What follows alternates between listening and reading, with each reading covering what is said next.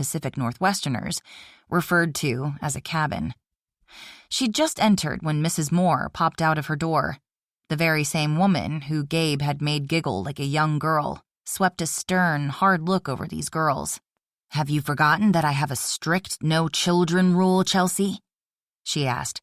"They're only going to be with me a few minutes," she said. "I'm packing a bag, then we'll be on our way." "Well then," she huffed out a breath, then wagged her finger. "Just see that it doesn't turn into an overnight visit." "That's against the law," Hannah said. "What did you just say?" Her landlady's mouth gaped open like a hooked steelhead trout, and her eyes turned googly in obvious surprise at being talked back to by one of those children she apparently didn't like at all. "I said," Hannah repeated, biting off each word, "that the Fair Housing Act prohibits a landlord from refusing to rent to people with children.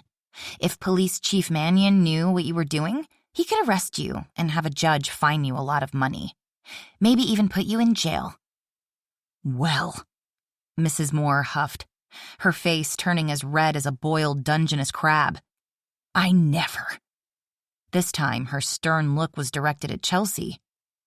"You need to speak to that child about her smart mouth." "She was merely stating a fact," Chelsea said. "But it's a moot point because, as I told you, we're only going to be here for a few minutes."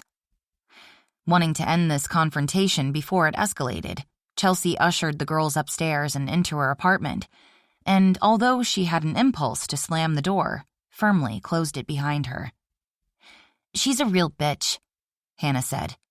"A bitch," Haley echoed loyally, though Chelsea suspected she had no idea what she was talking about. That she adored her older sister was obvious. The fact that the feeling was returned was as well.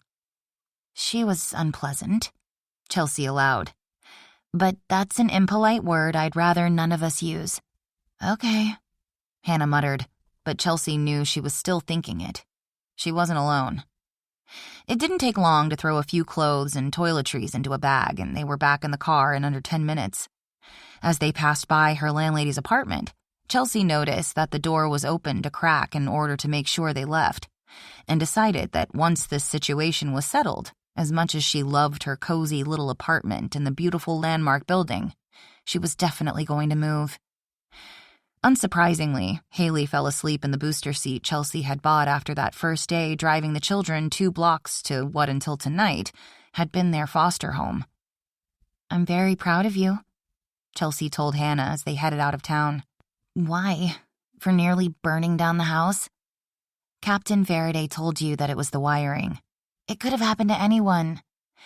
"No, I'm talking about how well you handled things and what a strong support you are for your sister." "I'll bet you weren't proud when I called that old lady a bitch." Chelsea shrugged. "It's not a nice word, and you do need to set a good example for Haley, who's going to copy everything you do because she looks up to you. But I can't argue the sentiment. No, I was talking about how you argued with Mrs. Moore about the law. You're the one who said it was illegal." "True, but when I was your age, I never would have had the nerve to speak up." Dark had finally fallen. Theirs was the only car on the road, and when a light night rain began to fall on the windshield, it added to the intimacy of the moment. "I told you, my sister died." "Yeah, that sucks. I'd want to die if I lost Haley. We've been all each other have had most of her life." "I know, Aiden told me." "How did he know?" "I had him look you girls up after I took you home that first afternoon." She could feel the sharp look directed her way. "Because you wanted to see if we were kids like the ones who end up in juvie? Were you afraid we'd steal something from the library?" "No. I was worried about you, and when you didn't seem to have anyone looking after you, I asked him for information. Granted, that was a violation of your privacy." "You think? I'll bet he could get in trouble for that." "Perhaps. I'm not sure. I suspect checking on calls about concern for children's safety falls under his jurisdiction. But here's the thing.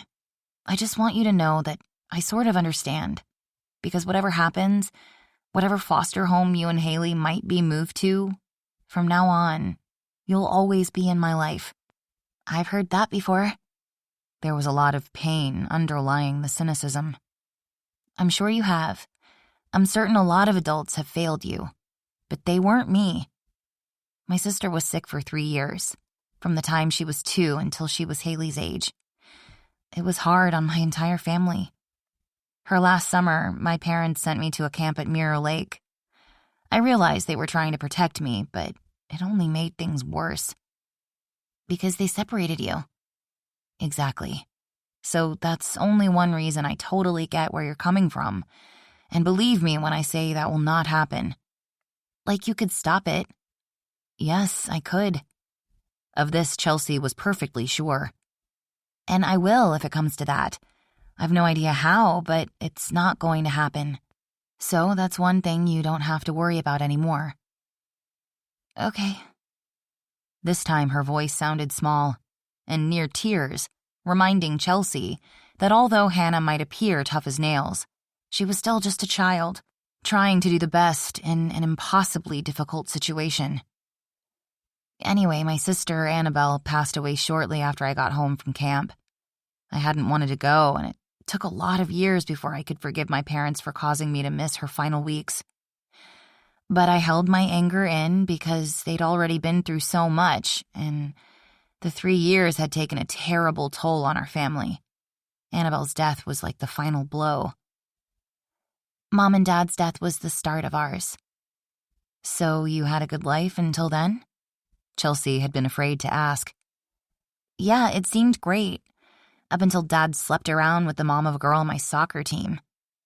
Ouch. She hadn't seen that coming. "You were young." She tried to smooth things over. "Perhaps you misunderstood. They started drinking a lot, and I'd hear them fighting through the wall to their bedroom. I started putting my earbuds in to try to shut them out. Then Dad got into a fight with the other girl's dad, right there on the soccer field. We were playing a team over at the coast for the divisional semifinals. I was so embarrassed I thought I was going to die." There was a long pause. The only sound, the hiss of tires on wet asphalt and the swish of the wipers. "Mom was yelling at him on the way home. He was yelling back that she was so busy with us kids she fell asleep as soon as she went to bed every night, so it wasn't his fault he had to go somewhere else to find comfort." Suspecting that was a direct quote that had deeply embedded itself in a little girl's memory, Chelsea felt her eyes welling up. "I'm sorry." And wasn't that both the truth and an understatement? And undoubtedly did nothing to ease Hannah's still fresh pain. "Yeah." She sighed heavily, swiped at her own eyes with the back of her hands. "Me too." Without saying a word, Chelsea reached into the console and took out a small pack of tissues and handed them back between the seats. "Thanks." She blew her nose. Chelsea was so in over her head here. Why had she started this conversation? She wasn't a professional therapist, which both girls, but especially Hannah, undoubtedly needed. Another thing she added to her to-do list. "They were fighting when a deer ran in front of them. Dad tried to miss it and drove over the cliff. It was raining, like tonight. When the car finally stopped rolling over, I realized that Haley and I were all alone, and it was up to me to take care of her from then on. For someone who was so young, you've done a remarkable job. If I'd met Haley any other way, I never would have realized all you two have been through." "Thanks." Again, the voice was small and choked with tears. "I like to think that I'd have done everything I could for Annabelle, but I don't believe I'd be as strong fighting the bureaucracy. I took a psychology course in college where they determined personality types from our answers to a questionnaire. I turned out to be a friendly helper type, which, according to whoever created the test, essentially meant that the more stressful things get, the friendlier I get, trying to smooth things over. What she didn't say was that the negative part of that personality was those times when helpfulness had come from an underlying central fear of worthlessness. Obviously, her own father hadn't found her worth staying around for. He'd walked away from the rubble of his marriage and shattered family and began a new life, with a new wife and children in California, where his sun-filled days were the exact opposite of Washington's gray skies and rain. He still didn't remember her damn birthday. She understood her mother's pain. Within a few short months, she'd not only lost a daughter, but her husband, which would have been bad enough if it had been in an accident, like driving over a cliff. But by the time of his desertion, she'd been worn down to a fragile shell of the pretty laughing woman she once was. And although Chelsea had tried and tried to make up for that loss, she hadn't been enough to keep her mother from spiraling down until she'd finally overdosed on alcohol and pills. The medical examiner had declared the death accidental, but even if it had been, Chelsea had always viewed it as a slow, years-long suicide. She shook off the pain that was always lying beneath the surface, something rising up like a troll from beneath a bridge, reminding her that no matter what she did, no matter how hard she tried, she'd never be nice enough, good enough, worth enough. Having gone through therapy, she understood that her insecurities were illogical, yet emotions were, by their very nature, often illogical. She could tell herself all day long that she shared a personality type with Alan Alda and Bishop Desmond Tutu, but the other side of that coin was Gone with the Wind's mealy-mouthed, overly self-sacrificing Melanie. Hannah had fallen silent. When she seemed to be taking a very long time to respond to something Chelsea had never shared with anyone, she looked into the rearview mirror and found that she too had fallen asleep. Chapter 18. Gabe had left the light on and was waiting out front as Chelsea pulled into the semicircular stone driveway. Hannah roused as she cut the engine, but the soft snoring showed Haley was out like a light.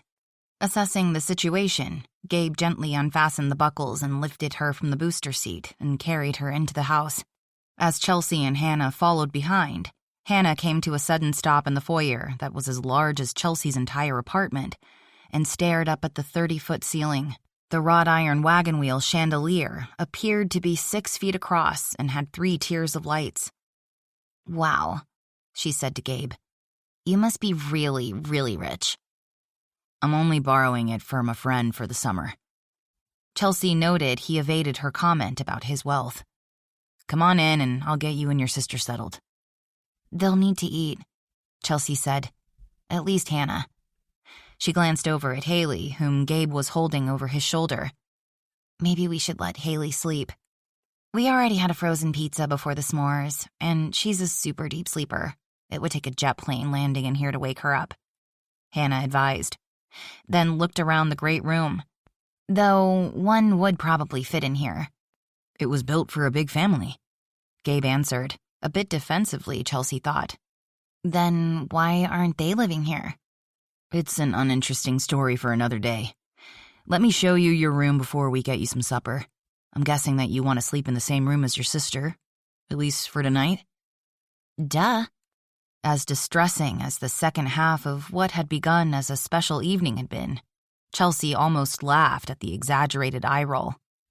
After years of what had to have been a chaotic existence, the girl had somehow managed to remain far more normal than a lot of kids would be. They followed Gabriel up the stairs and down a long hall lined with art depicting Northwestern scenes and native people. Chelsea wondered if they'd been chosen by the tech mogul, perhaps from his personal collection, or, like the books in the library, bought by the crate load. What must it be like, she wondered yet again, to have more money than you could possibly spend in a lifetime? She imagined many would think it freeing, while others might feel burdened by the responsibility. From the way he'd been able to take an entire summer away from work, she'd begun to wonder if perhaps Gabriel had found a sweet spot somewhere in between. When he opened a door at the end of the hallway, Hannah audibly gasped. She was not alone, although Chelsea managed to keep her amazement inside.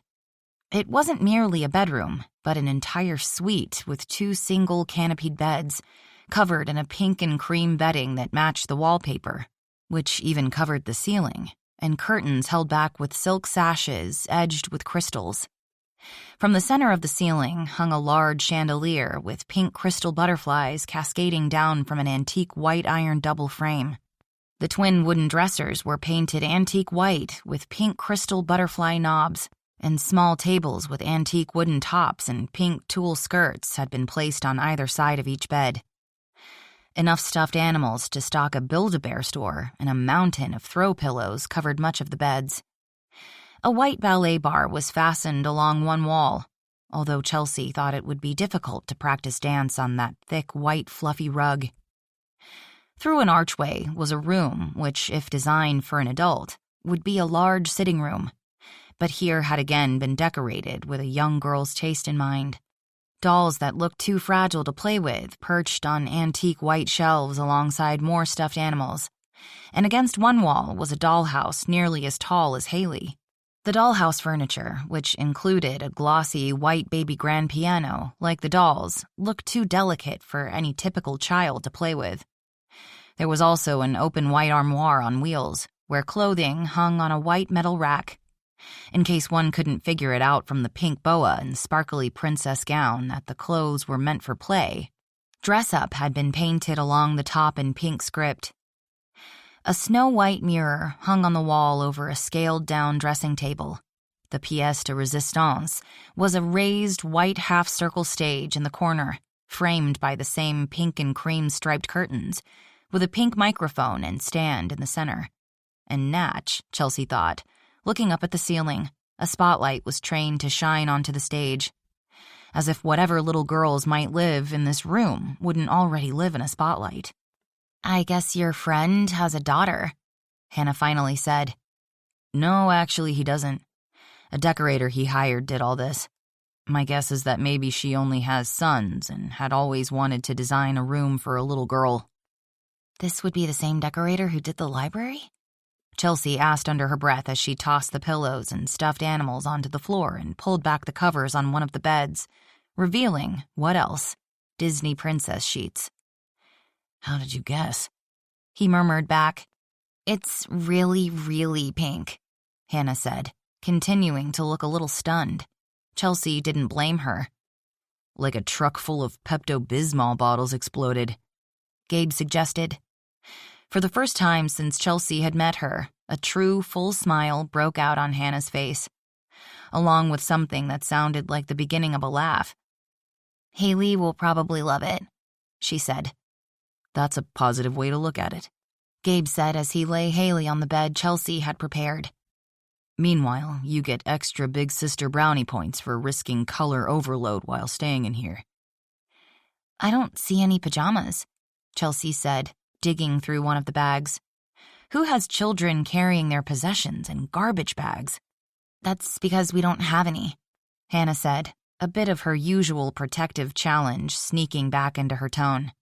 "We've always slept in our underwear." "Me too," Gabe said easily, even though Chelsea doubted he wore anything. Not that she'd be finding out anytime soon. "There's nothing wrong with that," Chelsea said. "But I'm a big fan of pajamas. My favorites have ice cream sundaes on them." Hannah's eyes narrowed. "You're making that up." "Why would I make something like that up? They're not exactly proper adult nightwear, but they make me happy. And if you go to bed happy, you're more likely to have good dreams." "Really?" Even as she could hear the skepticism, Chelsea also sensed Hannah wanted to believe it to be true. "There have been studies done confirming that," she said, airily waving her hand. "I'm a librarian, I know these things. We'll go shopping and get you both some." While rifling through the bag, she realized how little clothing the children possessed and how worn and obviously well-used those pieces were, which had her remembering Jolene telling her at the wedding, while doing her makeup, how hard it had been having to wear the better-off girls' donations from Goodwill. They'd agreed that since both of them had been loners, it would have been nice if they'd been friends back then. These days, it had given them a special bond she doubted Brianna or Lily, as good friends as they were, would ever understand. "I wouldn't mind some pajamas," Hannah said, "but not with ice cream sundaes on them. We'll find you the perfect ones that you love," Chelsea promised. After Hannah had brushed her teeth and both girls were tucked away in the blindingly Barbie pink princess room, Chelsea took her things into the small suite across the hall that appeared to have been designated for a nanny. Then she and Gabe went downstairs to the kitchen. "Well," Gabe said as he got himself a beer and Chelsea a glass of wine, "this night didn't turn out how I saw it going in my mind." "Mine either." Chelsea sat down on one of the kitchen stools. "Thanks for stepping up. I don't know what would have happened to those girls if you hadn't." Once again, he'd surprised her. If there was one thing she never would have imagined Gabriel Mannion doing, it would be to take in 2 orphaned girls. "I'm happy to help." Well, not happy about having a reason for them needing the help, but this place was the obvious choice.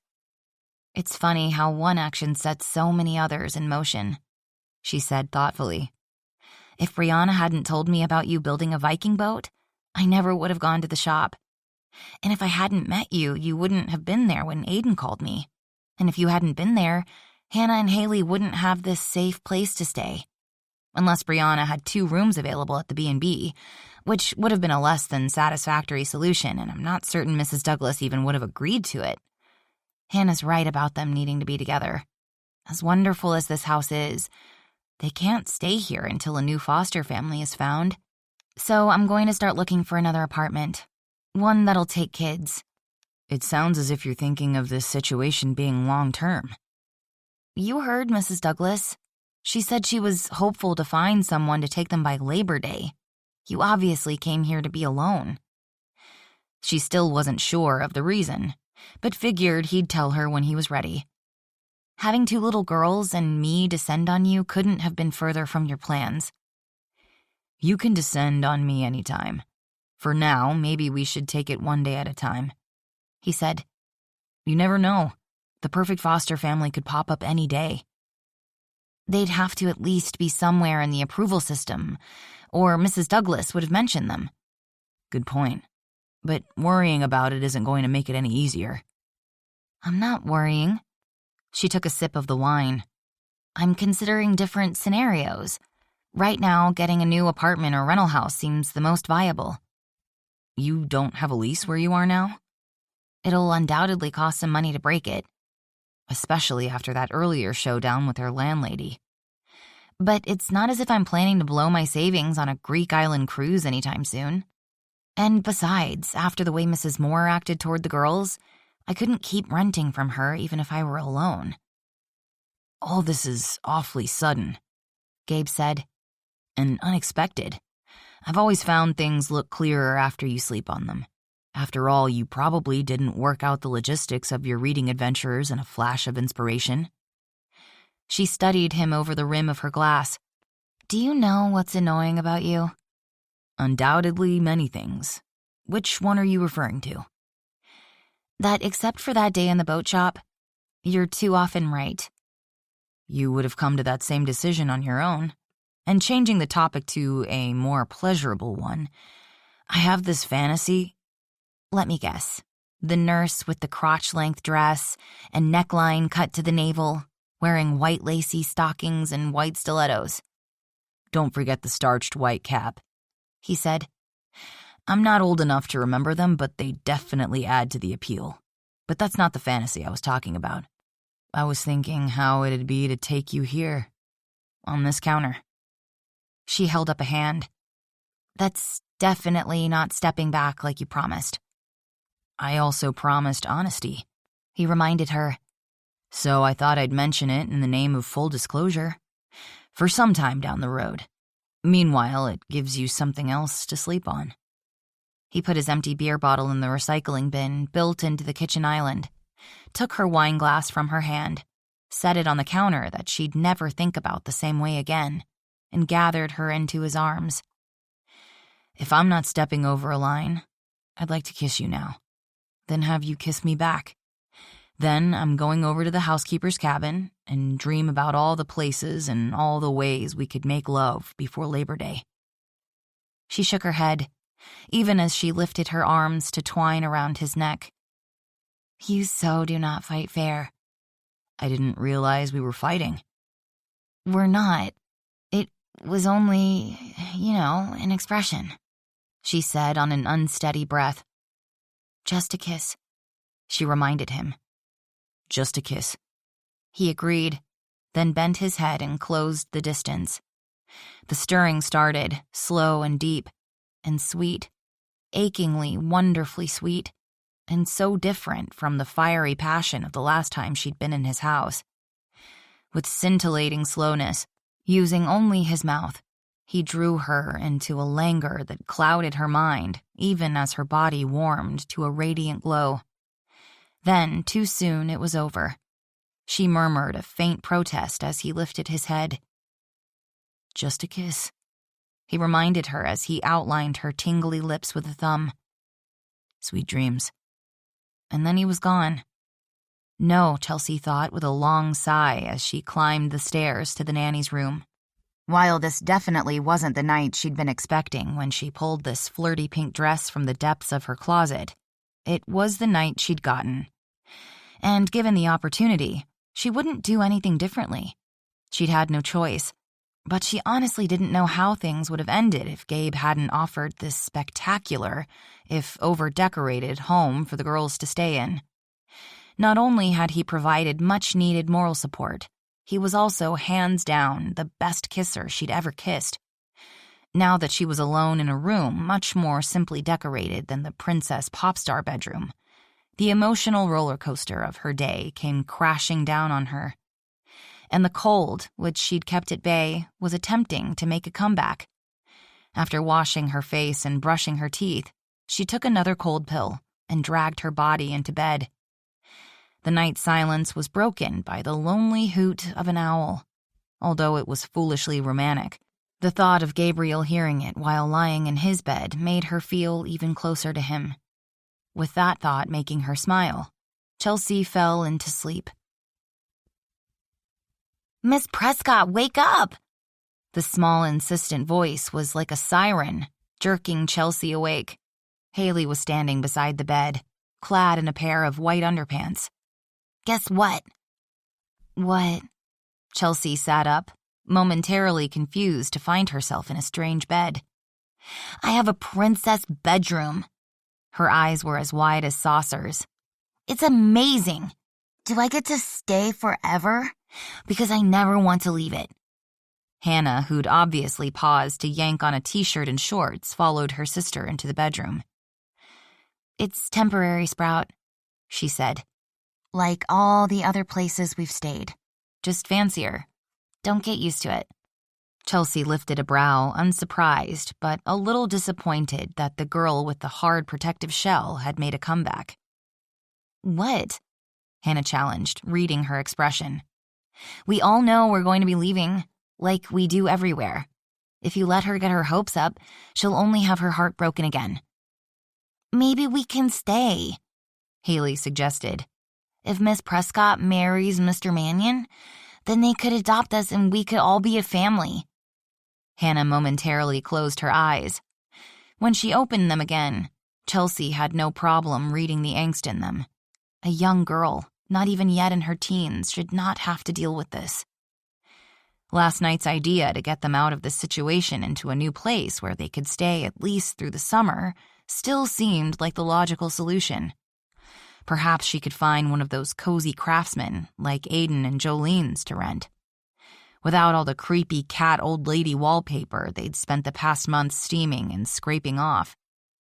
Admittedly, she couldn't duplicate that over-the-top designer princess room, but she could buy pink paint, and the library undoubtedly had books on how to make bedding and drapes.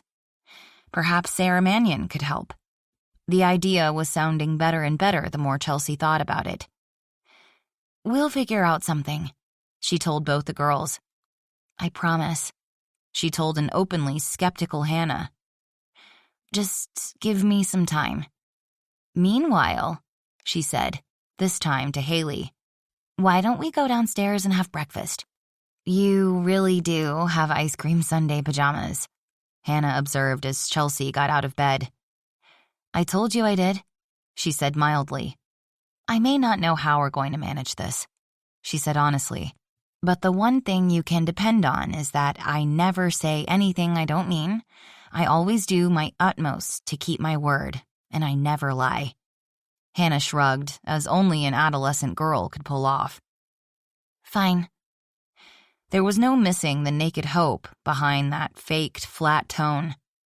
Do not screw this up, Chelsea told herself after taking a moment to rid herself of morning mouth and brush her hair. She called the library and left a message about last night's events, telling Farah that she wouldn't be in today. Then deciding that Gabriel had already seen her at her worst. And in these very same pajamas, she went downstairs with the girls. Since Aiden had been bringing food from their mother, surely there was something in the kitchen she could make for breakfast. Chapter 19. A delicious aroma drifted up the stairs. It smells like cinnamon rolls, Haley shouted. Bacon, Hannah said. I think it's both, Chelsea said. Surely Gabriel hadn't gotten up early and made breakfast. He must have had someone come in, possibly Brianna, who last time they'd talked about the breakfast menu of her B&B, was up to 100 recipes she rotated around. She hoped it was Brianna. She'd hate for a stranger to see her in ice cream pajamas. But it proved to be neither Brianna nor a stranger. They entered the kitchen just as Gabriel was taking a casserole dish out of the oven. Good morning, he said, greeting them as if it was merely a normal day and nothing was out of the ordinary. While in reality, nothing was ordinary. I called Brianna and got one of her easier, quicker recipes that worked with stuff already in the house, he said. It's baked French toast. I love French toast, Haley said. One of our nice foster moms used to make it for us, but then she was going to have a baby, so we had to go somewhere else where there was more room. It broke Chelsea's heart that this vagabond life was the norm for Haley. A thought occurred to her as she saw the way Hannah was looking at Gabriel. Remembering how she and all her friends had crushed on him back in middle school, she belatedly realized that Hannah was at that same age, with a heart just as vulnerable as hers had once been. Had she made a mistake bringing the girls here? As tough as Hannah appeared to be on the outside, in many ways, she was the more vulnerable one. Even before the accident, she'd lost so much that wretched day with her father's affair coming out in front of both friends and strangers. As distant and neglectful as her own father had become, he'd never gotten in a physical fight, in public. Remembering times when she'd been furious at her father, Chelsea couldn't imagine how much survivor guilt she would have suffered if he died while she'd been angry, never having had a chance to make up. She was going to have to warn Gabriel about not letting Hannah fall in love with him, which she was discovering herself was far too easy to do. But if she could find a new house sooner than later, there'd be no reason for him to be in the girls' lives long enough for them to make an emotional connection. She didn't need the perfect place, just one suitable for now. It looks and smells wonderful, she said. And from the glance he shot her, she knew that he'd recognized her fake, cheery, everything's just fine and dandy, what makes you think I'm nervous voice from her boat shop visit. You certainly didn't have to go to all this trouble, but I'd never turn down French toast or bacon. If she kept eating like a lumberjack, she was definitely going to be getting her money's worth from her gym membership. What can I do to help? You can pour some of the OJ that's in the fridge, and milk for the girls. I made coffee for us. That gets you sainthood in my book, Chelsea said. Although she'd been exhausted when she'd fallen into bed last night, she felt nearly as tired this morning. Hannah and I can set the table, Haley piped up. We've done it at lots of houses we've stayed at. I even know which side of the plate the fork goes on. Then you're ahead of me, Gabriel said. I still get them mixed up.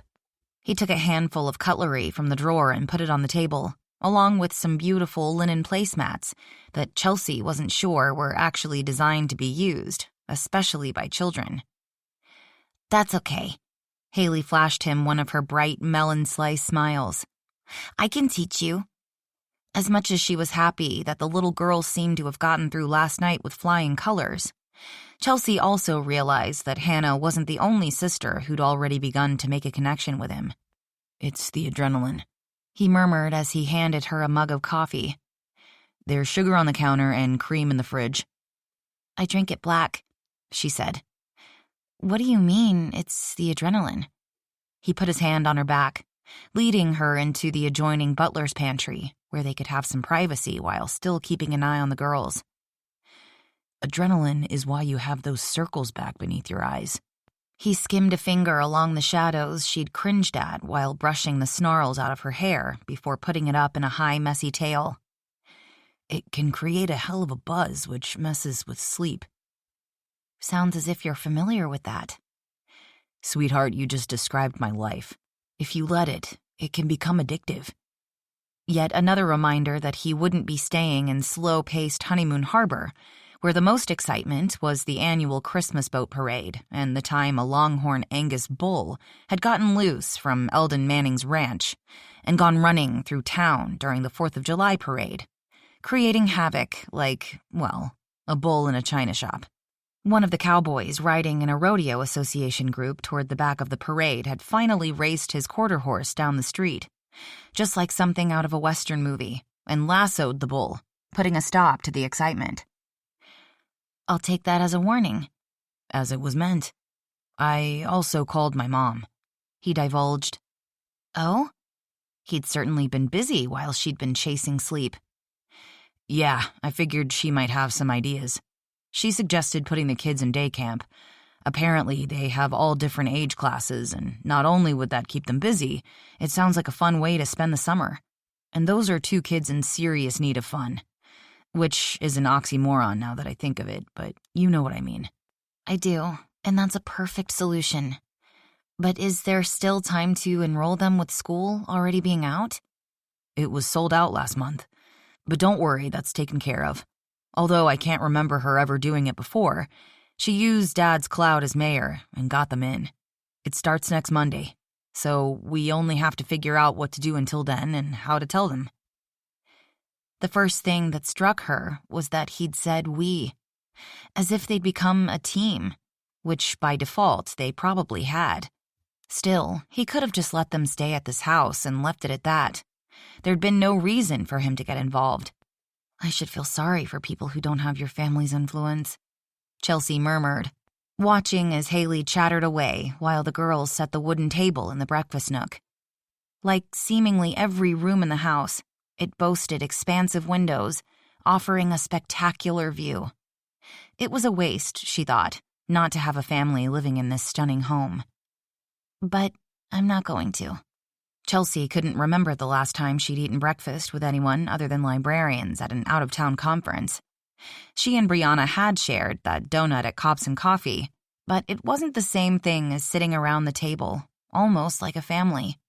No, exactly like a family, she considered, watching Hannah devour the stories Gabriel was telling about his days growing up in Honeymoon Harbor. She was definitely going to have to find a new place sooner rather than later. After telling them about the camp, Haley was over the moon, but Hannah was unsurprisingly skeptical. "What do you do at a camp?" "I've only ever been to a sleepaway camp," Chelsea said, refusing to allow her own dismal experience to color her conversation.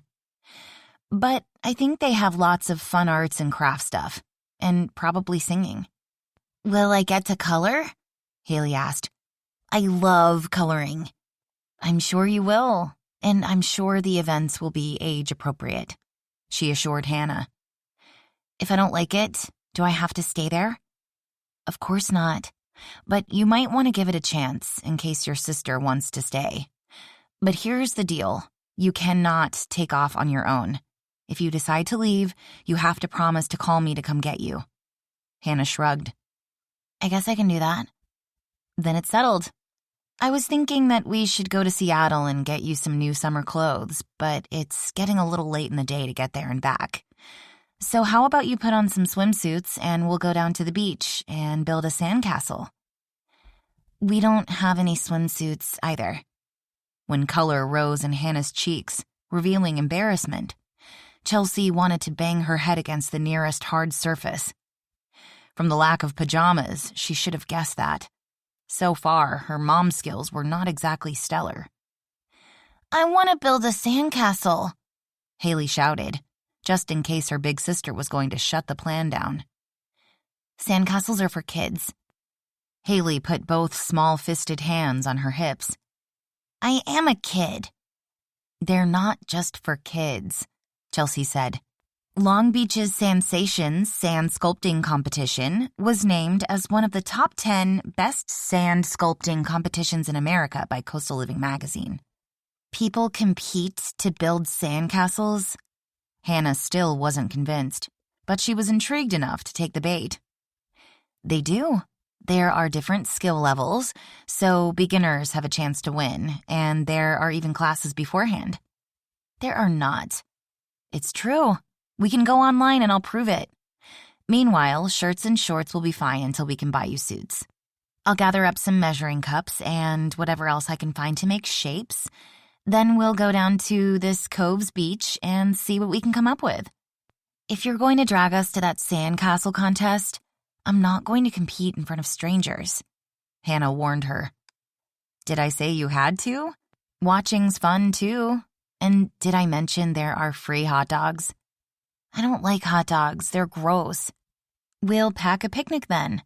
Or pick something up at a food booth or restaurant when we get there. It'll be fun. You have to come too, Haley insisted, looking up at Gabriel, showing that she did indeed possess an inner princess accustomed to bossing people around. That way we'll look like a real family. Damn, wasn't this what Lily had warned her about? Chelsea exchanged a look with Gabriel, who looked as trapped as she felt.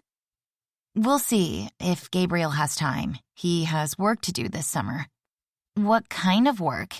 Haley asked, showing a bit of her older sister's distrust of any adult's promise.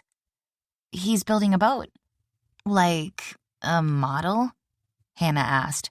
She didn't use the word stupid, but from her tone it was implied. No, Gabriel said. A real boat, like you sail in a lake. Or the Sound, or even along the coast. It's a fairing, Chelsea jumped in. Like the Vikings used, but smaller. Hannah's eyes widened, and for the first time since they'd met, she looked like a normal 12-year-old excited about something. I never knew anyone who built a boat before. Can I see it? Gabe exchanged another of those WTF do I do looks with Chelsea. They just kept getting in deeper and deeper. She shrugged. Sure, Gabriel said. We can go down there after building the sandcastle and get something to eat in town. Do you like tacos? I get them from the Talk of the Town food truck most days, so I don't take a long break from the boat because I need to get it done before I go back to New York City. You live in New York? Yep, that's where my job is. I've racked up a lot of vacation time, so I decided to take the summer off. Oh. Chelsea watched Hannah digest that subtle warning. Yeah, okay. I like tacos. As they unearthed measuring cups and various sized mugs to use as molds, Chelsea realized that she and Gabriel would have to have a discussion about what to do about the fact that not only did the two of them have a connection, but right now, at this moment, they were behaving a lot like a family, which could only end in heartache when Mrs. Douglas moved the girls to their new home. Chapter 20. After building what they all agreed wasn't a bad first effort, they stuck a flag Chelsea had made from a cocktail pick into the top of the tallest turret of the castle. As they walked back up the steps to the house, Gabe realized that somehow, when he hadn't been looking, during that sandcastle project, he'd actually felt a flicker of something that felt like zen. One advantage to a house this size was that with so many bathrooms, it didn't take long to get everyone cleaned up and into the SUV and on the way to town. At the shop, Hannah appeared duly impressed and asked him a lot of questions about the building process of the boat, which then led to more. From the way she paid attention to every word, he suspected she was a human sponge, a lot like Chelsea must have been at her age. Haley's attention span, on the other hand, appeared to be somewhere under 5 minutes, so Chelsea took her out to the water's edge to search for agates. "Look what I found," she said when she came back with her small hands filled. From the way she was holding them, they could have been diamonds. Chelsea says that we can polish them and make them shiny. In a rock tumbler, Gabe agreed. I got one for Christmas when I was a little older than you. It was fun. She looked up at Chelsea. Can we get one? Sure, we might find one at a craft store here. If not, I know there are places that have them in Port Townsend. Yay! Her bright gaze turned to Gabriel. You can teach me. He tipped an imaginary hat. Of course, Princess Haley. He thought it was funny that despite the fantasy bedroom with more toys than any little girl could possibly need, she'd gotten the most excited about common beach rocks. It reminded him of the times his parents would claim they could have saved a lot of money if they'd skipped buying their 5 kids' toys and just wrapped the boxes they came in. She beamed. This is turning out to be the best day ever. Don't get used to it. Hannah, the voice of doom and unfortunately experience, muttered. I'm impressed by how far it's come along, Chelsea said in an obvious attempt to lift the mood again as they drove to the food truck. It actually looks like a boat. Then I'm on the right track because it's supposed to look like a boat. I had no doubt, but I couldn't envision that flat chalk drawing in 3D form, and those boards didn't have any shape yet. It's hard to envision if you don't actually do it, he said. Yet Hannah certainly caught on quick. That's great. Although she didn't say it aloud, Gabe suspected Chelsea was as surprised as he was by the enthusiasm the older girl had shown. He guessed she'd enjoy sailing, but decided to wait until he was alone with Chelsea to suggest it. It was a tricky tightrope they'd unexpectedly found themselves walking on. How not to get the girls' hopes up, while trying to make their lives brighter for this short window in time. Diego greeted them with his usual smile when they arrived at the bright red and yellow food truck's window. Noticing Hannah's brow furrow as she studied the menu, Gabe realized many of the specialty items would be foreign to her. He also suspected she wasn't going to risk embarrassing herself by asking what any of them were. How about I order a bit of everything to share? He suggested. Then we can go up to the park and have a picnic. A picnic! Haley shouted, obviously on board with the idea. And from the yearning in her eyes, Gabe suspected that Hannah too secretly liked the suggestion. But from the shadows and those wary brown depths, he also wondered if she was perhaps thinking back to another time when her family was happy and whole, and summer days had included picnics at Olympic National Park, which had always been a popular spot with locals who felt it was their place. Though since they brought a lot of money to town, visitors were tolerated. After getting enough food for an army, they drove to the park and up the twisting, winding road of Hurricane Ridge. We used to come here with our parents, Hannah murmured as they passed the visitor center. Me too, Chelsea told her. I don't remember, Haley said. You were too young, Hannah said. Chelsea couldn't tell if this had been a good idea or one that might trigger memories of that day the girls had lost their parents. If only children came with an instruction manual. It was fun times, though, Hannah sighed, and glancing back in the visor's mirror, Chelsea thought she could see the moisture in her eyes. It's good to remember fun times, Chelsea said. Memories keep them alive. Yeah, I guess so. Hannah didn't seem convinced, but Chelsea hoped they'd made progress. She'd gone online last night before falling asleep and read that there wasn't any timetable for bonding with a foster child. Each situation was different, each child unique, as she was already discovering with Hannah and Haley. She wondered if, perhaps, because she'd lost her parents at such a young age, Haley wasn't feeling the loss as strongly as Hannah. Once at the picnic site, Gabriel opened all the boxes and put them in the center of the wooden table, while Chelsea got out the drinks. Milk for Haley and fresh squeezed lemonade for Hannah. Both Chelsea and Gabriel had nixed the idea of cola, which apparently most of their previous foster parents had allowed. Chelsea had gone with iced tea, while Gabriel had chosen coffee. It was a glorious summer day, with only high, puffy clouds in the sky. This was a great idea, Chelsea said. She hadn't realized how stressed out she'd been by last night's events until she felt herself begin to relax. A great idea. Haley bit into a crunchy corn taco with emphasis. Why do they call it Hurricane Ridge? Will a hurricane come? No, Gabriel assured her, leaning over to wipe a bit of sauce off her cheek. But the winds do blow really hard up here in the winter. They can get up to 75 miles an hour and the snow can be 35 feet high. You mean inches? Hannah said. He means feet, Chelsea told her. One year it hit a record 62 feet. That's higher than a house. It is, but it makes for good skiing and snowboarding. Also, the winds and all that snow are hard on trees, which helps create all the meadows. That and the wind scraping the snow over them all winter. Do you ski? I never have, but we'd come up and play in the snow when I was little, Chelsea said. The last time I skied was Christmas break my senior year in college, Gabriel said. Skiing looks scary, Hannah said. But I was watching snowboarding on the Olympics, and it looked really cool. You can get hurt, Haley said, and maybe die. You would have had to have been deaf not to hear the worry in her thin voice. I don't think you can die just regular snowboarding, Hannah assured her. Or even get hurt. I wouldn't do all those flips and flying tricks. She ruffled her sister's hair. But you don't have to worry because I'll probably never do it anyway. Chelsea was about to suggest that they could try it next winter, then immediately remembered that the girls wouldn't be with her then. Although she might not have been through foster parent training, she knew interfering in the next family's life with the girls would be the entirely wrong thing to do. Look!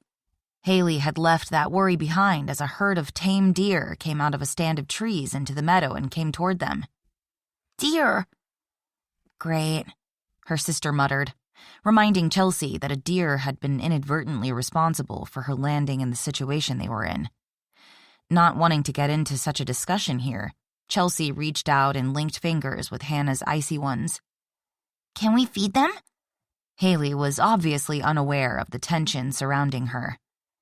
The sign says not to, Gabriel said, because people food is bad for them, and although they're used to people, they're still wild animals and should stay that way. Like dragons, Haley decided. Exactly, he answered. He had an easy way with children.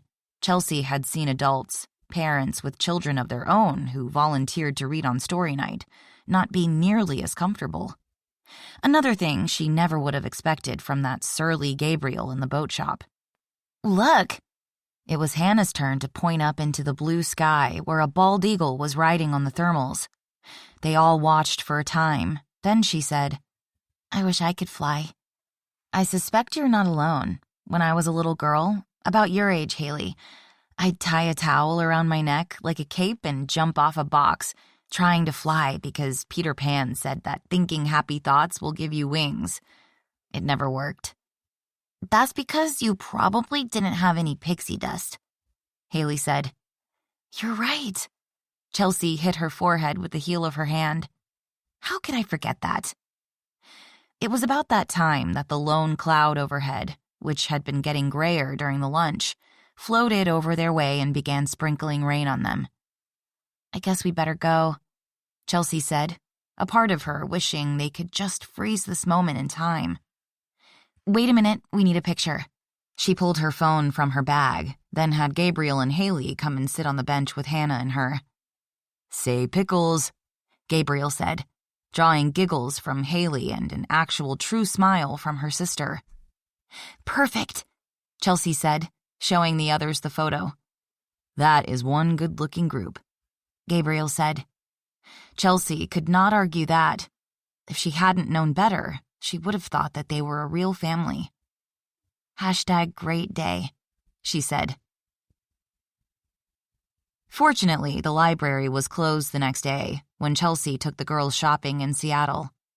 No way was she going to send them to that day camp in the obviously well-used clothing they'd packed into those garbage bags. Wanting to crowd as much as possible into a busy day, she'd called ahead to Nordstrom and arranged for a personal shopper who'd already had a selection of possible clothes and shoes set aside for the girls to try on when they arrived. I've never heard of a personal shopper, Hannah said, as they tried on clothing from the racks that had been wheeled into the oversized dressing room. It's handy for saving time, Chelsea said. I know my favorite departments, but I have no idea how to find things in the girls' section. It's like when Cinderella's fairy godmother made her a beautiful dress for the ball. Haley twirled in front of the three-way mirror, holding her flowered skirt out as a ballerina might a tutu, in what Chelsea remembered as being Demi's second position from her 4 years of ballet classes with Mrs. Petrika, who'd immigrated here from Ukraine with her fisherman husband. Chelsea had started classes when she was about Haley's age. Of course, eventually she'd had to stop as Annabelle's leukemia took precedence. But she still remembered how her sequin-adorned tutus had always made her feel like a princess. She knew the little girl would love lessons, just as she knew, despite one of her former classmates now teaching a new generation of young Honeymoon Harbor ballerinas, that the chances of that ever happening were slim to none. After the girls had changed into new outfits to wear for their day on the town, she saved out the light jackets they'd need on the Space Needle's windy observation deck, then left the rest of the bags to pick up later. The 2-minute monorail ride there might not be all that special to most, but Haley declared it just like Disneyland. Hannah unsurprisingly pointed out they'd never been to Disneyland, but Haley blithely ignored her, refusing to allow anyone, even her adored big sister, to spoil her special day. Her eyes widened as they approached the elevator line. We're going to go all the way up there. I thought it would be fun, Chelsea said, worried by the furrowing of Hannah's forehead. She should have thought to ask if either one of them had a fear of heights. It certainly wasn't uncommon. Her father had taken their family one time when Annabelle had still been a plump, healthy toddler, and he'd started hyperventilating before the elevator had reached the lower level. Unless either of you would rather not, the stairs aren't really an appealing option. The brochure says it's nearly 600 feet to the top, which works out to 98 flights and 832 steps. I want to take the elevator. Haley raised her arm and started waving it around as if she were in kindergarten, and was the little girl who was always eager to answer the questions, just as she had been. It occurred to Chelsea that she could recognize a bit of herself in both girls. Haley was the before, Hannah the after. Sure, why not? Hannah said. Despite her words, Chelsea saw the seeds of worry in her eyes. Damn, if she were a mom, she'd probably know what decision to make. Or perhaps not. The difference, Chelsea considered, was when you started out with a newborn, you could build your own history and relationship, instead of trying to guess what all could be in these girls' backgrounds. After passing through security, they stopped to have their photo taken, which could be downloaded for free when they came back down. Obviously, that option hadn't been available when Chelsea had last come, but she did have a faded Polaroid of her parents on their honeymoon at the top of the tower, before her father had begun his residency at UW Medical School. They'd looked so young and happy, oblivious to what their future held. She'd decided over the years that it was better not to be able to know your future. Annabelle had been the best of them at living in the moment, celebrating joy whenever and wherever she'd found it. Hannah closed her eyes on the ride up, and her cheeks paled a bit, but she didn't look about to pass out. When Chelsea took hold of her hand, she did not pull away. This is weird, Hannah said as they got out on the lower level with its glass floor. Don't look down, Chelsea advised. I kind of want to. Taking a deep breath, Hannah looked at the floor, which revealed the city laid out at their feet below. Okay. She blew out the breath. It's still weird, but kind of cool, too. It's like walking in the sky, Haley said. We're like that eagle. She held out her arms, bending back and forth, the way the bald eagle had while flying over Hurricane Ridge. After walking around the lower level, they went up to the top, where glass benches leaned against a tall glass wall that tilted away from the tower.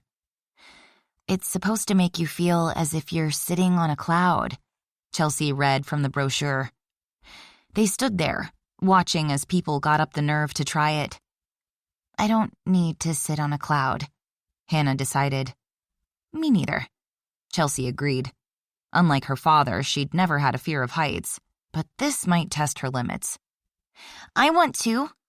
The soles of her new sneakers flashing, Haley raced to the bench and flung herself down, causing Chelsea to gasp and instinctively reach out for her as without hesitation she leaned backward. Welcome to my world, Hannah said. She has no fear. Apparently not. Chelsea wanted to close her eyes as Haley leaned back against the glass wall, over the edge of the towering building. You deserve a medal. I love her, Hannah said simply. Take my picture, Chelsea, Haley called out. I'm not certain we should show this one to Mrs. Douglas, she murmured as she snapped a series of photos with her phone. What she doesn't know, Hannah agreed. As they shared a conspiratorial smile, Chelsea decided to stop worrying about bonding, because it was happening anyway, and if it was what Hannah needed at this moment in time, she wasn't about to deny her. After her heartbeat had settled to normal, they walked around the platform that offered a spectacular 360-degree view. There's downtown, where we just were. Chelsea pointed out the Nordstrom and the short monorail. And that's Elliott Bay. Despite it being a workday for most people, there were several pleasure boats on the water. That's Mount Rainier. It looks as if you could reach out and touch it, Hannah said. Doesn't it? We're lucky she decided to come out today. Some days she hides behind the clouds she makes. The mountain can make clouds? Haley asked. It's so tall it blocks the air that has to rise up over it. As the air cools, it makes water droplets that form into clouds. That was a hugely simplistic answer, but she was, after all, talking to a 5-year-old. Other times there are circular clouds that look like flying saucers. In fact, a lot of times the police get calls about them, but they're just what's called lenticular clouds. Chelsea heard Hannah murmur it to herself as if to learn the word. Wasn't that exactly what she'd done growing up? Unfortunately, she knew more words about cancer and chemo than she would have chosen to remember. See those mountains? She said, pointing toward a range of towering snow-capped mountains, wanting to get those negative thoughts out of her mind. Live in the moment, which she admitted to herself was what that uncharacteristic, first-time-ever door sex had been all about. Those are the Olympics. They're the same mountains you can see from town and where we had our picnic yesterday. Wow, Haley breathed in awe. They're really far away, but we can still see them. Thank you, Hannah said quietly. For what? For everything, but especially for bringing us here. It makes you think differently about things. How? How small we are when compared to this city full of people and the water and mountains. Even when things get bad, we can still find something to feel good about. And to maybe make a difference in someone else's life. She looked up at Chelsea. Like you have. Whatever happens, wherever we end up, Haley's going to remember this day for the rest of her life. Me too. Look what you've done, Chelsea complained as she ran her fingers beneath her eyes. You've made me cry. I'm sorry. Although she was an expert at hiding her emotions, Hannah's young face turned openly distraught. No, don't be. Chelsea gave her a big hug. They're happy tears, and I'm going to remember it forever, too. Although they had official photos waiting at the base of the needle, she took a selfie with the girls, wanting to document this day. #making the best memories. So, Quinn asked Gabe, who was sitting at the bar, eating a pulled pork sandwich with fries and coleslaw. How does it feel to be a family man? It's temporary. The girls needed an emergency place to stay, and I have way more rooms than I need. That's what Aiden said. Quinn squeezed some limes into a pitcher of margaritas for a table of women undoubtedly in town for a wedding. He also said you were staying in some housekeeper's cabin? Yeah. Gabe took a drink from the bottle of Surfin' Safari, a pale ale with a zing of Meyer lemon that not only continued his brother's seeming salute to the Beach Boys, but, like his good vibrations, tasted like summer and was made for barbecue.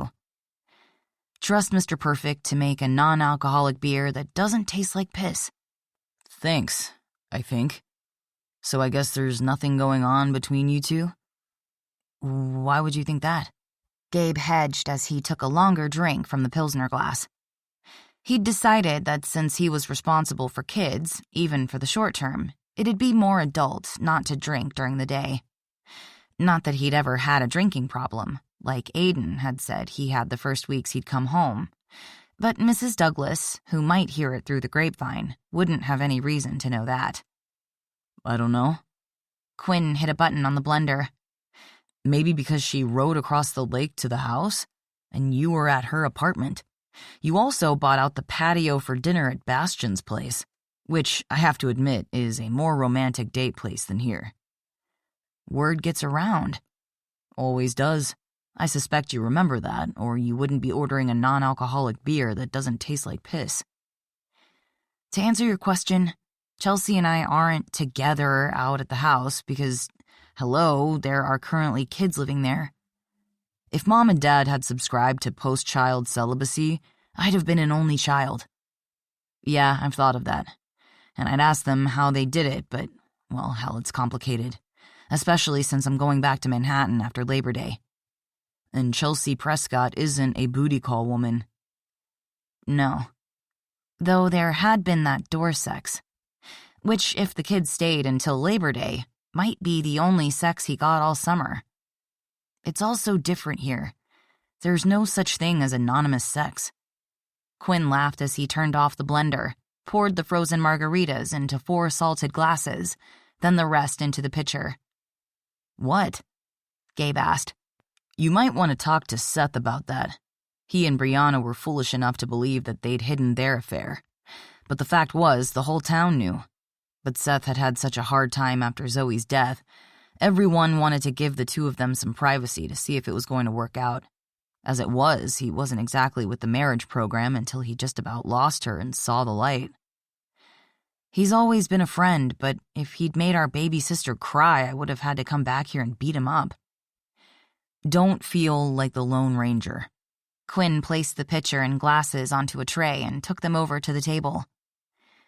That is something I never thought I'd see, Gabe said when his brother returned and ran a wet towel over the bar. What? You waiting tables? It's different when it's your own place. That's another thing I don't get. You spent your entire life preparing to be a lawyer. Don't you ever miss it?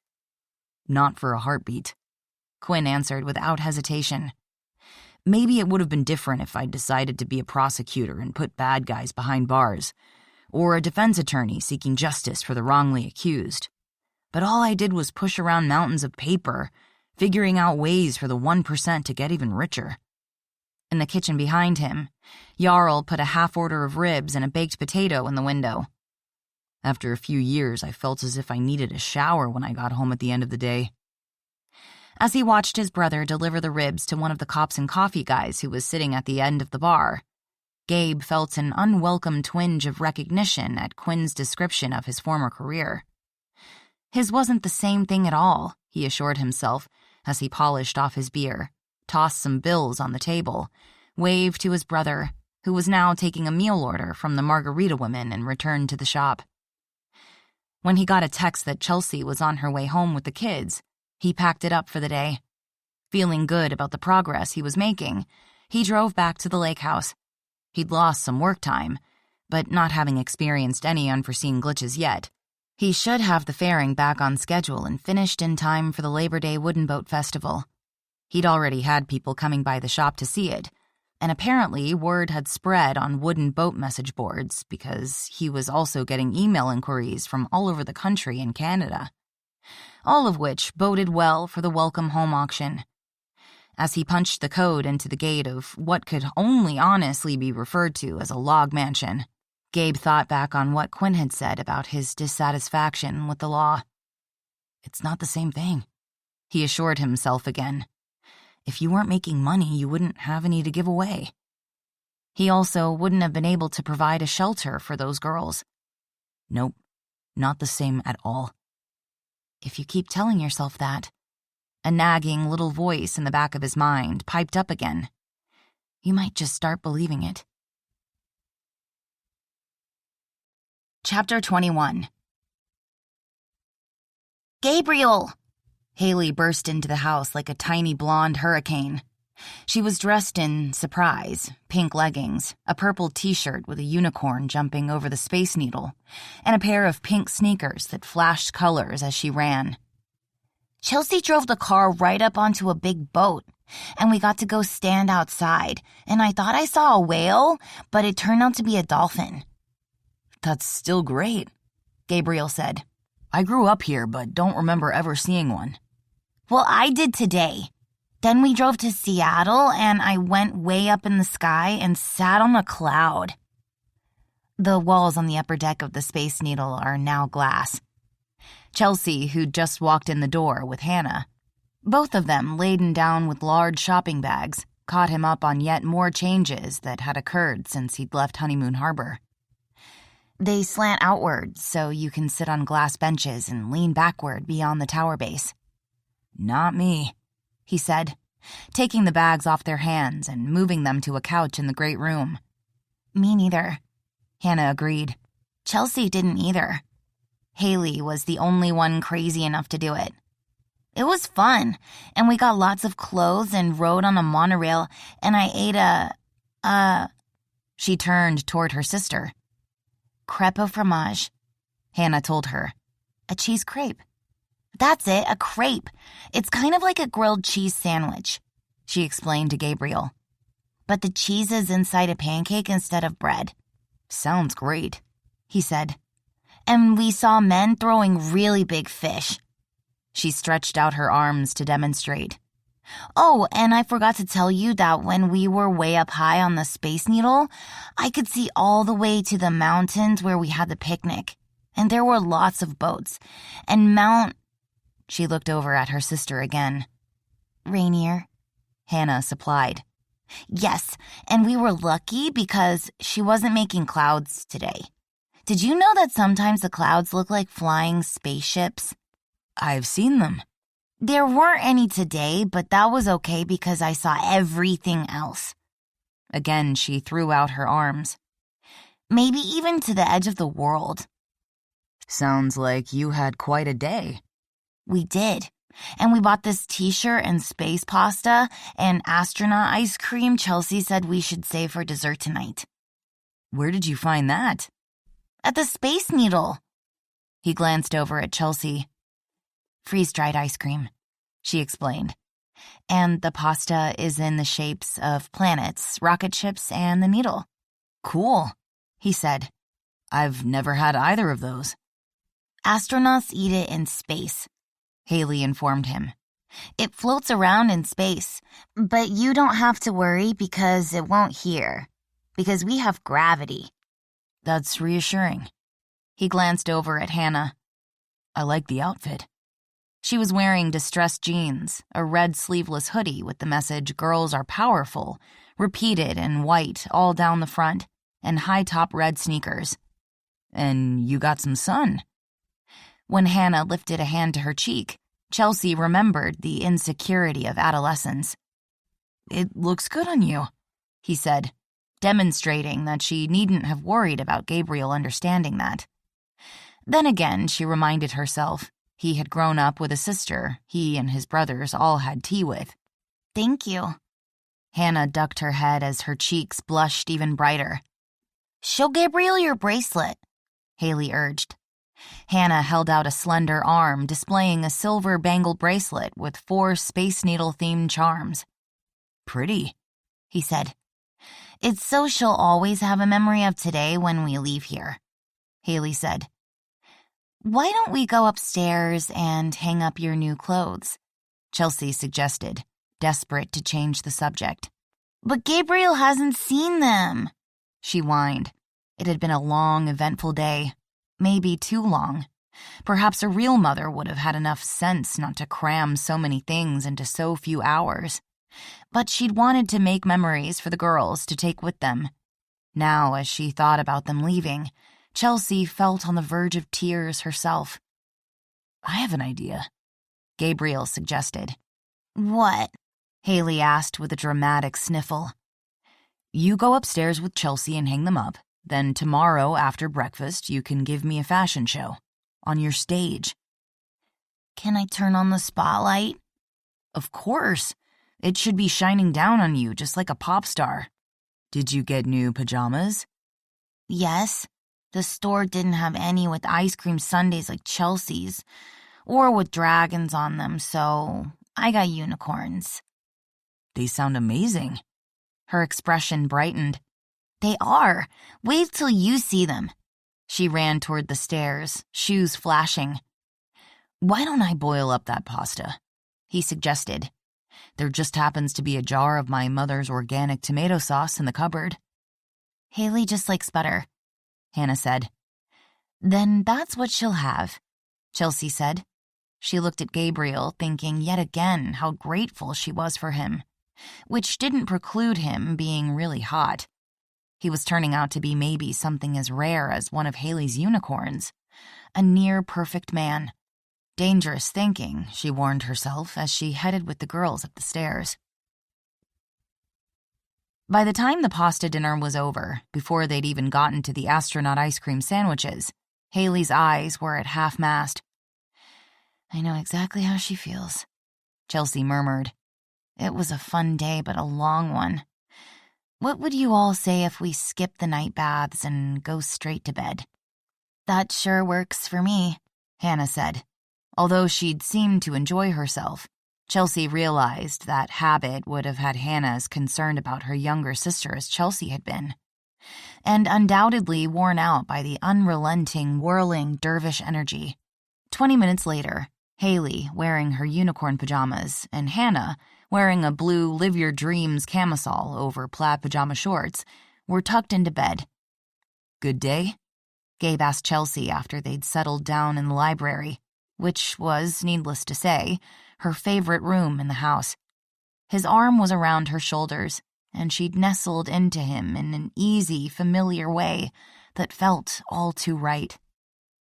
"It was long, and I'm surprised at how exhausted I am, but it was fun." Haley's enthusiasm, as wearing as it can be, is contagious. Which brings up a question I've been pondering the past couple days. "What?" "How the hell do parents ever have sex?" Chelsea nearly spit out her wine. "I don't know, but I was wondering the same thing driving home and decided they must be so continually exhausted they don't miss it that much." "They must have some way, or else they'd stop after one child." "True," she said. "Maybe when the kids are asleep, like they are now." That wasn't an invitation. She sighed and dragged a hand through her hair. "I know I said I wanted to step back, but I may be reconsidering." "That's the best news I've heard all day. As much as I enjoyed the caveman door sex, I want more. I want to do it right. I want to spend the night with you." "Me too. Sometimes adulting is really, really hard." She combed her fingers through his hair, then linked them together at the back of his neck. "This is a big house," she pointed out. "There are a lot of rooms." "All of which hold numerous intriguing possibilities." His lips plucked at hers, tasting, teasing, nipping, creating that familiar warmth. "Have you ever had sex in a library?" "Of course not." But the idea had her trembling, just a little as her lips opened to invite a deeper kiss. "Okay," he said against her mouth. "We'll put that third on the list." "Third?" "First is to get you in my bed." He nipped at her lower lip. "Then that decadent master bathtub built for two. Then for the hat trick." His mouth had trailed down to that hollow in her throat, where she knew he could feel her pulse pounding hard and fast. The library, she agreed breathlessly. It was clear he wanted her, and she wanted him. Her need to not risk being caught having sex by two impressionable foster girls, tangled with all the erotic images stimulated by his words flashing through her mind, like the beam of the Honeymoon Harbor lighthouse, warning her of danger, while at the same time blinding her to anything and everything but this man. Just when she was ready to throw caution to the wind, to live in the moment once again, he broke the kiss, drawing a whimper from somewhere deep inside her. "Say goodnight, Chelsea," he said. She couldn't remember ever being with a man who could make her laugh, even as he made her ache. "Good night, Chelsea." His answering rough laugh was as regretful as she was feeling, as he took her hands and pulled her lightly off the oxblood leather couch. "I think I've hiked every trail in this state," he said, including Hannigan Peak on Mount Baker and up to the top of Olympus. "But the hardest hike I'm ever going to take is the one back to that lonely cabin." "I know." She touched a hand to his cheek. "That group meeting of foster moms Adele Douglas told me about while we were filling out all those papers, and I'd agreed to go through the licensing process is tomorrow night. Maybe I can learn the secret." He kissed her again, quick and hard. "Take notes." "I have an idea," Gabe said the girl's third morning in the house after serving up blueberry pancakes, which Haley declared the best ever. Though by this point, Chelsea suspected he could make her sardine pancakes and she'd declare them wonderful. They'd left the girls having breakfast and were having a rare private conversation in the library. "I know you need to get back to work with the adventurers." "Well, I wouldn't put it precisely that way. But yes, that's admittedly how I'm feeling." "But you want to, because it was your idea, your project, your ass on the line." "All true, but I also understand priorities." "You don't have to prove anything to me. Here's the thing. Weren't you taking them to Heron's Landing today?" "After a trip to the museum to learn about Honeymoon Harbor's Victorian era, and why the buildings on Water Street are now stone and brick due to fire that swept through town and destroyed all the wooden ones back in the 1900s. Those up on the bluff and set farther back from the harbor had been saved." "How did you know?" "You told me the schedule over dinner at Sensation Cajun." "You remember that?" "It's important to you, so sure. Of course I remembered. After Bree, there's a 5-day break. Then you go to Blue House Farm." "Okay, I'm impressed." "I don't know why. I'll bet dollars to those donuts the cops make that you memorized everything I told you about wooden boats." "Well, of course, but—" "You're smarter than me?" "That's not what I was implying at all. It's just that I didn't know anything about them, so it was interesting to me." "In case you haven't noticed, I'm extremely interested in you. So it only stands to reason that I'd be interested in what interests you." He was not making this fling plan at all easy, even if they could ever get it off the ground. Despite their short time together, they'd been forced into a domestic situation that didn't allow for pretension. Chelsea still didn't know what had brought him back to town, but she did know what kind of man Gabriel Mannion was. Her first instinct had been right. He really was the one. Which, despite that set-in-stone timetable she'd agreed upon, she was already teetering on the brink of falling in love with. The slightest nudge and she'd go tumbling over. "Well, thank you." She was going to think about his unexpected declaration later, and undoubtedly drive herself crazy delving for hidden meanings, clues that he might be open to changing his mind, too. Sure, that was going to happen, because there were so many openings for a billionaire stock trader here on the peninsula. And as much as she loved visiting New York, Chelsea knew she could never live there. "You're very welcome. Want to hear my idea?" "Of course." "Take Hannah with you to work. You know she belongs with the adventurers." "I do know that. I just couldn't figure out what to do with Haley while Hannah was off having adventures." "That's solved. She's visiting the farm." "Your family's farm?" Well, I could have called Jim at Blue House Farm, but I figured my family made more sense. And before you worry, I called Mrs. Douglas yesterday to see if it'd be okay, and she approved it without a second thought, which didn't surprise me. I would have mentioned it last night, but we got sidetracked by Haley the dervish, then trying to decide what to do about our sexual drought. Despite her tangled nerves, Chelsea laughed at that.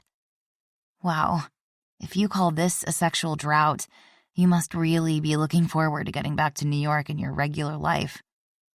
There's sex, and then there's more, he said. This is more. Once again, it was as if he'd read her mind. Yet more could mean a very different thing to him than it did to her. It is, she agreed, waiting to see if he'd elaborate. So, what do you think? About Haley going out to the farm? Unless you're open to me ravishing you here on the couch, that would be the topic on the table. You're making fun of me. Never. He bent down and touched his lips to hers. As light, as short as the kiss was, it still set off sparks. I think it's a wonderful idea, she said. Please thank your mother for me. That problem taken care of, 30 minutes later, she and Hannah were on the way into town to the library, where the adventurers were meeting. Are you only taking me because you feel sorry for me? Or because I'm staying with you and Gabriel and you don't know what else to do with me until camp opens or Mrs. Douglas finds us a new family?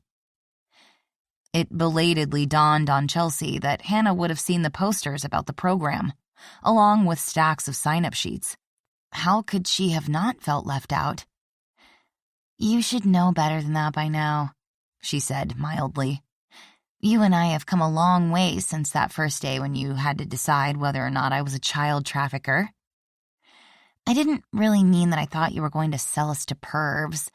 I just need to be careful that Haley stays safe. I get that, but, and this is 100% the truth, I couldn't figure out what we could do with your sister. Can we both agree that there's no way she has the patience or maturity for the adventurer program, which is only open to middle school through high school anyway?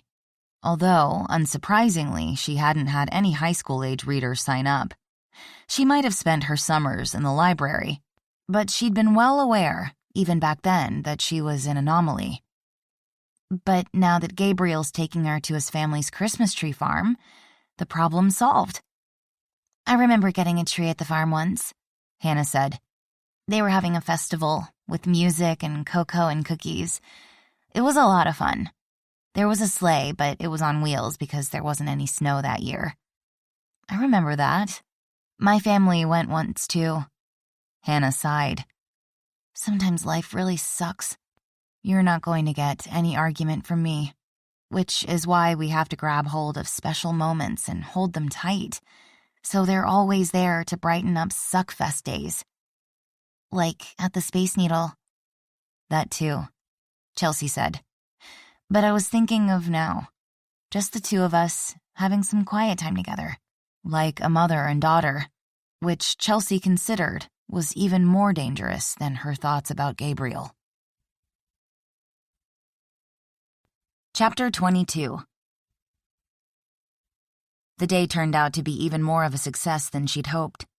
The group of a dozen adventurers had liked the museum's Victorian display, although the girls had admittedly been more interested in the women's cumbersome clothing, especially those corsets and bustles, while the boys had liked the idea of a giant fire roaring through the town.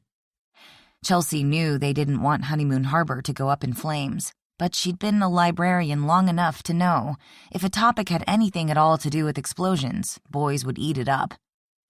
They'd enjoyed the painted balsa wood models of early buildings and seemed excited about visiting one that was much the same as it had originally been, albeit updated.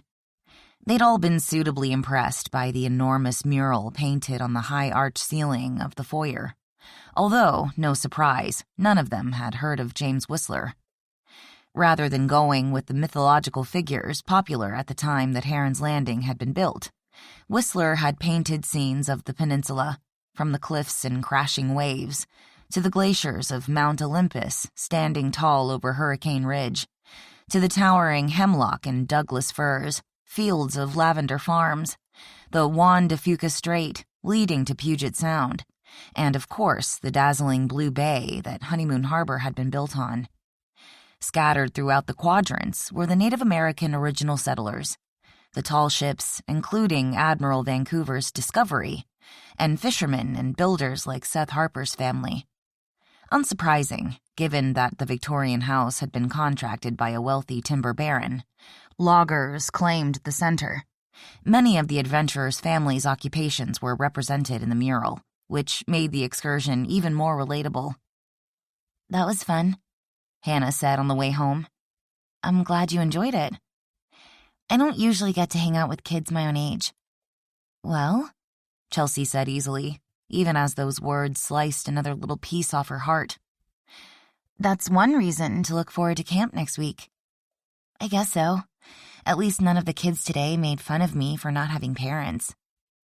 That's not as rare as you might think these days, though you do have a far more challenging situation than most.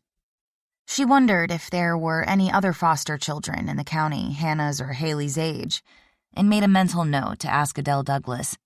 Perhaps they could arrange meetups. Do you have any Dickens books in the library? Quotes from Dickens about Victorian times had been part of the museum display. Absolutely. There's one appropriately titled Charles Dickens that includes some of his personal letters and takes you right into Victorian England, so you feel as if you're experiencing his horribly difficult life as a boy growing up. By reading it first, to get some background, you'll probably enjoy David Copperfield, which is a wonderful story, even better than A Christmas Carol. Dickens based it on his own life, and it has many dreadfully wicked characters and tells about wretched times for poor David, who was a fictional version of Dickens as a boy. It also has some humorous parts. I've always felt that Dickens was the best writer ever at balancing comedy and tragedy. I know there's an edition of David Copperfield in Eagles Watch's library, but we could go back to the library and get the other one. That's okay, Hannah said. You have that meeting with the other foster moms to go to, and you said you wanted to bake brownies to take to it. Mrs. Douglas said it was a coffee and cookie type of thing, so I thought bringing some to the meeting would be a good way to break the ice. She hoped her nervousness about attending didn't show. She could have picked up a box of delicious macaroons at Desiree's bakery, but homemade felt more appropriate for this situation. That's a good idea, Hannah said, unknowingly echoing her thought. Everyone likes brownies. Maybe you could bring the book home tomorrow? Home. Hadn't that become a charged word? Absolutely. It's also somewhere in the house library, but the books aren't cataloged, so I've no idea how long it would take to find it. Maybe you could catalog them. That's an idea. The task would definitely take longer than the remaining time she'd be living at Eagle's Watch. Although she'd been looking at realtor listings on Zillow, she hadn't found anything even halfway appropriate. Honeymoon Harbor, she was discovering, was not a bustling real estate market. Thank you, Hannah said quietly. No need to thank me. I'm a librarian. Nothing makes me happier than sharing books, especially when I can introduce a reader to one of my favorite authors. Okay, if she had to be perfectly honest, sex with Gabriel would top book sharing. But although she and Hannah were getting along better each day, that was definitely too much information. Are you sure you'll be okay? Chelsea asked before leaving for the meeting at the library with the other foster mothers. With Haley helping with the sifting, she'd made 2 batches of brownies, one for the meeting and the other to leave at home for Gabriel and the children. Positive, Gabriel assured her. I've got things all planned. After we're done playing with matches, we're going to run down to the beach with scissors. Matches aren't funny. Hannah folded her arms. I've already been through one almost fire. You're right, he agreed. That's my bad. How about we all jump off the roof? You are so not funny, Chelsea scolded. I believe we've already determined that. Don't worry, we'll do great, he assured her. We'll get a pizza and watch a movie. I love pizza, Haley said with her usual enthusiasm, which Chelsea found rather amazing given what all she'd been through in her young life. Then again, she'd always been able to count on Hannah for taking care of them. Meanwhile, it appeared Hannah hadn't had anyone to take care of her for a very long time. I don't want mushrooms, Hannah said. Or pineapple. I can live without mushrooms, Gabe agreed. And you're absolutely right about pineapple, which is a heresy and disrespectful to pizzas everywhere. Can we watch Mulan? Haley directed puppy dog eyes, which Chelsea doubted anyone could resist, up at him.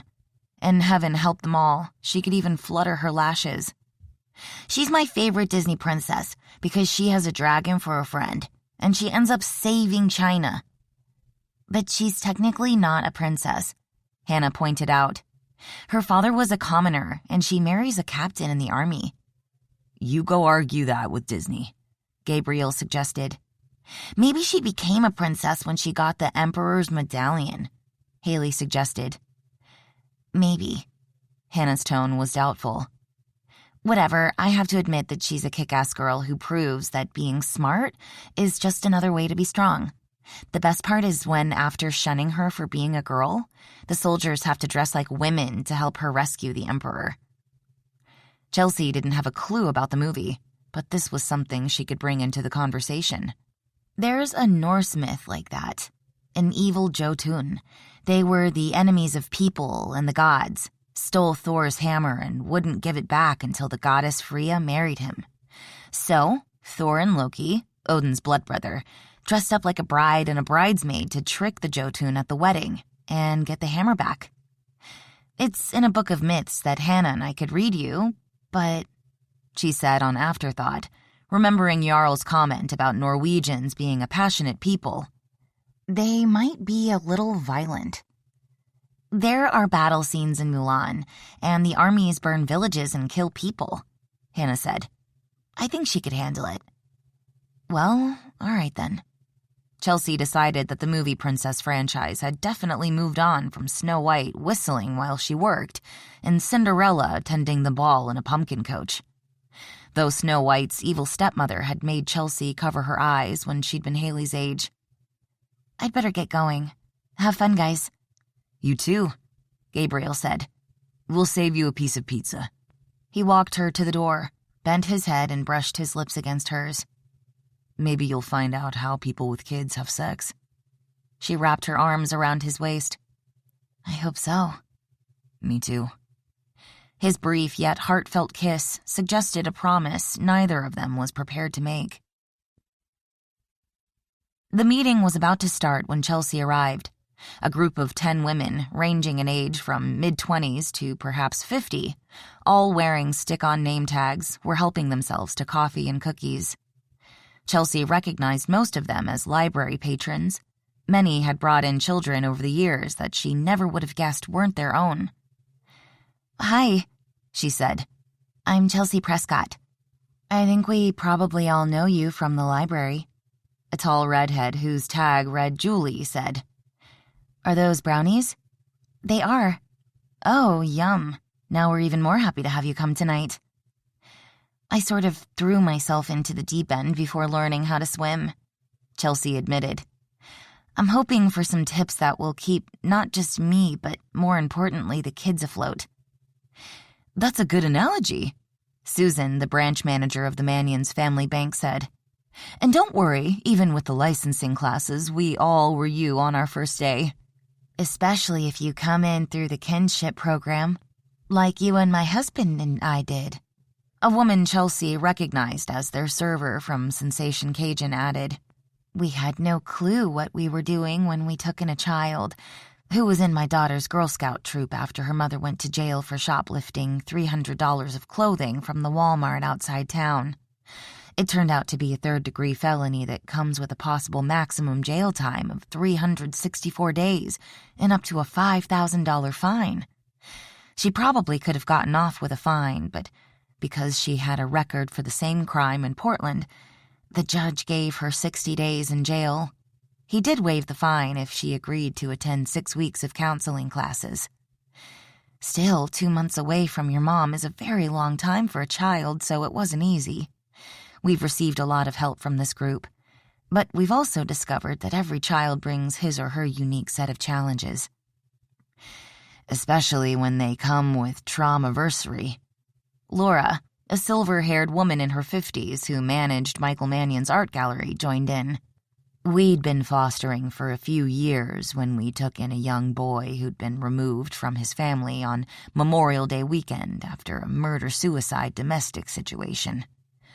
We were blindsided when he became angry and particularly disruptive while we were camping in the park.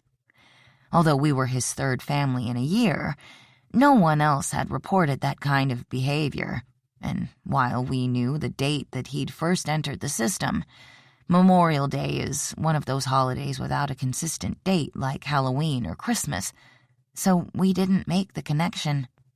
That, of course, can happen with any child, but it's especially important to know with foster kids. "I'm not a child," Chelsea said, "but I'm personally familiar with anniversary triggers. This year was the first year since I was a freshman in high school that I didn't get drunk on the anniversary of my sister's death. It started as a way to connect with my mother, who became an alcoholic after we lost my younger sister to cancer, and my dad left the family. But even with therapy, it became a destructive pattern." "How did you break it?" a woman whose tag introduced her as Karen asked. "Or is that too personal?" Chelsea was surprised she'd even brought up the topic she never talked about. But now that she had. "It was a small thing. Last year I woke up feeling okay and decided that it was time to quit beating myself up over something I'd had no control over. Fortunately, it was a super busy day, which helped me hold the urge at bay. Then I stopped at Mannion's and had chocolate caramel martinis on an empty stomach. Quinn tried unsuccessfully to talk me out of the third one, then cut me off. He called the single cab in town to drive me home after I threw up in the restroom. Sitting in the back of that cab, I still felt the loss I know will never completely go away. But not only was my behavior embarrassing, if the bartender had been anyone else but Quinn, I could have ended up driving home drunk and possibly having an accident and causing another family the same horrible grief my family had been through. So I guess you could call it being scared straight. This anniversary, I went out for dinner with friends after work, stuck with water, then went home and watched Gladiator. "That's an odd choice," the scout leader said. "I think I would have chosen a more upbeat romantic comedy." Chelsea shrugged, surprised at how she was already feeling a kinship with these women. "If you can't feel better looking at a young, hot Russell Crowe in a tunic, you should check your pulse because you're probably dead." The group laughed, then settled down in chairs that had already been arranged in a circle, and began sharing how the past 2 weeks had gone. On the occasion of less-than-perfect incidents, empathy and advice were offered. Meanwhile, Chelsea madly wrote every bit of information she was gleaning on the blank pages in the back of her life planner. Then one thing struck home. "The first thing I need to say is these are the best brownies ever," a mom named Jess said, which earned unanimous agreement. "I have a degree in child psychology, so I foolishly thought I'd be a natural. I already knew that we humans don't bond or love generically. We bond to a specific person, or in the case of a family, persons. Many of the children are coming from very damaged families, which makes it only natural that they'd bond with the first family that makes room for them, not just in their homes and lives, but their hearts. So keeping that in mind, imagine you've been happily married for a few months when some kind and caring person, through no fault of your own, has inexplicably been put in charge of every aspect of your life. And that person, whom you've never met before, announces that it's time to pack all your things because you're going to go live with a different husband. And don't worry, he's a very nice man and lives in a very nice home." That would be terrible. Chelsea didn't need to be a child psychologist to tell where this was going. "Isn't it? Yet that's no different from telling a foster child that they'll be moving to a new placement. They don't allow a child to stay in a situation where she or he is thriving? That's the ideal," Susan said. But the system is so strained at the seams, it's not a guarantee. If a child from Yakima, to use an example, is fostered here due to lack of local space, then a family suddenly opens up in Yakima, that child will be moved back across the mountains, because typically, especially for reunification, placement near the original home is preferable. My husband and I often take in kids with special needs. So if we have a child who's finally doing well, if a new boy or girl with serious problems comes along, there'll likely be a rotation, so our child will move out to make room for the more needy one. Chelsea thought about what Haley had said about their constant moving. Her own roots were so deep in the glacial till and sand beneath Honeymoon Harbor. She was planted for life. But children like Haley and Hannah were like tumbleweeds, blown across an arid desert by the wind. "I have a question," she said as the allotted time wound down, all too soon to her mind. "It's kind of embarrassing. You've already told us about getting drunk every year," the gallery owner, whose name was Diana, said. "Let me guess, since you're living with Gabriel Mannion out at the lake and rumor has it, Gabriel bought out the entire patio at Sensation Cajun so you two could have a private dinner on, which was so romantic," Jess gushed, earning affirmative nods from everyone present. "You're wondering how to have sex with kids in the house," Diana guessed. "It takes some management skills," the mom with the Memorial Day boy said, after Chelsea had admitted that had indeed been her question. "One thing you're going to have to embrace is quickies.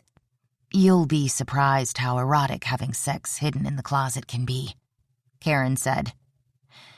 "Just make sure you lock the bedroom door first," Julie advised. "Kids never recognize a closed door. We've taught ours that sometimes we just need some us time, then stick in a video for them to watch." The list continued. Chelsea dutifully noted them all. Wearing sexy underwear to get in the mood, the same way you did when you dated, which brought her back to really needing to buy some sexy underwear. Whispers and blanket tents could be every bit as sexy as headboard banging. Playing music to get you in the mood can also muffle noise. "A sound machine," Julie advised. "After a few weeks, I could almost orgasm by myself walking on the beach at the coast because I identify the sound of ocean waves with sex." Everyone, including Chelsea, laughed at that. "If you have a home office with a guest bed, every parent knows it's really a sex bed," Susan said. More suggestions followed. Making out in the car like you did back in high school. Chelsea had never had an opportunity to do that, so hey, maybe it was time. A camper or travel trailer, which drew some heartfelt votes from several women. Locks on every door. Appointment sex. You'd be surprised at how sexy anticipation of a scheduled time can be, Terry, a county prosecutor, said. I put fireworks stickers for sex days on my planner, and just looking at the page while I'm at the office can turn me on. Nooners while the kids were at school or day camp, something she and Gabriel could easily do. Flirt with him. Squeezing my husband's butt while we're in the kitchen cooking dinner always works for us, Diana said. Also, get a long tablecloth for warm-ups, like playing around on date night in restaurants. Another thing Chelsea had never done. But if Sensation Cajun had had tablecloths on the patio tables, given that they'd been all alone out there, she might have been up for that. A special word, like a bat signal to let your partner know you're up for some sexy time, another woman suggested. Sex in the pool at night while the kids were sleeping. Sex without taking your clothes off. As she wrote that one down, Chelsea felt the heat warming her cheeks. She could definitely check off that box. And, Susan wrapped up the discussion, the most important reason God created baby monitors was so parents could have sex. Everyone shouted together, causing much shared laughter to ensue. As she left the meeting, thanking everyone and promising to be back in 2 weeks if the girls were still fostered with her, Chelsea was feeling much more confident. Also, just imagining all those scenarios while driving back to the lake had her ready to jump Gabriel the minute she walked into the house. She found them in the library where Haley was sitting on a couch with her stuffed dragon next to her, a library book she'd brought with her from their previous house on her lap. "After my princess bedroom, this is my favorite room," she told Chelsea. "It's just like the library that the Beast gave Beauty. I'm reading Daisy a book about dragons, so she'll know where she came from." "What a good idea," Chelsea said. "She's really not reading," Hannah said, looking up from an antique table where it appeared Gabriel was teaching her chess. "She's memorized it from all the times she's made me read it to her." "That's a good start," Chelsea said. "You all seem to have survived without me." "We did great," Hannah said. "The movie was okay, but I could live in this room." "Me too." Chelsea decided against telling her about the books having been bought by the crate. "I never learned to play chess. I'm going to be a writer when I grow up," Hannah said offhandedly. "And Gabriel could teach you chess, though since you're an adult, he might not let you capture his pieces so easily." She diagonally moved a white pawn, taking Gabriel's black off the board. "Hey, that was great strategy for a beginner," he argued, causing the girl to roll her eyes. "So," Chelsea said, "you want to be a writer?" "Yeah, I have all these emotions that sometimes feel like they're going to explode inside me, you know?" It was a rhetorical question, but Chelsea answered it anyway. "Very well." "But when I read books about girls like me, I realize that I'm not alone. That's one of the wonderful things about books. While they can take you to faraway places, sometimes they speak to something about ourselves. That's what I want to do. I want to write stories to help other kids like me." "That's a wonderful goal," Chelsea said. Hadn't she been that same lost, lonely girl at Hannah's age? And hadn't books been a lifeline? "I'll be so proud to have your books in my library." That earned a rare smile, the first Chelsea had seen, that lit up the girl's eyes. "That would be so cool," she said. "Having a book I wrote in a library." "Even better than cool," Chelsea agreed. "Even though I'm surrounded by books every day, I don't get to meet many writers. And when I do, they've already written their book. But I'd be able to tell people that I knew you when you first decided to become a famous writer.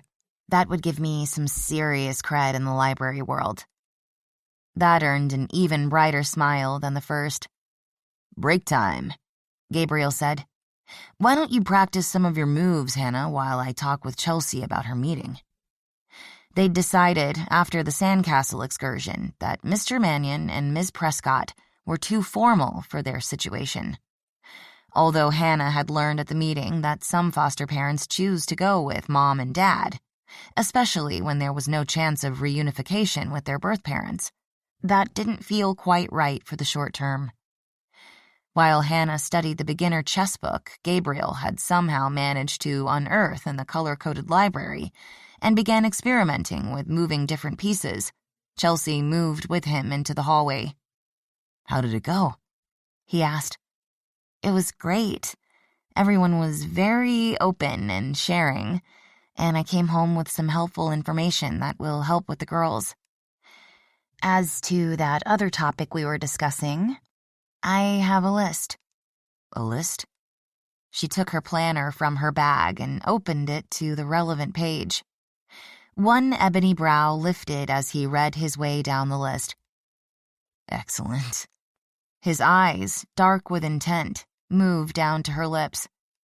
"Your room, tonight, 10:30. "You've got yourself a date."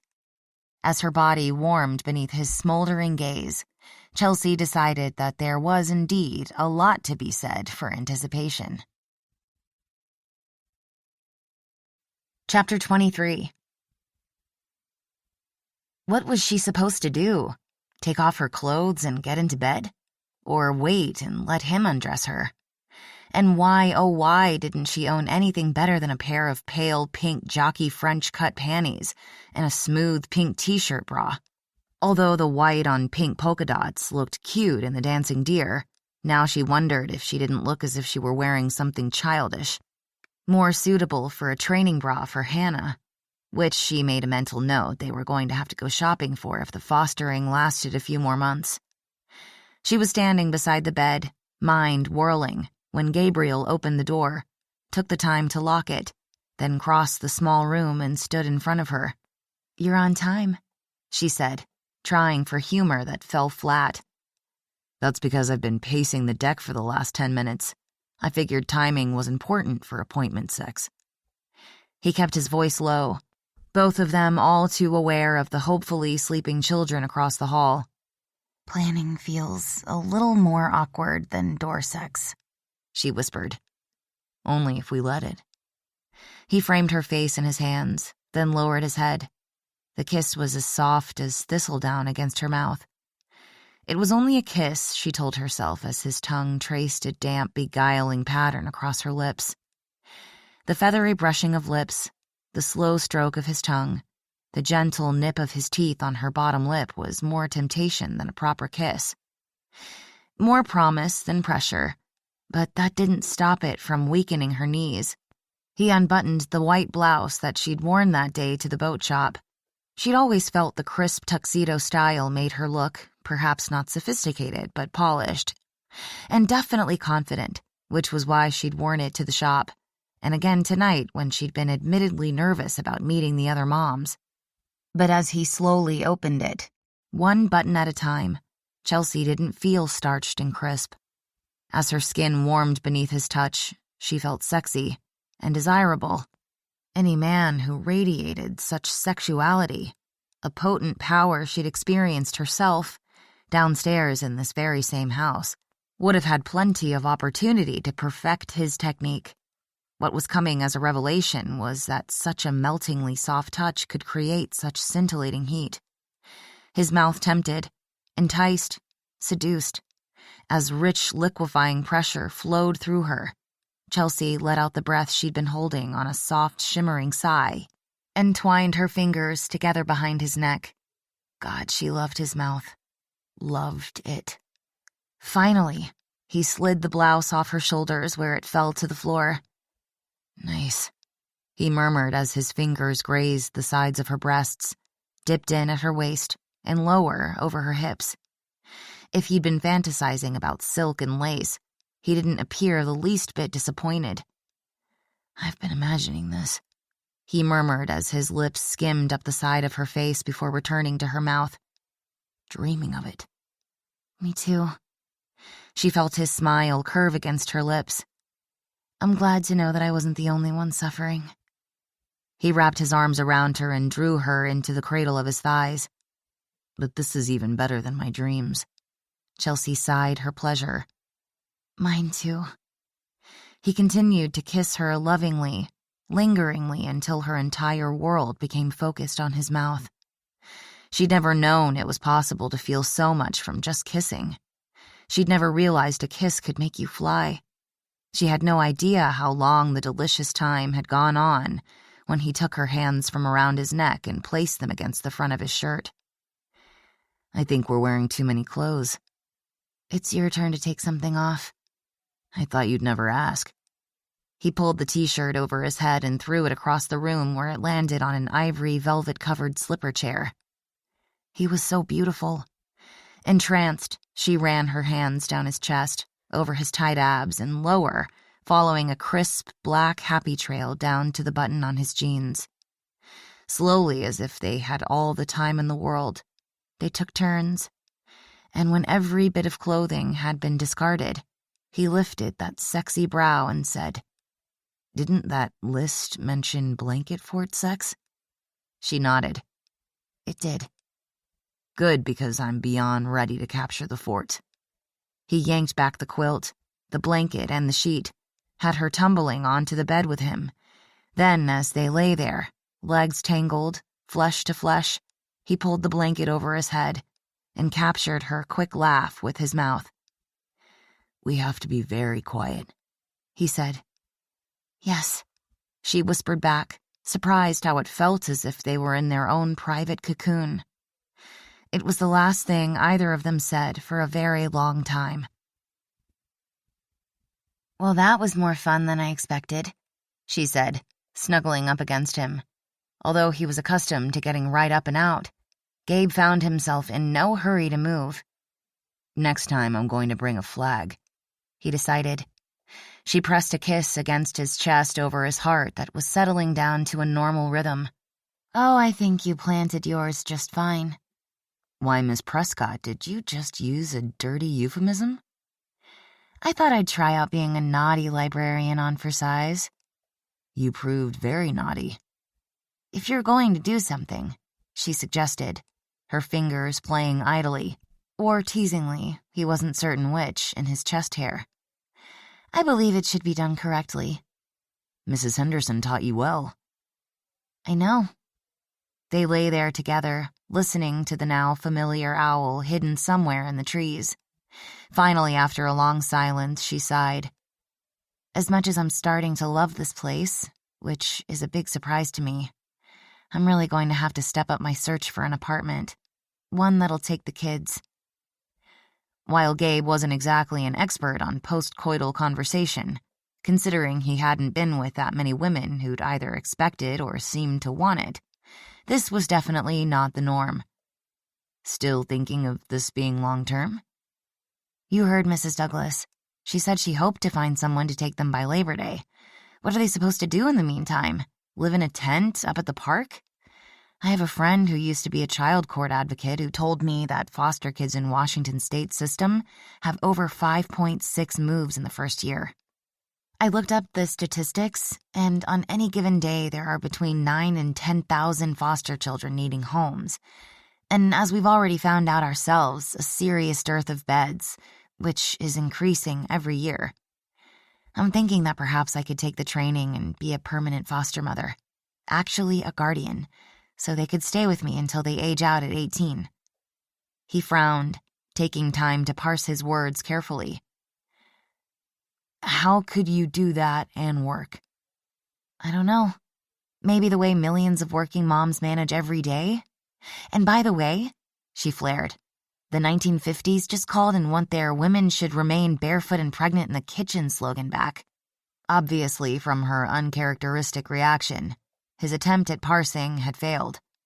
She closed her eyes for a long, silent moment. Having been working on finding his own zen, Gabe could recognize the struggle within her. "I'm sorry, it's just that the more time we spend together, the more worried I become about them." "Of course you are. And there's no need for you to apologize. I feel the same way. It was a stupid, knee-jerk, sexist thing to say, and I should know better. My mom managed to raise all of us while working at the school." "Your parents could have juggled," she allowed. "Your dad's mayor position is voluntary, and most of the town council meetings happen in the evenings or are planned way ahead of time. I'd admittedly be at a bit of a disadvantage being single, but until summer vacation and the s'mores incident, they'd already stayed at the library after school, and I do have 2 days off a week." "There are probably daycare places in town." Thinking about it, he realized everyone he knew with kids either had au pairs or nannies. Sometimes one for each child. Or you could go old school and hire a sitter. "That's not a bad idea," she said thoughtfully. "Maybe Mrs. Lawler. She was certainly good with Haley and didn't hesitate to take care of them when she saw that smoke." "True. She might not be able to be a full-time foster mother, but she's not so old she couldn't watch them a few hours a few days a week," Chelsea mused. "It wouldn't hurt to ask. All she can do is say no. Perhaps she knows someone who'd be perfect for the job." "I'll do it," Chelsea decided. "I'll call her tomorrow." "Good plan. Meanwhile, you know what your mom's group said about quickies." They'd already done the whispers and blanket fort thing, which had turned out to be surprisingly hot, and had him looking forward to the surreptitious closet sex. "It would be hard to forget since I only wrote it down a few hours ago." "How would you feel about crossing that item off that list?" She laughed softly as she rolled over on top of him. "Well, imagine this," she said as she felt his renewed erection. You already have a head start. From the way she'd begun to move her hips, there'd be no problem ticking off the quickie. Perhaps you could catch up, he suggested as she slid down his body. She looked up at him, her eyes on his as she curled her fingers around his length. I can do that, she said, then lowered her head. Since today is not an adventurer's day, can I go to the boat shop instead of the library? Hannah asked over breakfast the next morning. I'd like to see how far it's come along. Chelsea looked up from her omelet. Gabriel had been working his way through his sister's menus, and it occurred to her that if he ever gave up Wall Street, he could probably get a job as a personal breakfast chef. The shop? She glanced over at Gabe, who shrugged. It's okay with me, he said. I'm putting fiberglass on the hull today and could always use an extra hand. Hannah's eyes widened. You'd let me work on the fairing? Would you like to work on it? He asked easily as he refilled Chelsea's coffee cup. She appeared as surprised as Chelsea was. This was quite a turnaround from the man who'd made her swear no adventurer would touch his boat. I guess, sure, but I don't know anything about boat building. That's why the school is there, to teach people. I wasn't born knowing how to build boats. I spent summers as a kid hanging around the shop, learning from the guys who'd learned the ropes from guys before them. It's one of those crafts that's passed down over generations. When the town was first founded, there was a big business in wooden boat building and repair, but that dwindled off after World War II. Then, about the time my dad was in middle school, one of the Harpers decided to bring the place back to life, and it's grown since then. How did I not know that? Chelsea asked. He grinned. If we ever play Jeopardy, it sounds as if I might actually beat you at the boat category. I suspect watching me row across the lake to this house gave you your first clue. You rowed across the lake?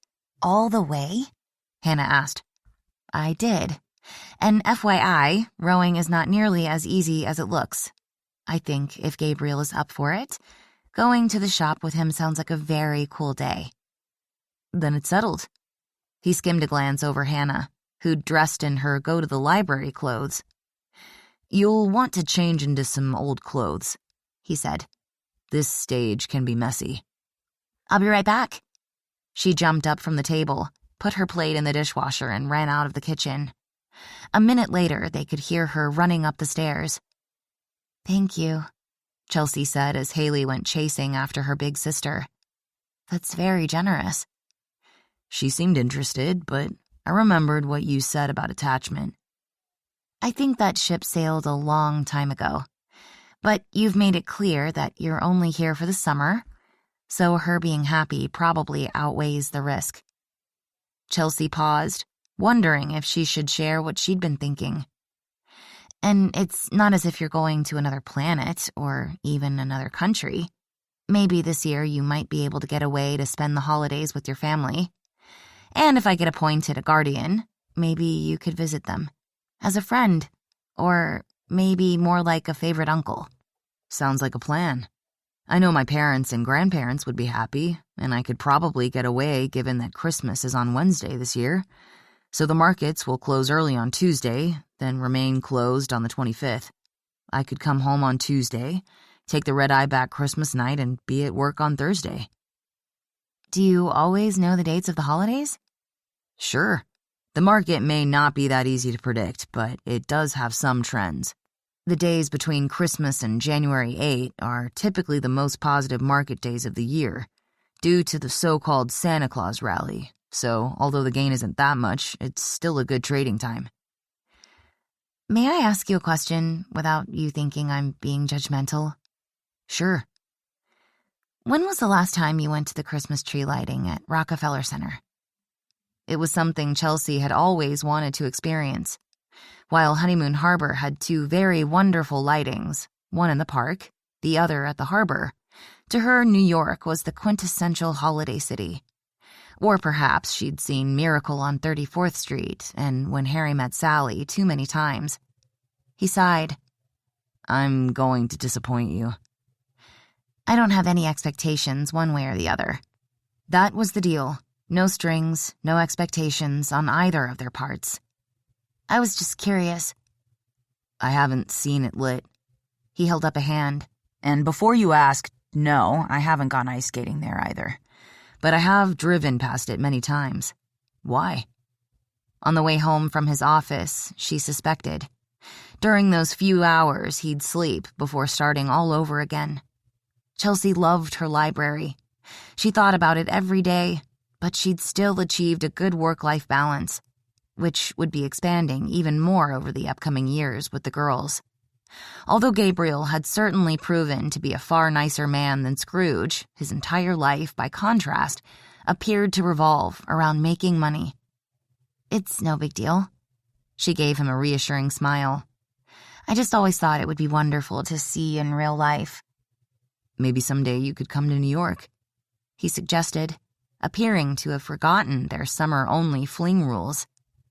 Maybe, she said, even as she knew that the chances of that happening were about the same as a white Christmas here in Honeymoon Harbor, which had occurred all of 8 times in the past 121 years. And since they'd been gifted with one last year, Chelsea wasn't going to hold her breath. Chapter 24.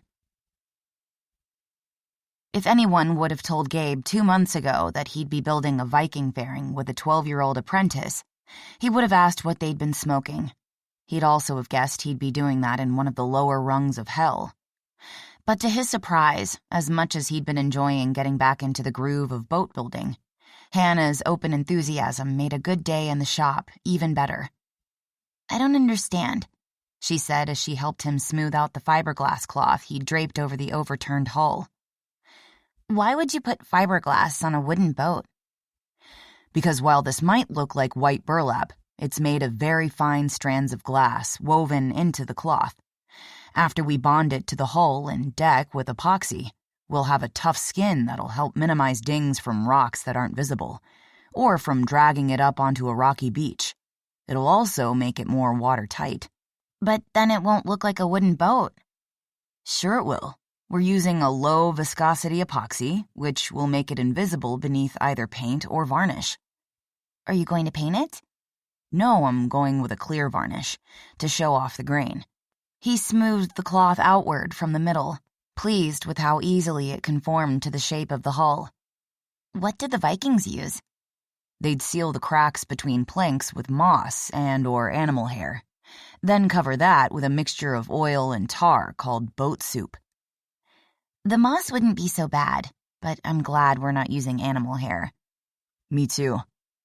After mixing up the epoxy, he brushed it lightly onto the cloth, handed her a pair of gloves and a squeegee, then covered her hand with his. Now we're going to smooth it carefully, not too hard so we don't get air bubbles. This first coat will turn the cloth from white to nearly perfectly clear, but the weave will still show. What if you used more to cover it better the first time? Then it could float off the boat. This is just to attach it. The next coats will start filling in the weave. How many? I like 3 on the hull, 2 inside.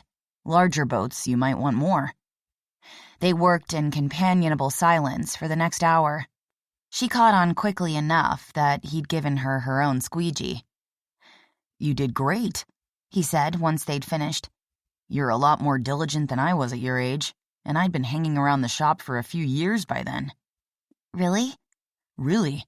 He pulled off his gloves. And for future reference, I never say anything I don't mean. A soft pink colored her cheeks as she followed suit, taking off hers.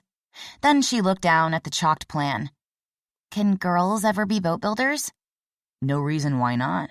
Come with me. He led her over to the boat building school office, where the walls were lined with photographs of boats and their builders. See this one? She studied it. That's you and some lady. Not just any lady. That's Mary Bryce from Maryland, who came here as a guest teacher the year before I went to college. She taught me how to make that northeaster dory, which I sold to a surgeon from Seattle to help pay for college. That's kind of sad that you had to sell it. It's really pretty. Thanks. But it's epic that a woman taught you. She's famous in boat circles. he said. Her family has been shipwrights going back to colonial days. So to answer your question, yes, women can most definitely be professional boat builders. I still want to be a writer when I grow up, she said. But maybe I could make boats between writing books. Sounds like a plan. Like me building this one during a break from work. Before you go back to New York? Yep. It was important that everyone remember this visit was temporary. He and Chelsea had been walking a tightrope with the girls from the beginning. Chelsea appeared to have come up with a plan for herself, while he felt as if he were now blindfolded on that tightrope over a bunch of alligators while juggling flaming torches. Are you hungry? A little. He'd noticed she'd begun to eat more than she had when she'd first arrived at the house, and wondered if that was due to no longer being flooded with the stress hormones he'd read about in that anxiety booklet. What would you say to a burger at my brother's pub? Don't we need to put on the second coat? It needs to set up enough to be tacky, which gives us plenty of time for lunch. I'm not sure Mrs. Douglas would approve of me going in a bar. It's not that kind of pub. It's a restaurant that also serves beer my older brother makes. Your brother makes beer? Yeah, and it's really good. Cool. Quinn is definitely cool. And he has this cook who'd probably love to tell you more about Vikings and fairings. It was his idea I build this one. Okay. Her casual tone and slight shrug belied the light that had brightened her eyes again. It also tore a hole in his heart. Quinn used to be a lawyer, Gabe said casually as they drove to the pub. In Seattle. A couple years ago, he came back home and fixed up a building that had housed our ancestors' pub. It had been in the family going back into the 1800s, but got shut down during Prohibition, and they never started it back up. Prohibition was a short time when it was illegal to drink alcohol. That could have been a good thing, she murmured. Remembering how her parents had died, Gabe decided not to give her a little history lesson about most of the country flaunting the law. Your family has really lived here since the 1800s? Yep. Another ancestor's name is on the cornerstone of the courthouse. He was mayor at the time it was built, and one of the Harpers, Seth Harper is marrying my sister Brianna this summer, built it. That's epic, that your family has lived here so long. Why did you leave? It's complicated. How to explain he wanted to make a lot of money to an adolescent girl who carried her clothing around in a black garbage bag. And what message did that bag give the kids about their self-worth? Gabe had a feeling that Hannah was, in great part, responsible for her sister's apparent belief that she could do anything, even sit on a cloud. Mostly, he said, as he realized she was waiting for an answer. I had other things I wanted to do, things I couldn't do in a town this size. I like the size of this town. If I could, I'd live here forever. What she had no way of knowing, yet, was that if Chelsea had her way, that could well become a reality. So, Lily asked over a Mediterranean meze platter at Leaf. How's living with Gabriel Mannion going? I'm not living with him. He's staying in the housekeeper's cabin. Sure he is. That's why you've been glowing lately. Either Jolene has created the most amazing skincare product ever, or you've been having dynamite sex on a regular basis. The latter, Chelsea agreed. But although we've been very careful and discreet, I'm not sure Mrs. Douglas would approve. She'd probably be envious, Lily said as she spread some roasted red pepper hummus on a torn piece of pita bread. But one look at you, and she'll probably know anyway. Chelsea's hands rose to her cheeks. Is it that obvious? Honestly, not to someone who doesn't know you as well as I do. Her friend reassured her. I was just kidding. But it appears you decided to go for the fling. More a summer romance, Chelsea said quietly. Oh, hell. Lily pointed the knife across the table. You've fallen for him, haven't you? A little. Lily folded her arms, waited. Okay, more than a little, a lot. But it doesn't mean anything because he's been very clear that he's not looking for a long-term relationship. That could change. No, it couldn't. It's obvious that his place is in New York, and my place is here. Having lived in Manhattan during a brief Madison Avenue gig I decided didn't suit me, I can't argue that. Lily agreed. You could try a long-distance relationship. Taking in the time it takes to get to SeaTac, it's at least a 9+ hour trip from here to JFK. And that's before the cab ride into Manhattan. Interesting that you researched that. And the trip from the airport would be at least 45 minutes on a good day. Though you could always take the train, then AirTrans. And undoubtedly get lost and end up in Maine. She squeezed lemon over a dolma made with rice, onion, currants, pine nuts, parsley, and mint, beautifully rolled up in a grape leaf. Besides, he works impossibly long days, 100-hour week. He wouldn't have any time to play tour guide. There are professionals who do that, Lily said, and lots of double-decker buses that are admittedly touristy, but then again, you'd be a tourist. However, I doubt walking all over the city is what the man would have on his mind if you did go there. It's a moot point, because if I become a permanent foster mother for Hannah and Haley, there's no way I'd leave them. At least not until we're all settled in and they feel secure. He could come here.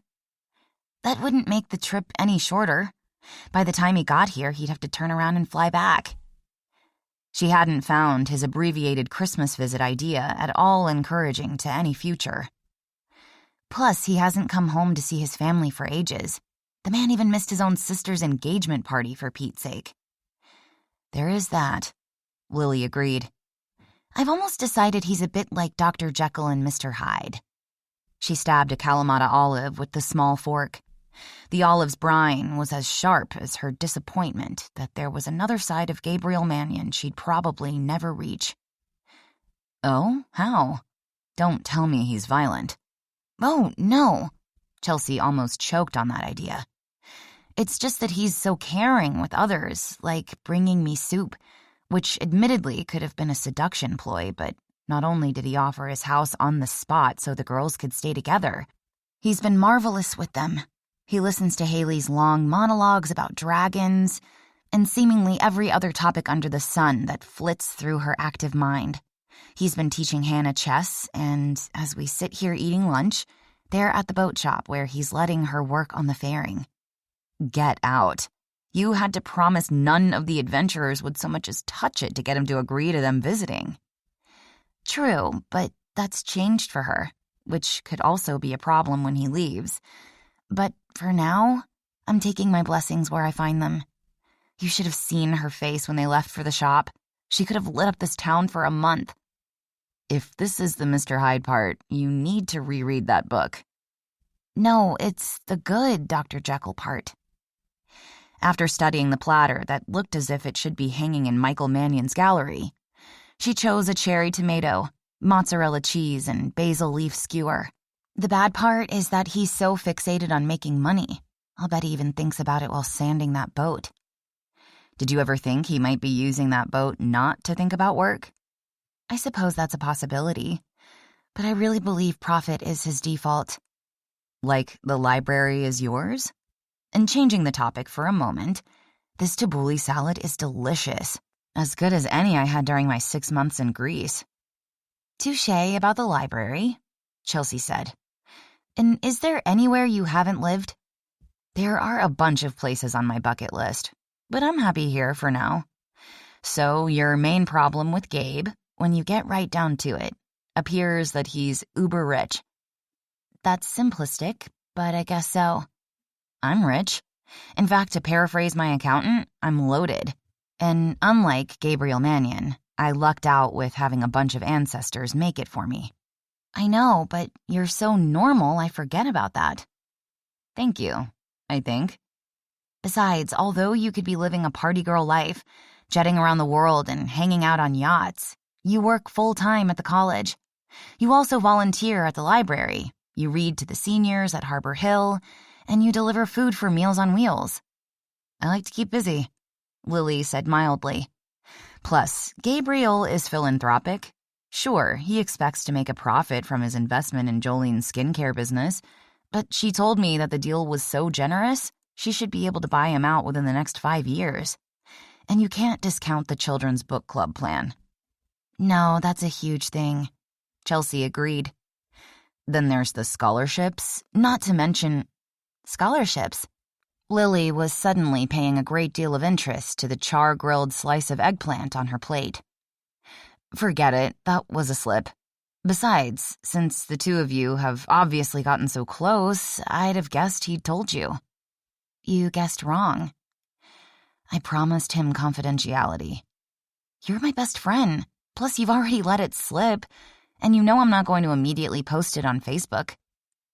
Okay. Lily sighed, then took a drink of the cucumber-flavored water. Gabe gave a generous amount of scholarship funds to the college, more than twice what the foundation gets from all other sources combined in an entire year. That's impressive. True, but he did it through an LLC to keep it anonymous. Which it still will be, Chelsea assured her. Thanks. He's not our only anonymous donor, so I'd hate for word to get around that I let this slip, or others might be less willing to contribute. Anyway, since I'm already in this deep, I'll admit I got a little curious and looked up the LLC's holdings. And?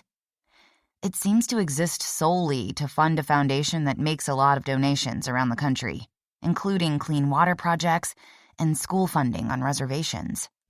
He also funded that new pediatric trauma wing at the hospital years ago after Mrs. Henderson's son died due to the peninsula not having one. If all that weren't enough, he gave a computer to every kid in the Salish County school system who can't afford to have one at home, with funding to continue in perpetuity. Gabriel did all that?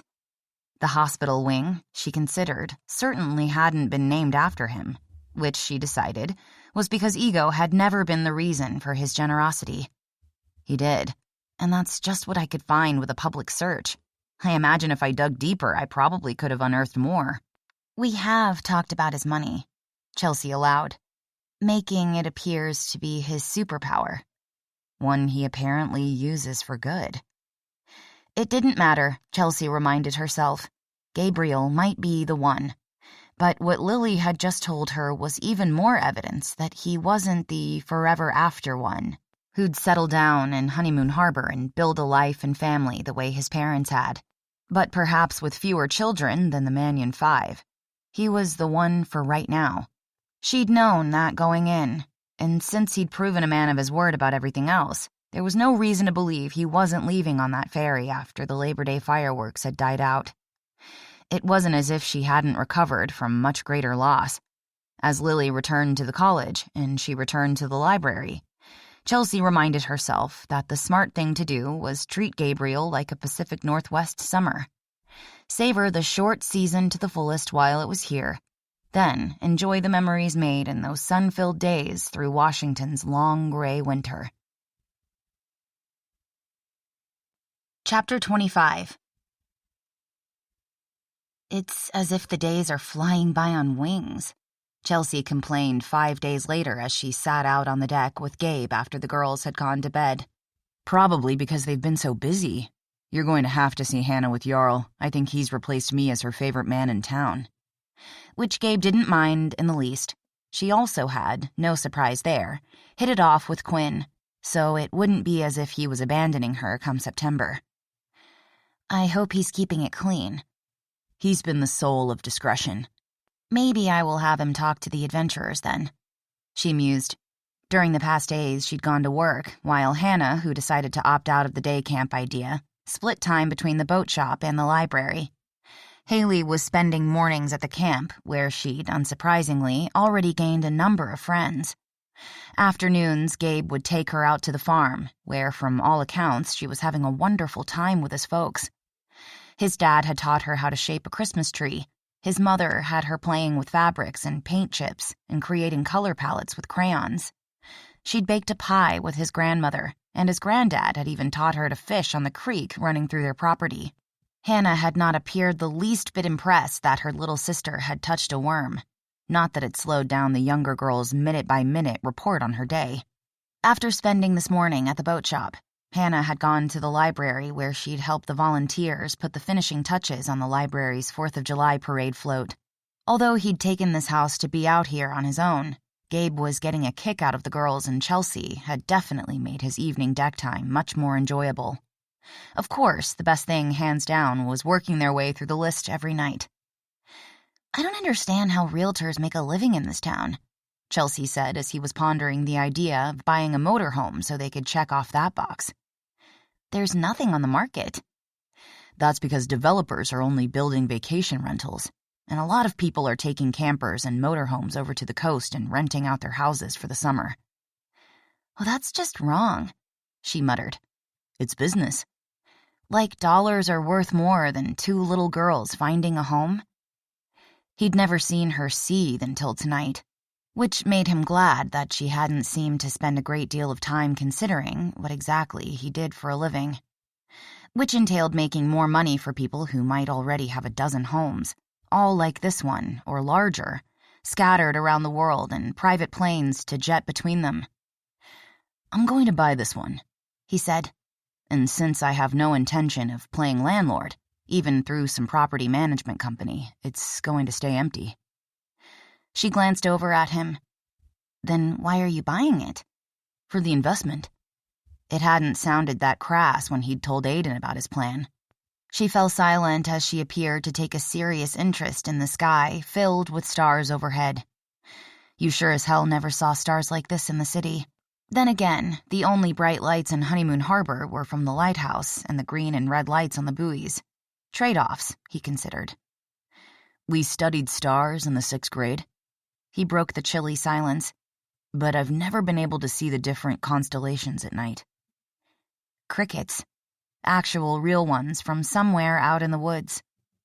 Is that Mars? He pointed toward a bright light in the deepening sky. That's the North Star, which you undoubtedly already know since you and your brother supposedly spent a lot of time sailing. If her voice held any more disinterest, he'd have thought he was talking with Hannah, her first couple days at the house. Although he could still sense the older girl's wariness about her situation, she'd begun to remind him of a flower after a drought, blooming in a way Mrs. Douglas, when she came for their home visit, couldn't help but see. Mars is the red one. Now I remember. She didn't even bother to acknowledge that conversational ploy with a response. The silence settled over them again, broken only by those crickets, the croak of frogs in a nearby marsh, and the splash of a jumping fish breaking the night-still water. Do you like your work? The change in subject surprised him, yet on some level it didn't, given that they'd been talking around the edges of how he'd made what could admittedly be seen as an obscene amount of money. I wouldn't do it if I didn't. Who didn't like something they did well? Some people created symphonies, others wrote novels. Then there were those who could build a skyline that defined a city, or take a broken-down heart out of a chest and replace it with a new one. Gabe made money, lots of it, not just for himself, but others. I suppose being able to help people must be a wonderful thing. She was looking out over the water, which was beginning to deepen to indigo. I try to make a difference, but there are so many times when it would feel so lovely to simply write a check to make the problems go away. Money doesn't necessarily buy happiness. Great. Now he was sounding like an internet meme. No, it can make lives easier. Gabe felt uncomfortable whenever anyone outside his field brought up the topic of money. He felt even more so hearing it from this woman who, from what he'd seen, lived a life of service every day. He also knew what she clearly wasn't saying, that she couldn't approve of his plan to buy this house, only to have it sit empty when so many others were homeless. I went to a party last summer, he said, at this beachfront mansion in the Hamptons. As one does, she murmured, the smile she slanted him taking any censure from her words. It would make this place look like a cottage. It had 2 swimming pools, one for kids, the other for adults, tennis courts, plural, a lawn that an entire crew of gardeners kept as perfect as a putting green, and gardens where I doubt a single weed was allowed to sprout. The furniture had been made especially for the house in Italy. It had taken 2 years. The double front doors had come from a 13th century French abbey, the arched ones to the stables from an Italian winery. They allow horses in the Hamptons? East Hampton, I'm told, has always had a history of horses. They have a lot of horse shows. We have barrel racing and draft horse pulls at the county fair, but I suppose that's not quite the same thing. You'd suppose right. I'll bet we have as much fun. The Pee-wee sheep riders are absolutely darling. I remember those. He also had fond memories of sharing kisses with girls on top of the fair's Ferris wheel during high school. Maybe he could relive the experience with Chelsea. Why did you go to the party? Because it was an annual event hosted by my best friend. Most of the year he lived an hour north of Manhattan, but summers were spent on Long Island. Sounds as if he's a lucky man, she murmured. Not so lucky. He was the mentor I told you about. The one who died? Yeah. I was a pallbearer at his funeral. Oh, I'm so sorry. She put her hand on his. The gesture meant to comfort, stirring entirely different emotions. He knew, if not now, then later she'd figure out the dates and suspect Carter's death had something to do with his return to Honeymoon Harbor. Yeah, I was too. Because she hadn't taken her hand away, he turned his and linked their fingers together, the gesture feeling as natural as breathing. He was 46. Oh my, that's young. Yeah, but there's a saying that Wall Street years are like dog years, so maybe he wasn't so young. Did he have children? 4, ranging in age from 3 to 18. That's so sad. Here's the thing. Once again, he was going to tell her something he hadn't told anyone else. Something he hadn't even entirely admitted to himself. I looked around this spectacular $35 million estate. $35 million? For a house? For a 10-acre estate, he corrected dryly. The house was 18,000 square feet, with 12 bedrooms and a professional spa. There was also a 6-bedroom former carriage guest house with its own pool and a caretaker's cottage at least 3 times the size of the one I'm staying in. You were definitely in Great Gatsby land. I was. He decided that it wouldn't add anything to the conversation to reveal that despite all that money, Carter had turned out to be underwater on both houses, and even with secret bank accounts scattered all over the Caribbean, had left debts that would probably take months, if not years, to unravel. But I kept looking around, knowing that my friend had incredible skill and expertise at what he did. He was a true master of the universe, and not the comic book kind. He sounds as if he could have been a character in The Bonfire of the Vanities. He would have fit right in. I read the book while I was at Columbia. You told me you don't read much fiction. I don't, but that wasn't really fiction. You read it as a primer, she guessed. An instruction manual. Yeah, I did. And how crass did that sound? To decode, understand, and hopefully fit into the world you were planning to enter. Exactly. She got him. Maybe it was because, coming from the same small town, she could imagine the culture shock he'd experienced, and how he'd always felt as if he had to work harder, faster, longer. So, getting back to the party, I couldn't help wondering if the world would be all that much better or worse if Carter Kensington, that was his name, hadn't been born. Had he really made any difference? Driving back to the city the next morning, I thought how great it would be if we could live in a culture where the people who got to live in those houses, or even my apartment, used all their knowledge, skill, and experience coming up with ways to help others. And not just those who need it the most, but also ordinary, everyday people who, if they just had a hand up, could reach their full potential. Thus the student computers, she said quietly. He wasn't that surprised she'd learned about that. She was a librarian. She could probably find anything online. I wasn't snooping into your business, she assured him. Lily thought I already knew about the scholarships and accidentally mentioned them at lunch. Then, well, the conversation moved on to the hospital and the computers. Gabe wasn't annoyed by Lily Carpenter's slip. Honeymoon Harborites didn't live their lives as guarded here as they did in New York. probably because so much of what you did was already out in the open. Not wanting to embarrass her, he hadn't told Chelsea that Quinn had spotted Bird and his grandson delivering her car to her house after her first visit to the lake. The night of the door sex, which could still make him hard just thinking about it. And had him deciding the motorhome would be worth the cost. Hell, they could even take the kids to the coast in it. If Chelsea didn't want it after he left, he could possibly donate it to welcome home. "It's not any big deal," he said. "A few computers aren't going to change the world." "But they're going to change lives. Maybe one of those lives they change will be that of someone who goes on to change others' lives, and even the world." I wouldn't go that far. He was getting uncomfortable again. Outside the office and those finance bars, where competition reigned supreme, Gabe didn't talk about money. It was, after all, only a way of keeping score. And yes, trying to make a difference. Perhaps now that she knew about his donations, she wouldn't view him as a Carter clone. Although Gabe was still pissed at Dr. Doogie's attitude, there was ultimately a chance the street perhaps had contributed to Carter's death.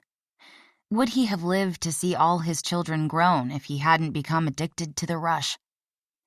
I've come to the conclusion that the old system of for-profit businesses being driven by the need to make money while leaving nonprofits to focus solely on good works creates a false disparity. Even nonprofits have to make money to stay active, which is why I've become interested in impact investing. Which is? Gabe's first thought was that this was a lousy conversation to be having beneath a starry sky while the girls were upstairs sleeping. But he knew she'd keep turning it around and around in her busy mind, and he wanted to show her that he wasn't one of those modern-day robber barons who kept making the news, many of whom people outside their privileged world only heard about when they were headed off to prison.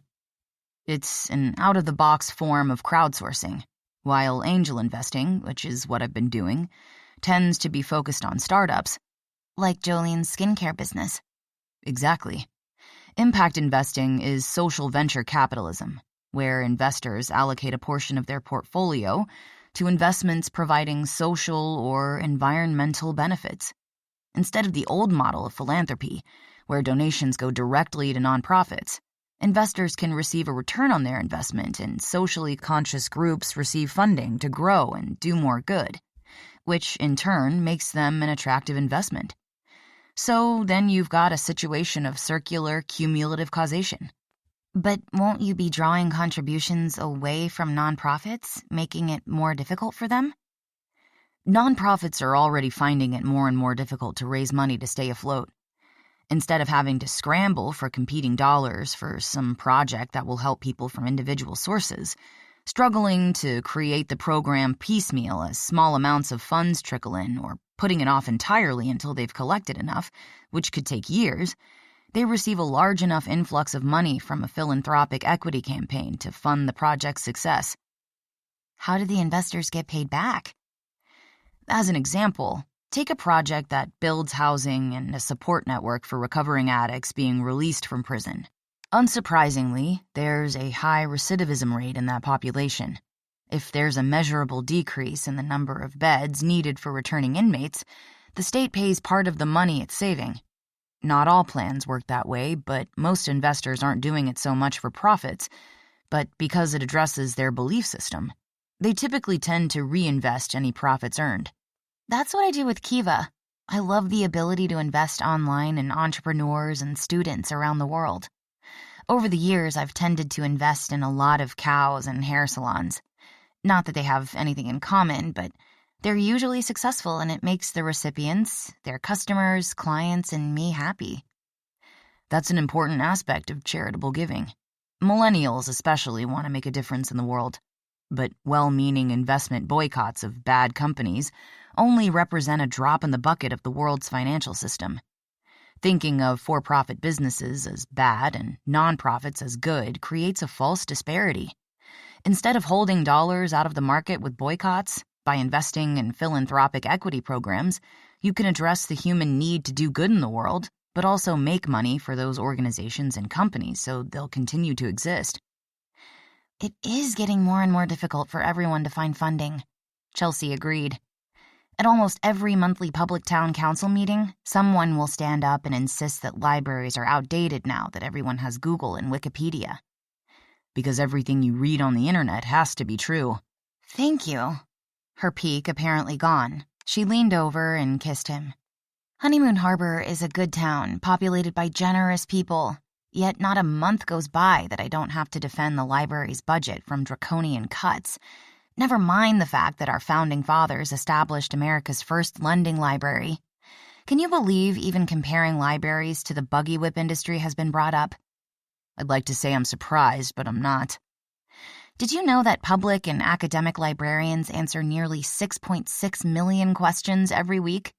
And if everyone who asked a question formed a line, it would span all the way from Miami to Juneau? No, I wouldn't have guessed that in this computer age. That's exactly how people usually respond. But it's a statistic. Librarians were the original Google before anyone had thought to invent the internet. And don't get me started about them being funded by taxpayers' dollars, because I hear that every damn month. Taxpayers get so much more than they give. At a library, it doesn't matter if you're an out-of-work fisherman looking for job training information or Bill Gates. Every resource in every library is free. Not just books, but internet access and educational training programs, along with help filling out resumes, job applications, and government forms. Everyone in a community can count on their library to provide them with the resources needed to succeed. We also provide a safe shelter for the homeless and others in need. Like 2 little foster girls who don't have a home to go to after school. Exactly. She was on her feet, beginning to pace, energy radiating from her like crackling electricity. We're a gathering place for the community, and so many don't realize how much we do, because libraries have always been part of their lives, so they take them for granted.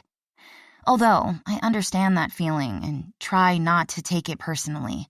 They have no idea what the world would be without libraries, because along with everything else, the most important thing they do is preserve history, and in turn, truth. She blew out a breath as she wound down. You didn't have to convince me, Gabriel said mildly. Sorry. Color rose in her cheeks. It's admittedly a hot button. Sometimes I tend to get carried away. I like it. It shows passion. Which brings up another question. What would you say about checking the pool sex off our list? She glanced up at the darkened bedroom windows. It'd have to be quick. Gabe stood up, grabbed the back of his t-shirt neck, pulled it over his head, and tossed it onto the deck chair. That works for me. Chapter 26. Guess what, Chelsea? Haley said after coming back from a Sunday at the Mannion farm.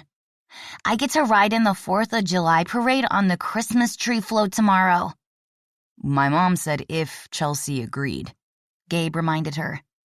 Oh, that's right, I forgot. Chelsea did not believe that for a moment, but having researched typical behaviors for both girls' ages, she learned that children tended to tell the most lies between 5 and 8 years old, mostly to test what they can get away with. Next time, try to remember invitations, she said. It's easier for adults to make decisions about whether or not to grant permission. Blue eyes widened. Are you going to say no? I'm sorry I forgot. Thank you for the apology, Chelsea said. Now, maybe Gabriel can fill me in on the details. It was exactly as Chelsea remembered. John and Sarah Mannion always had a float in the parade with a Christmas and July theme. When she'd been younger, the Mannion kids had dressed up in what had to have been sweltering winter outfits, throwing fake snowballs at each other while Christmas music played from hidden speakers. As each of the boys, then Brianna, dropped out of the annual event, they'd been replaced with children from the community. Tell her about the snow, Haley insisted, tugging on his shirt. Oh, yeah. Dad got together with a tech kid at the college and they invented a portable snow machine that uses water and shoots snow into the air. They never used fake snow in the past because it'd make a mess, but this stuff is made from water and melts when it hits the ground. I saw it work today. It's pretty cool. It's cold, Haley corrected. That too, Gabriel agreed. That's why I have to wear a parka and a knit cap. And you're invited too, Hannah.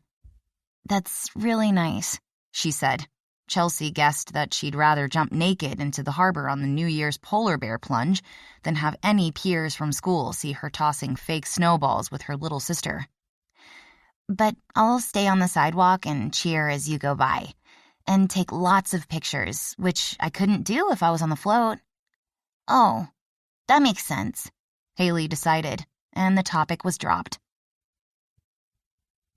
Some traditions never changed. Not that anyone in Honeymoon Harbor would want them to.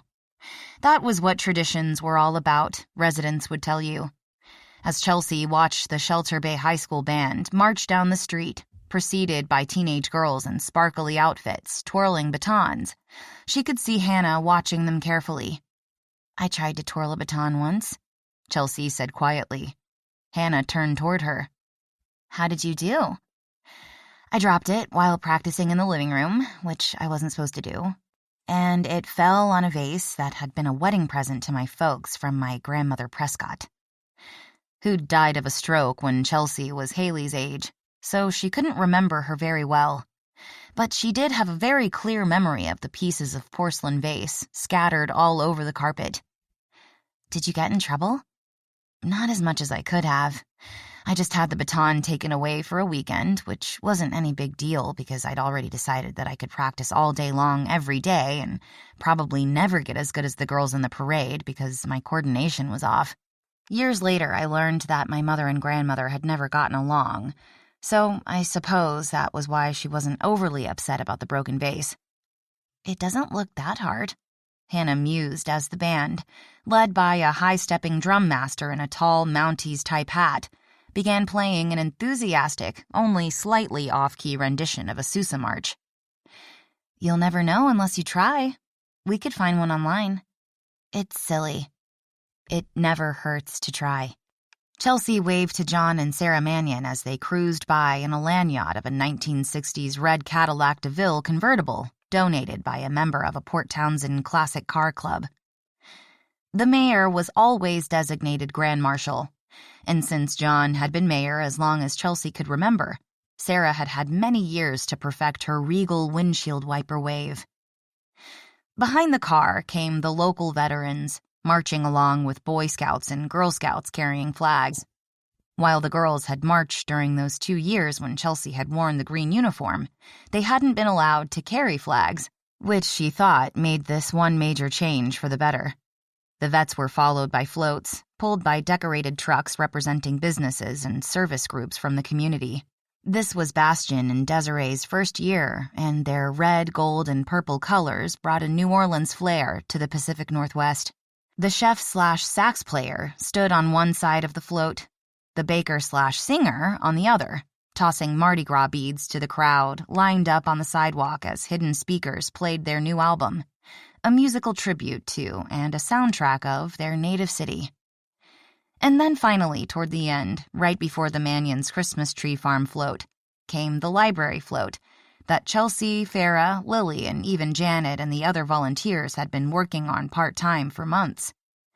On the backdrop of the float, they'd painted a large mural of familiar Dr. Seuss characters. On the front was another board with large wooden letters Seth had cut out with his jigsaw, which had been painted in bright crayon primary colors reading, "Oh, the places you'll go." On the platform, sitting on boxes painted to look like stacks of books, were the reading adventurers and members of the younger readers group. Chelsea had asked Hannah if she'd like to join them, but again, she'd declined. "Maybe next year," Chelsea had suggested. "Maybe," the girl had answered, "if I'm still here." And wasn't that the problem that hovered over everything like a threatening storm cloud? The Kiwanis had already started their annual holiday barbecue, and the scent of grilling meat greeted the parade participants and viewers alike as they reached the park. The music provided by the high school pop choir was wonderful, the company even better, and the fireworks, lighting up the sky over the harbor and reflected in the water, were, Haley declared, the best fireworks ever. "That was a good day," Chelsea said to Gabe as they drove back to the lake. "I think Haley nailed it," he said. "Your parents' snow machine was a big hit." Yeah, Dad was worried about it working, but it was a great ending to the parade. I think the adults enjoyed it as much as the kids. And speaking of kids, we've lost Haley. And Hannah had her head against the window, looking as if she was about to fall asleep. It's been a long day. But a good one, Chelsea said. I know it can be considered old-fashioned, but I really enjoy our small-town holiday celebrations.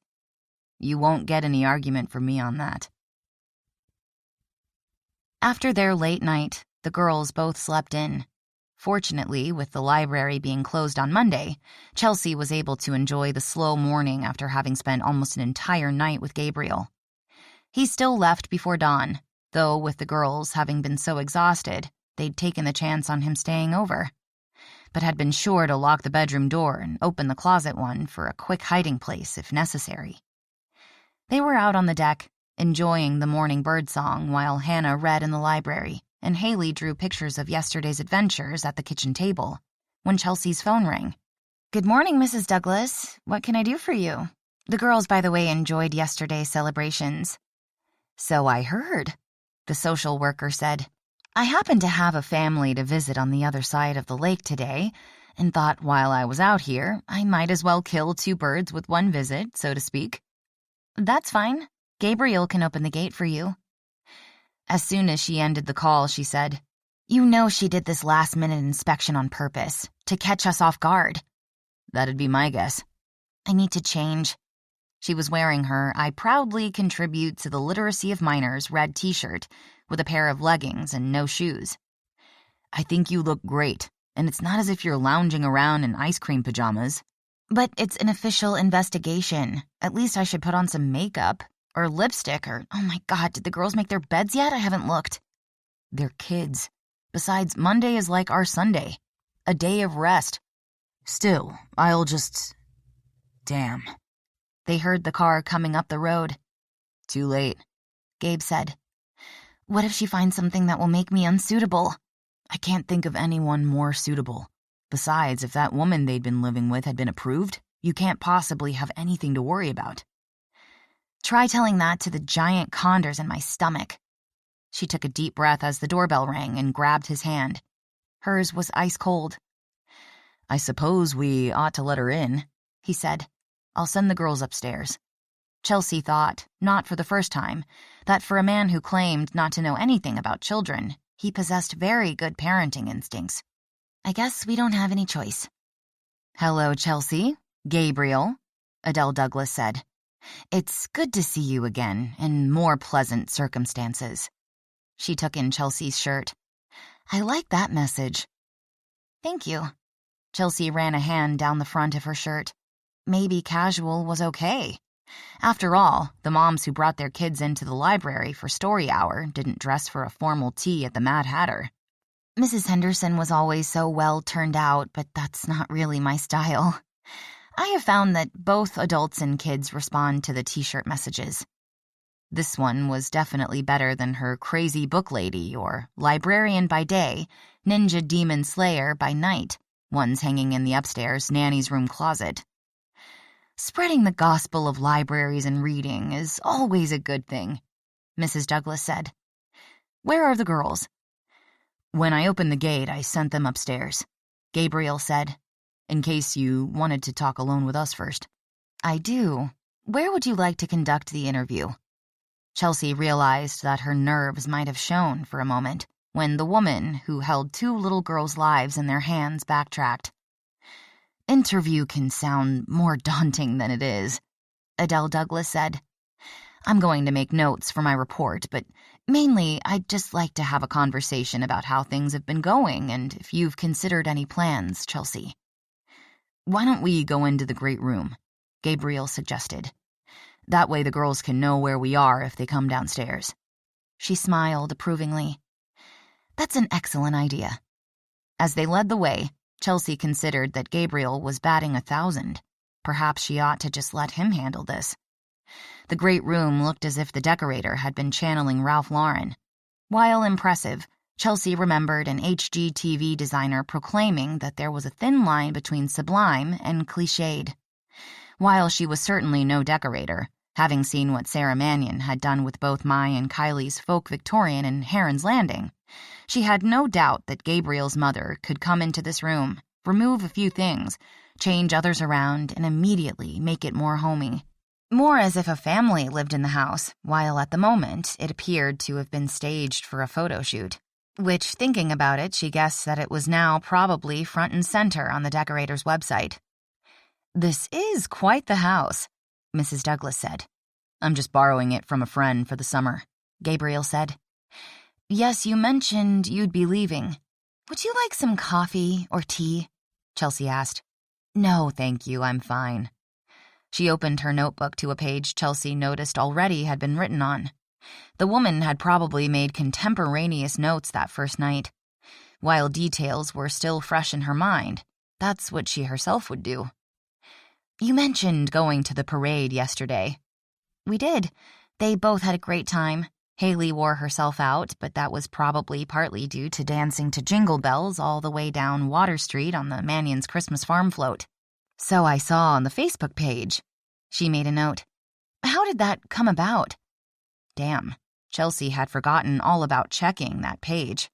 She spent the next few minutes explaining about the picnic, the trip to Seattle, the sandcastle building, Gabriel taking Haley to the farm, which the social worker already knew because he'd called her ahead of time to make sure it was okay, and Hannah's days at the library. She'd already spent every day there after school, so she felt comfortable and safe. "Both good things," the woman said with a decisive nod. "She's also been working with Gabriel at the boat shop." "Oh?" "I'm building a fairing," Gabriel said. "It's a smaller version of a Viking boat. I'm auctioning it off for welcome home during the boat festival." "I remember you making some lovely boats," Mrs. Douglas said, then wrote some more. "So, Chelsea, although you're staying here for the time being, you're still renting an apartment in Edna Moore's house?" "For now, but I'll be moving." The slight lift of a brow was unreadable. "Will you be staying in town?" "Oh yes, absolutely. I just thought it was time for a larger place." "Any particular reason?" The pen poised over the lined paper again. Knowing this woman hadn't been born yesterday and had shown herself to be very good at her job, Chelsea didn't try to hedge. "I was hoping that I could be approved to be a foster parent, rather than merely an interim placement." "I see." She didn't seem the least bit surprised, merely made a notation in the notebook. "And I assume, from what I saw of your relationship to the girls the night of the incident, and heard from Sarah Mannion and Mrs. Henderson, that you might be a candidate for guardianship." "They've already moved so many times for such young ages," Chelsea said. "I know all about growing up in a less than stable environment. I wouldn't want that to be their future. So yes, I've considered it." "It's not an easy process," the social worker warned. "It shouldn't be, not with children's lives in the balance. A child or children must be in a proposed guardian's home for 6 months prior to any guardianship being established." "I'm not going anywhere." "You'd need to participate in a shared planning meeting." "Planning meetings are a normal part of my life," Chelsea said. "You'd also have to understand that you'd be making a commitment to the children until adulthood with the intention of a continued lifelong relationship. This is nothing like bringing a puppy home from the shelter." Chelsea was about to object the idea that she would consider the situations at all similar, then decided against challenging a statement that felt like a test of some sort. "Absolutely. I'd make that commitment." "Yet it seems a bit impulsive." "I can see how it could appear that way." Chelsea didn't allow herself to look at Gabriel, who she could feel intently watching her. "Sometimes you know things are right. You don't just know it in your head, but also in your heart." She covered her own heart, which was currently beating like a snare drum playing Sousa. "I felt an immediate connection to both Haley and Hannah within minutes of finding them in my library. The library," she amended, reminding herself that although it might feel like hers, officially it was Honeymoon Harbor's library. "Perhaps it was because I recognized my younger self in them." Perhaps the bond, which has grown since then, was merely fate. Something inexplicable but meant to happen. All I know is what I know, and I know I can give Hannah and Haley the home they need, the home they deserve. That's very heartfelt, Mrs. Douglas said as she began writing again. And sincere. I do have one additional question. Okay. Guardianship is typically considered when reunification isn't possible and adoption is not in the child or children's best interests, as in the case of permanently separating siblings. Is there a reason you haven't considered adopting? I have considered that. The idea had circled around and around like a leaf caught in an eddy since that night they'd brought the girls home from Mrs. Lawler's. But I assumed that I'd have to prove the ability to be a good guardian first. Well, yes, that's the case. Why don't we keep things as they are for now and get you through the guardianship process while you give additional thought to a more permanent relationship? My relationship will be permanent, whatever its official status. But if adoption is open to me, I'll definitely take it. If only to make the girls, especially Hannah, feel as if they've found their forever home. She cringed inwardly, realizing that statement sounded like all those Shelter Adopt-A-Pet TV commercials and videos that were always showing up in her Facebook timeline. But Mrs. Douglas merely continued writing, then finally slipped her pen into the holder on the side of the notebook. I believe I have enough for today, she said, then turned to Gabriel. Now I'd like to speak with Hannah and Haley, alone. Of course, he stood. I'll show you to their rooms. Chapter 27. Despite having no reason to expect things would go wrong during the social worker's interview with Haley and Hannah, Chelsea's nerves were buzzing like electrical lines in the fog. You're going to pace a path in this rug, Gabe advised. Not that either the current owner nor I would care, just saying. It's nerve-wracking. Obviously. You sure threw a curveball there. Adoption is quite a jump from considering trying to become a permanent foster mother. Not as much a jump as it seems. The friend who gave me those foster care statistics warned me against getting too involved with the girls, or letting them get too involved with me because they'd start seeing me as a mother figure, which in turn would make them feel the loss so much harder when they moved on, which can happen several times a year. Hard to get your feet under you when the ground keeps shifting. Exactly. I was trying to walk a line between being just the library lady and a friend and mentor, like yours was in New York. The absurdity of that comparison almost had him laughing, but Gabe knew that she was dead serious. That's a difficult line. The one thing that the two situations had in common was that Carter and he had blurred their line from his very first year at Harborstone. It's been getting narrower and blurrier every day. It took the fire and seeing what their lives really were, what they might never be, perhaps until they aged out of the system at 18. And even by then, they could be so messed up, the entire rest of their lives could be affected. Possibly, but it wouldn't be your fault. Wouldn't it? She stopped pacing in front of him. Answer me this. If you were driving across the Tacoma Narrows Bridge and you saw someone standing there looking as if they were going to jump, would you just drive on by and risk the chance of them jumping? Or stop and try to help? I'd call 911. When her eyes narrowed, he lifted his hands. And okay, although I see where you're going, of course I'd stop after I called 911. Because first responders are professionals. They know what to do. That argument isn't going to work for me, because what the admittedly overworked and underpaid professionals can do under these circumstances is shuffle kids around from home to home to home. It's not their fault, because they can only work with what they have. And I looked on their website and they're trying a lot of outreach to prospective foster parents. But even if they get more, you and I both know that the opioid epidemic, which doesn't appear to be going to disappear anytime soon, will only increase demand for homes, For beds. Meanwhile, 2 innocent young children might spend over half their lives without parents, stuck in a never-ending revolving door. And the most important reason I want to adopt them is that I love them. I can't deny you didn't have a strong point before you got to the close. I also can't think of anyone who'd be a better mom. Despite your attempt to walk that tightrope, it's obvious that the kids have bonded with you. You've even managed to put cracks in Hannah's protective shell. So have you.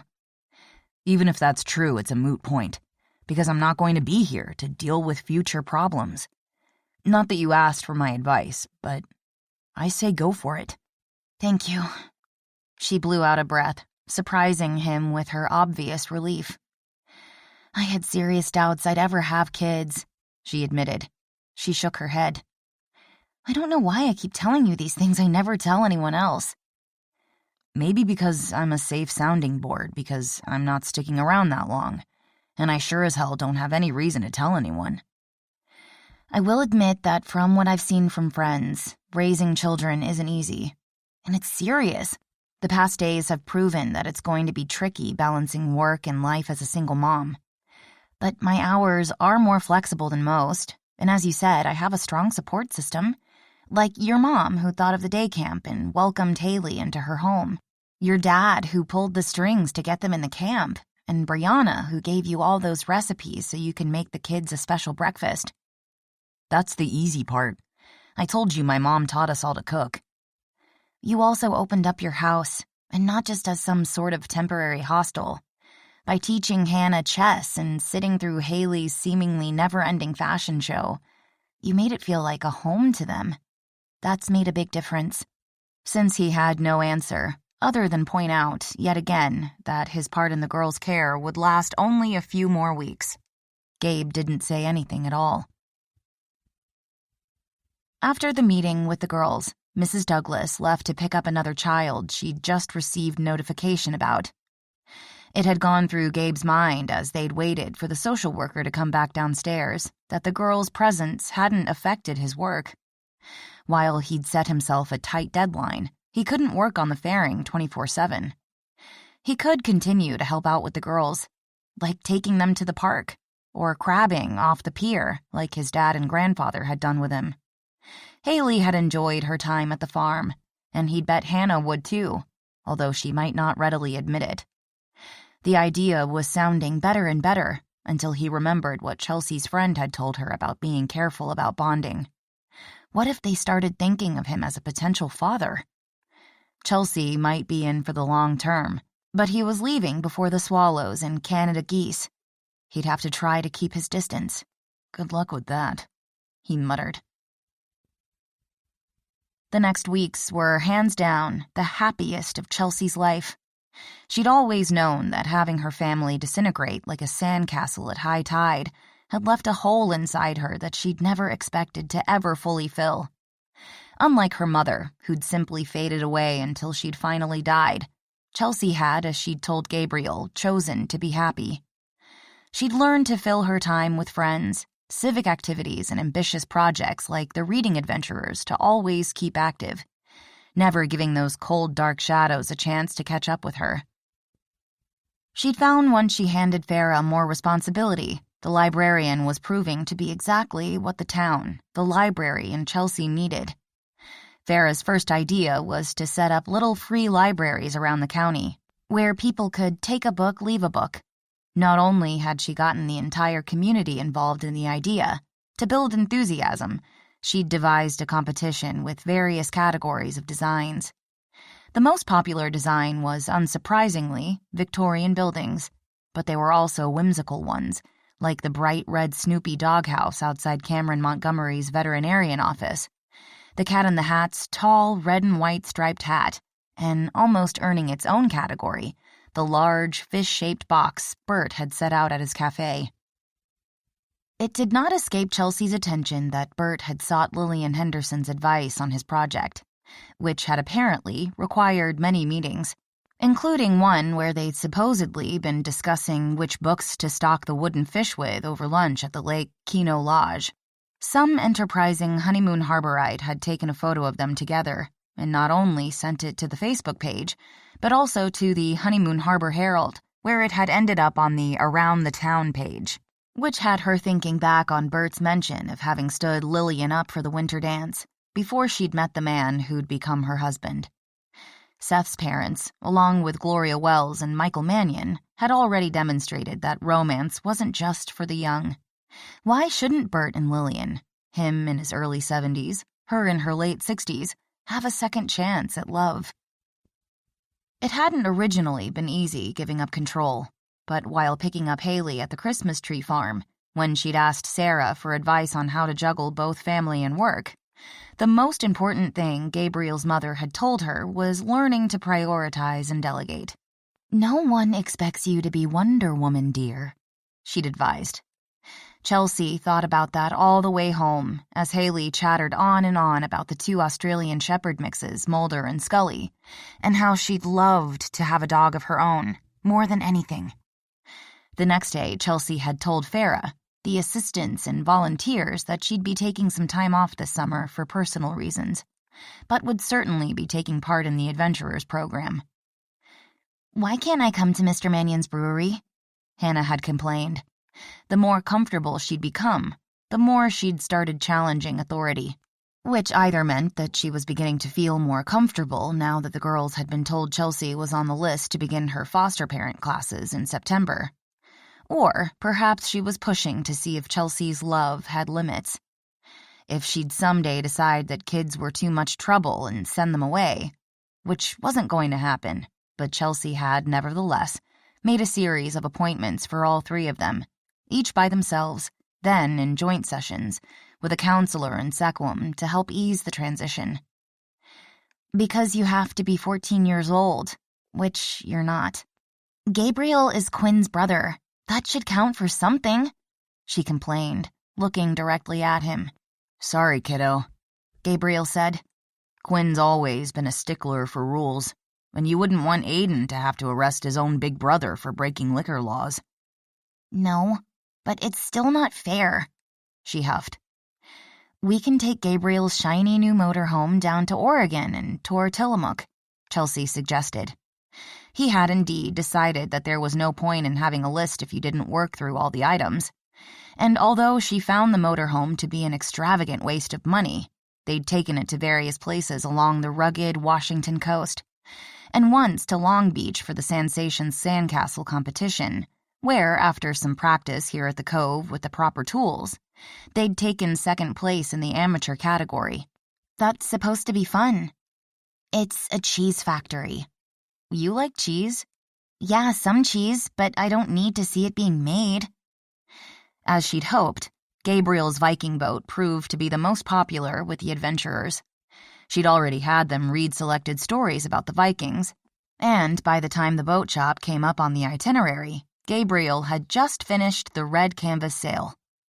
While it wasn't yet ready to go in the water, he did invite all the adventurers to watch its maiden voyage at the Labor Day Wooden Boat Festival.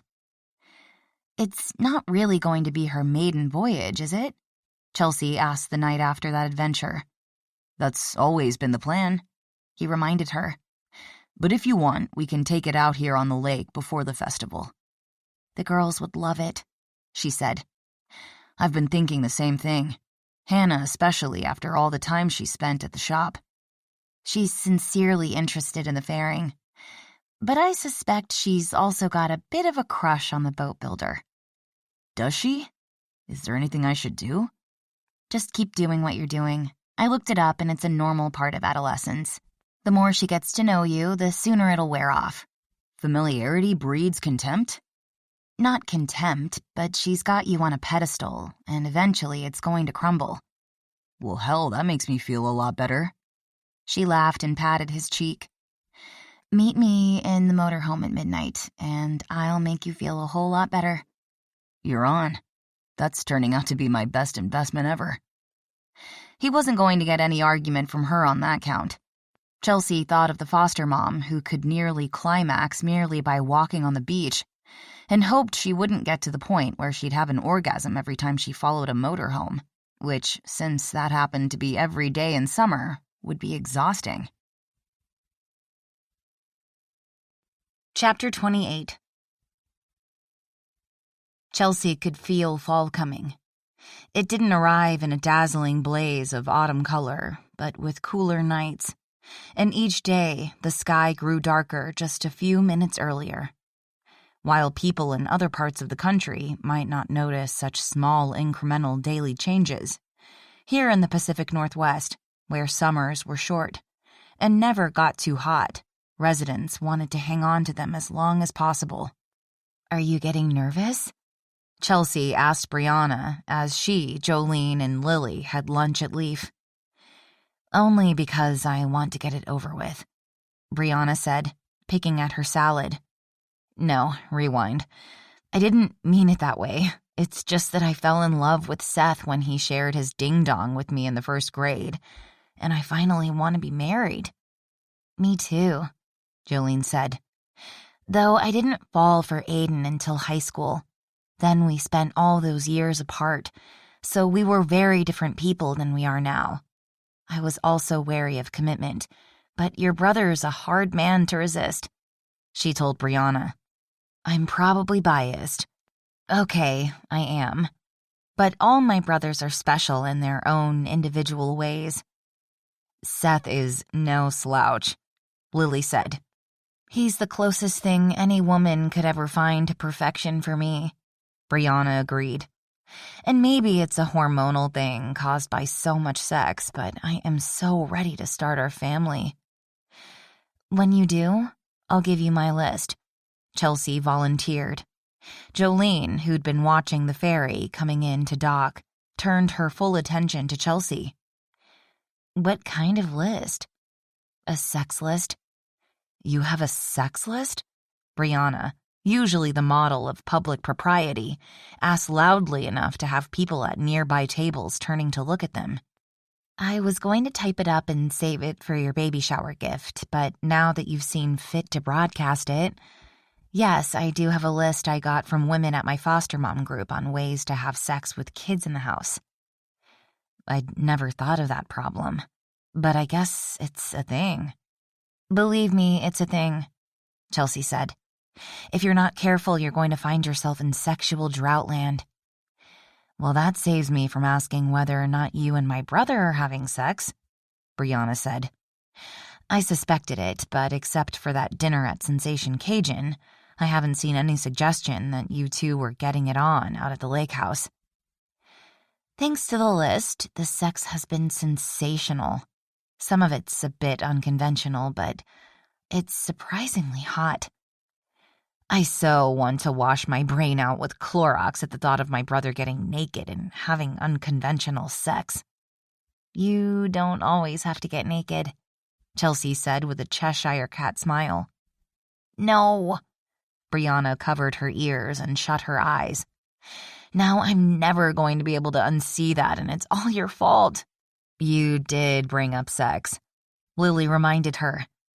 I did not. I brought up having a baby, which involves sex, unless you've had a visit from an angel bringing you tidings of great joy recently, Chelsea said. So as not to upset your apparently delicate sensibilities any further, I'll just put this out there and let you decide if you want to explore it. Did you ever make a blanket fort when you were a kid? Of course. It's a long winter, and there are a lot of days when we kids couldn't go outside, so... Oh! She covered her mouth. Let's just say your brother is very, very skilled at capturing the fort and planting his flag. I am never going to be able to look at him again without picturing that. Picture Seth instead, and I bet it won't bother you so much. In fact, why don't you try it out on your honeymoon? Wargame it, so to speak. I still can't believe they gave you a list. I only wrote down what they were saying. It wasn't a list until then. You'd be surprised at the ways and places you'll be able to ensure your first baby won't be your last. OMG, that's why Gabriel bought that fancy new motorhome. None of us could figure it out since he's going back to Manhattan, where he definitely couldn't drive it around the city. I can neither confirm nor deny. You don't have to. It's written all over your face. Brianna stabbed a fresh strawberry with her fork, which stopped halfway to her mouth. Wait a minute. Does this mean he's not going back to New York? Oh, he's going right after Labor Day, just as he said. Brianna sobered. I'm so sorry. Me too, Jolene said. Me three, Lily chimed in. You were the one who suggested a summer fling, Chelsea reminded Lily. Exactly, a fling. As in a short, intense version of Friends with Benefits. You're not supposed to fall in love with a fling. I did, Jolene volunteered. With a guy who wasn't going anywhere, in a town where you can't go out for milk and eggs without running into a dozen people you know. You don't have a fling with a man you're still going to see every day when it's over. Flings are for long weekends at a winter ski lodge, or a Caribbean cruise. 2 ships passing in the night, or in the case of a small-town girl and a guy who's got a short shelf life, before he goes back to the city. It's just sex, Chelsea insisted, ignoring Lily's knowing look. Summer fling sex. If she could only make herself believe that, everything would be hunky-dory. Okay, Brianna said. She glanced down at her watch. Let's table this discussion because Chelsea, Jolene, and I have 10 minutes to get over to the Dancing Deer and try on our dresses. And I have to get back to work on the new semester press release and invitations for the scholarship reception, Lily said. But, Brianna said to Chelsea as they left Leaf after paying the bill, we all still want that list. As if wanting to give her own wedding gift to the brides, Mother Nature had turned benevolent, bringing back a perfect day of late summer blue skies and clear air that allowed the mountains to glisten for as far as the eye could see. Brianna, who'd once planned a formal wedding for a pair of dogs with a 6-figure price tag, had decided she wanted a casual ceremony and reception at the Mannion Christmas tree farm to celebrate her marriage. Since she was marrying a Mannion brother, Jolene had readily agreed on the venue. It was a family affair, with Caroline Harper, Seth's mother, who'd become an ordained minister last year, performing the ceremony. Chelsea was attendant to both brides, while Quinn was groomsman to his younger brother and the man his sister had loved since childhood. Bastian and Desiree provided the music, as they had last summer for Kylie and Mai's garden wedding. It was that wedding which had brought the 2 former lovers back together. Brianna had chosen an understated ivory slip dress, a single pearl on a platinum chain, and white ballet flats that wouldn't sink into the turf of the back lawn as she welcomed guests in the reception line. Jolene, wearing her favored 50s vintage style, had gone with a knee-length backless dress with a full skirt that swayed like a bell when she walked. Around her neck, she wore a simple heart made from a piece of aqua sea glass found on the peninsula on a white gold chain. Aiden had given it to her one summer night, back when they'd still been in high school, before he'd gone off to Marine boot camp.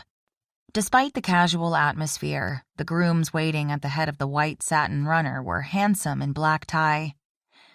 Life had taken both couples down separate paths for many years until they'd ended up back here in Honeymoon Harbor.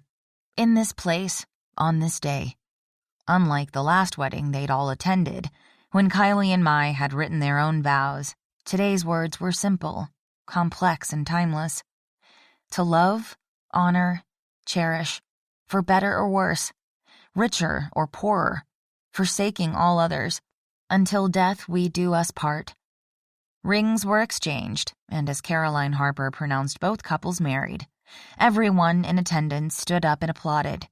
Then, as the couples walked up the aisle to Bastian and Desiree singing, signed, sealed, and delivered, the guests began dancing in the aisle behind them.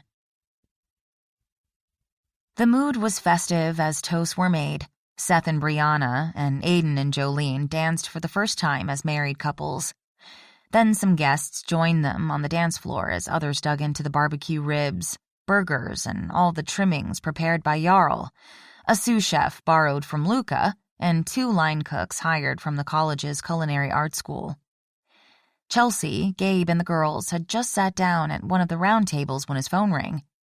He glanced at the screen, then told Chelsea, "I'd better take this," before she could argue that business could wait while he was at his brother's and sister's wedding. He was gone. "I'm in the middle of something, Phil, so this better damn well be good. If you want that senior slot, you'd better get back here ASAP," Phil Gregg warned him. "Hendricks has been trying to poach your accounts, and he's definitely playing hardball politics, suggesting that having taken this break so soon after landing in the ER, you're not up to the job. That may be you're too emotional over Carter, or maybe you're burned out. You've got a lot of guys in your corner, but I've got to tell you, Gabe, I'm not sure we're going to be enough to stop the coup by ourselves. You need to be on the scene before you lose everything you've worked for." Which was something Gabe had no intention of letting happen. Barry Hendricks was a trust fund baby, hired more for his social good old boy connections going back to the cradle. He'd been playing lacrosse and tennis at Groton while Gabe had been running cross-country track at Honeymoon Harbor High. He'd gone to Harvard while Gabe had received an excellent education at UW that had gotten him into Columbia. But a West Coast public school didn't carry equal clout in East Coast boardrooms. But Gabe was smarter and tougher, and a better trader because people trusted him. Which couldn't always be said for Hendricks. "I'm on my way."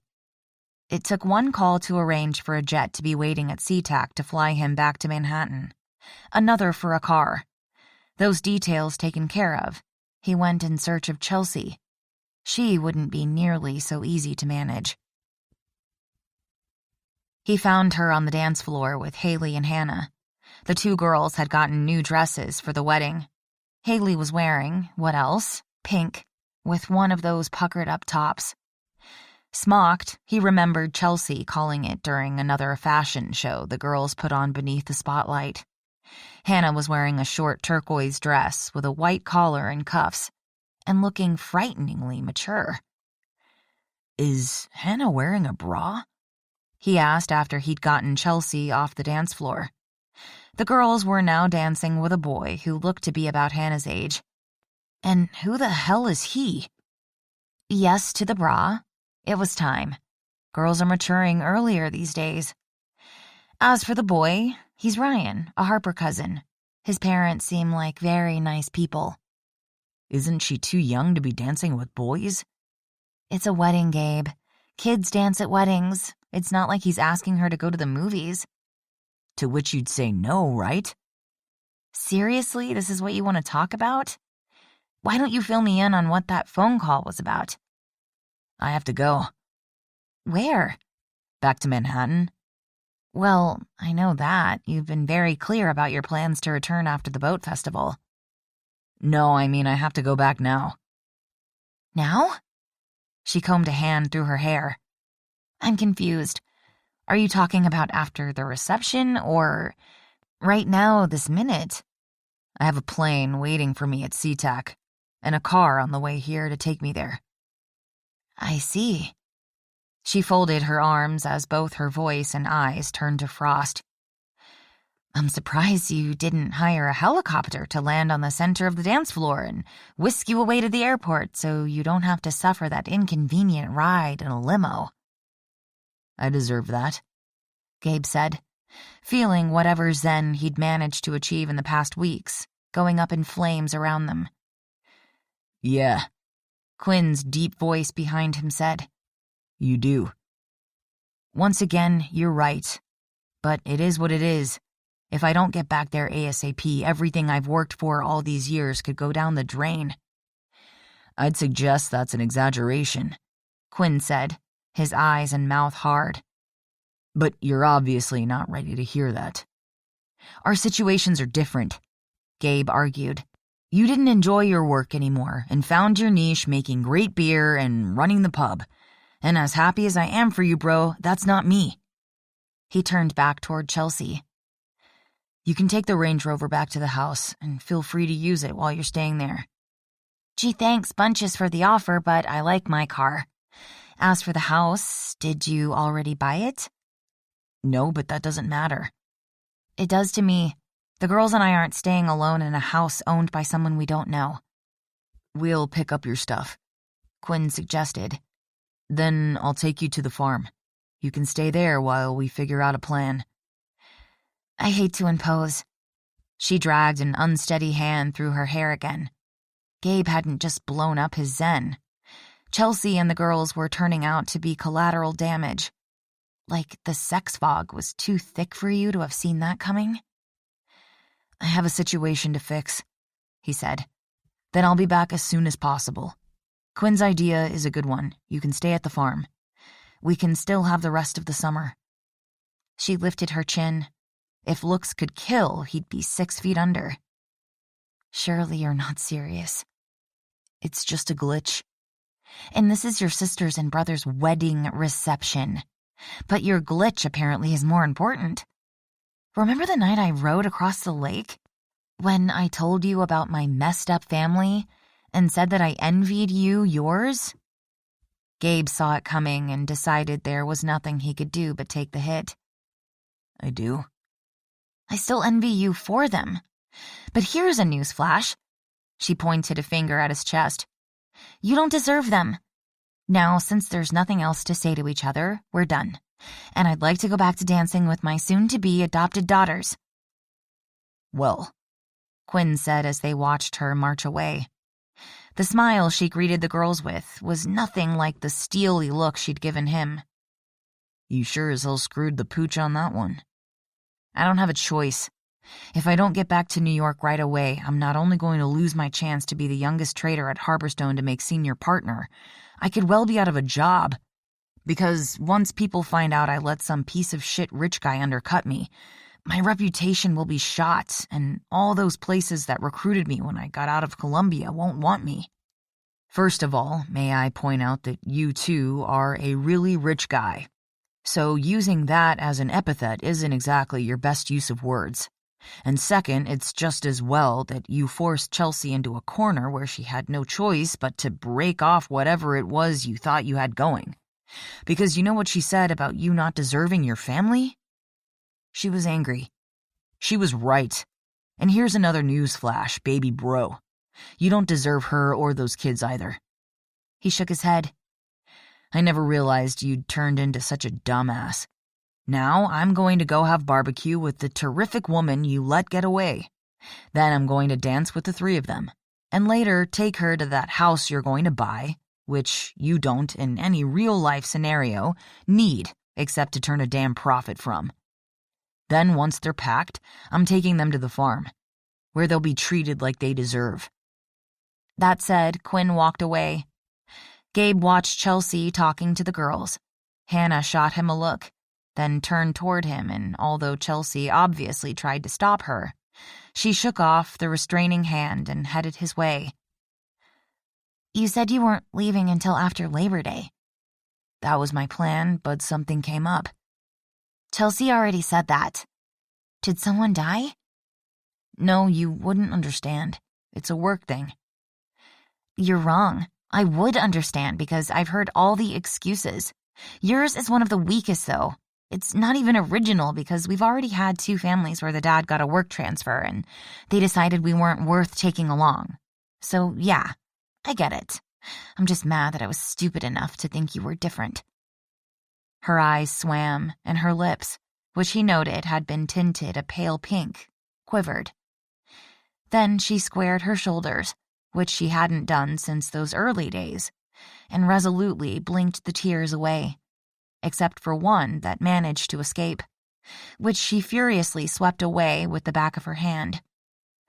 So go back to New York City to your fancy job and your fancy office and your fancy apartment and some fancy skyscraper and enjoy making all that money, because we don't need you. That said, she spun on a heel and went running back to Chelsea and her sister, leaving Gabe just as he'd been for all these years since leaving home, alone. Chapter 29. Chelsea was just coming to see if the girls needed any help when she heard them talking. Why did Gabriel go away? Haley asked her sister, as they packed their things so they could move, again. Because he got tired of us? Was it because I was bad? No. Hannah went down on her knees and drew her sister into her arms. Some people like kids okay, but don't want to be around them all the time. He's said all along he was going to leave once summer ended. But summer isn't ended yet. Haley's bottom lip was quivering, a sign she was about to burst into tears. We haven't gotten to go for a ride in the fairing, and he's going to miss the boat festival. He knows that, and I'm sure he's feeling really bad about leaving, but he's got important work to do. Haley wiped the back of her hand between her nose and mouth. Do you think he'll come back? I don't know, Sprout, but even if he does, we won't be here. You like the farm? I do like it. It's fun, but I hate moving. She threw her unicorn t-shirt into the small pink polka dot suitcase Chelsea had bought her in Seattle. And I hate Gabriel. She'd done this, Chelsea told herself with a sinking heart. She'd put these two girls at emotional risk just so she could have a damn summer fling. Why couldn't she have seen this coming? Because she admitted she'd fallen in love with Gabriel, which had allowed her to believe deep down that he'd decide to stay. To help her create a family ironically like the one he'd grown up in.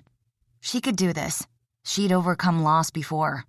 She could do it again, if not for herself, for Hannah and Haley, her soon-to-be daughters.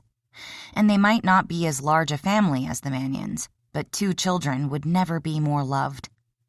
And maybe, when she was a very old woman, the pain she was feeling today would have eased, she hoped. As always, Quinn was right. Gabe had screwed the pooch, and as he sat in the back of the black town car, which was a far cry from the limo Chelsea had probably had in mind, he thought about his parents and the story he'd heard about their rocky courtship.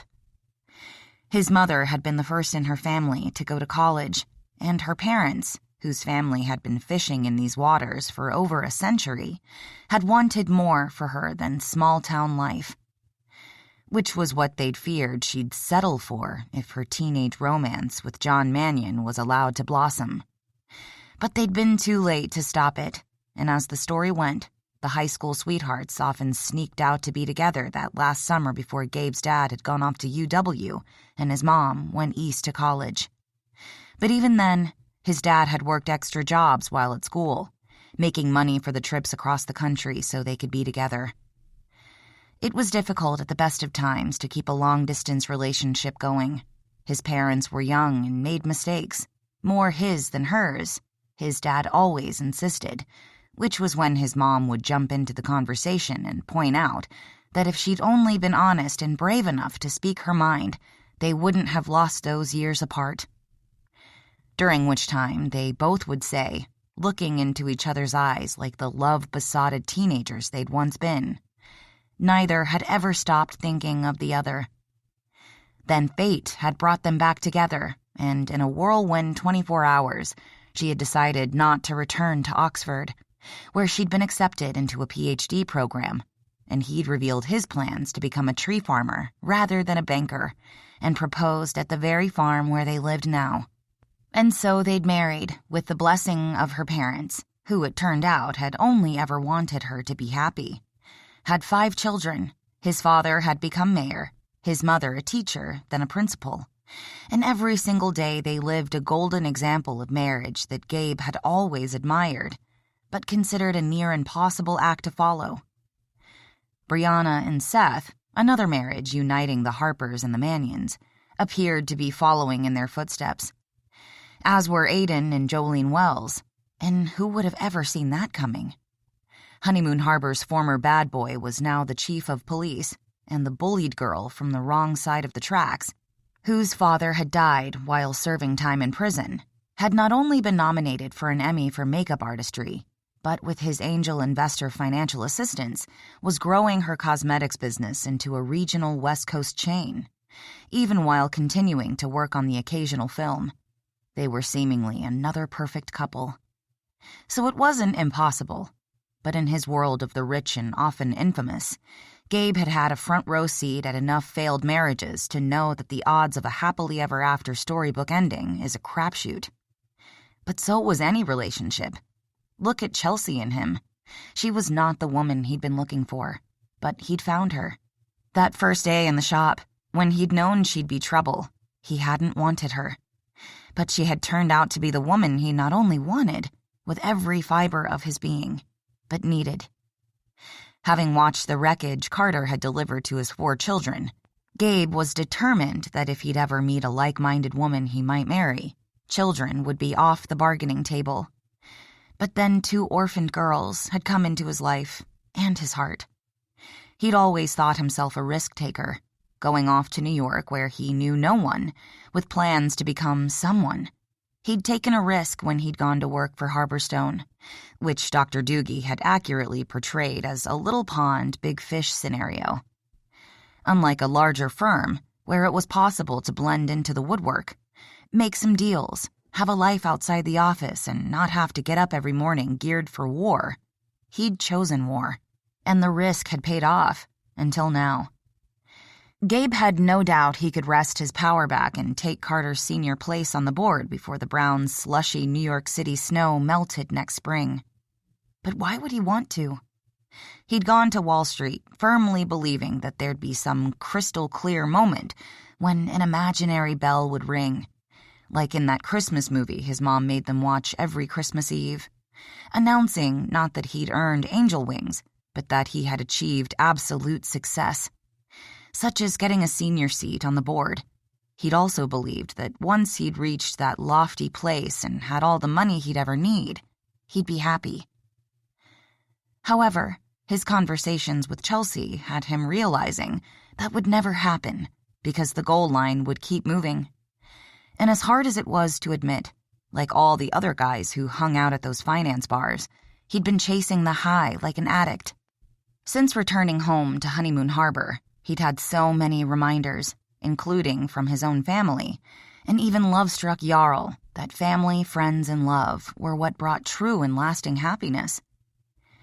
His mind wandered to the French Alps, where Dr. Doogie's brother was taking the summer off to spend with his family, foregoing the money he could make from teaching wealthy skiers, with enough time and money to move around the world with the snow, to build a better, richer life. Quinn had thrown his high-paying, prestigious attorney gig away and risked starting his brewery and re-establishing the pre-prohibition family pub. And now he was obviously as happy as a Puget Sound clam. When was the last time he'd been happy? Gabe asked himself. Oh yeah, earlier when he'd watched his sister and brother dancing back up the aisle after exchanging those lifetime vows with their spouses. He had not a single doubt that their risk on love would turn out as richly rewarding as his parents had. He'd been born into a family of risk-takers, yet, unlike the Manions before him, he was afraid of taking the ultimate risk of putting his heart on the line. And in reality, it wouldn't even be a risk, because there was a warm, beautiful woman and 2 great kids in Honeymoon Harbor who'd already given him their hearts. They loved him, and he felt shame for how he'd treated their gift. They'd reached the ferry terminal just as the cars had begun to load. In another minute, he'd be on board, headed to that Learjet, waiting on a SeaTac tarmac to fly him back to the battlefield. I need you to turn around, he told the driver, who looked up at him in the rearview mirror. Why? Did you forget something, sir? Yes. He'd forgotten what was important, what life was, or at least should be, all about. He'd forgotten that love was both the greatest risk and the greatest reward of all. I need you to take me back to Honeymoon Harbor. Yes, sir. She wasn't going to let him off easy, but like Seth did to win Brianna back when he'd almost lost her, Gabe was willing to grovel. Whatever Chelsea wanted, he'd do it. If she didn't want to live in the lake cabin that had begun to feel like home, he'd build her a new one. Any kind, anywhere. If she wanted him to crawl naked down Water Street over broken oyster shells, he'd do that. If she wanted him to give away all his money, he'd even do that. But hopefully she'd agree that he could do more good using it to help others than throwing it to the winds. then living with his wife and 2, hopefully more, kids and a dog. Because after what he'd done to the kids today, Haley was definitely getting her dog. Whatever Chelsea wanted, he'd do anything for love. They were stalling. None of them had that much to pack, but Chelsea understood that this had been a special place for them. The first probably in a very long time that, despite its excesses, felt like home. Where, despite Gabe's insistence that he'd be gone with the geese come summer's end, they'd felt like a family. She knew that deep in their young hearts, the girls had believed that he'd change his mind, that he'd stay. Because they'd all been so perfect together. How could he not see that? She knew what they'd been thinking, because she'd been thinking the exact same thing. He'd miss them. Terribly. He might not realize it now, but all the bright and busy days filled with all the expensive, shiny things were worth nothing in the end. There was one thing that all the money in the world could never buy. One thing that endured. The one thing only she and the girls could give him. Love. And he hadn't accepted that gift. Having changed from her bridesmaid's dress into a pair of khaki capris and a t-shirt with the Einstein quote, "The only thing that you absolutely have to know is the location of the library." She was sitting in the library while Hannah took Haley down to the beach to collect a final bag of shells and rocks, and maybe even a piece of sea glass, like the heart-shaped one Aiden had given Jolene so many years ago. Chelsea wondered if years from now, when the girls were grown with their own families, they'd remember this day, and Gabe, and have sympathy for the man who'd chosen to live atop his gilded New York world alone. Chelsea! Haley came running into the library, dropping shells and rocks and spreading gray sand everywhere. He's here! Quinn? I know, he's taking us to the farm. Not Quinn. Hannah, who was following slowly behind so as not to drop her collected treasures, said. Gabriel. It was true. Hearts really did stop. Fortunately, Chelsea's began to beat again, albeit at a rhythm that couldn't possibly be healthy for anyone. She put a hand on her chest as if to calm it, momentarily closed her eyes and drew in a breath, held it, then blew it slowly out. Again, a third time. "What are you doing?" Haley demanded with more than her usual impatience. "She's meditating," Hannah said. "Why?" "Maybe to calm down so she won't stroke out, or so she won't shove him into the water, which is what I'd do." Chelsea opened her eyes. "Don't tempt me. I'm supposed to be the adult here."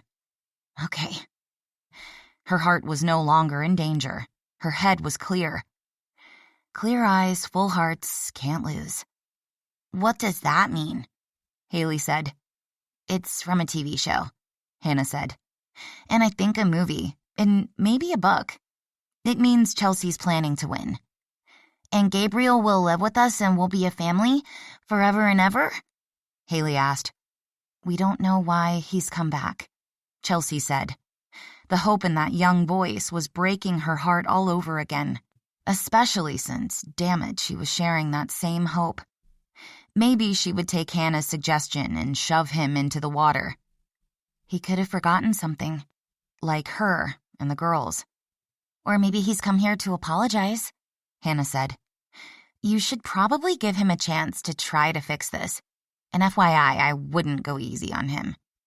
Chelsea blew out a breath which finished clearing her mind. "I'll be back," she promised. "Don't come alone," Hannah said. Despite what had proven to be a horrible end to what had started out as a lovely day, Chelsea managed a ragged laugh. "You realize that I am literally going to be the boss of you, for many years to come." "It's not my fault I haven't had any loving parental discipline for a very long time. You'll have to work on that, I suppose." "We'll work on that," Chelsea amended. "Together." With that, she walked out of the library, down the hall into the foyer, and to the front door where Quinn was standing. "If you need any help, just yell," he said. "I can take him easy. That manly jaw so many women have swooned over is pure glass, just so you know." "I'll keep that in mind," Chelsea said. Not that she intended to hit him, although there'd admittedly been a moment at the reception when she'd been tempted to. Gabe studied her as she walked out the door. For a woman whose every thought was always written on her face, and in those bright as sunshine eyes, she wasn't giving him a clue this time. And what did you expect? Her to run into your waiting arms like a woman in a perfume commercial? I forgot something, he said. Oh? He didn't realize she could arch a brow like that. It was definitely a librarian brow. He remembered Mrs. Henderson using it like a lightsaber. What would that be? You. I see. I had my priorities all screwed up. I have for a long time, which is how I ended up in the hospital with what the EMTs thought maybe was a heart attack. Her eyes widened, revealing a flash of emotion. You had a heart attack? No. It turned out to be an anxiety attack, but it got my attention enough that I came home to regroup and get my mojo back. But even after I got here, I was too blind or stupid to realize how screwed up my life had become until I got to the ferry and knew that I didn't want to spend my life anywhere else with anyone but you. The crickets were back. Bunches and bunches of them. Or, as he remembered his mother teaching them one summer evening, an orchestra of crickets, all playing a someone done someone wrong song. I'm sorry, she said finally. Was that a proposal? He rubbed his jaw, saw Quinn standing in the doorway behind her, and hoped that he could get out of this mess he'd created without landing back in the ER. Yes, it was. And you came up with the idea to propose when? At the ferry. Which you didn't board. No, because, well, there wasn't any reason to. Because you were here. That would be true, as are the girls. I'm hoping that they're a package deal. That's a big decision, taking on a wife and 2 children. A proposal so important doesn't seem something that a person should make impulsively. It should be given a proper amount of thought. He glanced over and saw the 2 faces pressed against the window. His girls. Just the thought of turning this real estate showplace into a proper home with the 3 of them gave him more happiness than any Wall Street deal had ever provided. He was going to have to write Dr. Doogie a thank you note, or better yet, invite him to the wedding. Then maybe next year they could all go summer skiing to meet the brother, who wouldn't be working, but then again, neither would he. Because it would be a vacation from the philanthropic equity fund he intended to run out of the housekeeper's cottage. The kids would definitely need a dog, one big enough not to slip through the spaces in the wrought iron fence surrounding the main part of the property. He thought about taking them sailing in the bay, not in the fairing, which he was still sticking to his promise of auctioning off, but in a boat large enough for them to spend the night anchored in Serenity Cove.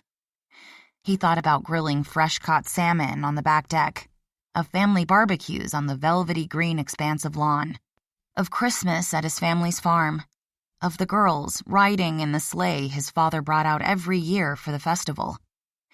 He thought of growing old with Chelsea Prescott Mannion, of sitting in rocking chairs on the deck, watching the lowering summer sun gild the lake to shades of gold and copper. He thought of watching the stars come out, glistening like diamonds in a dark blue velvet sky.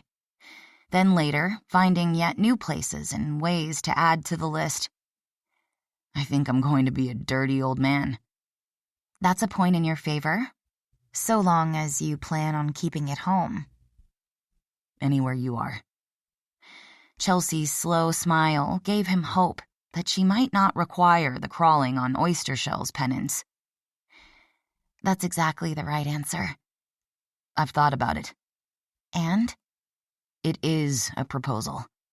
It took you long enough. I was getting a little worried that Haley was going to come running out and do it for you. And how would we explain that to our grandchildren?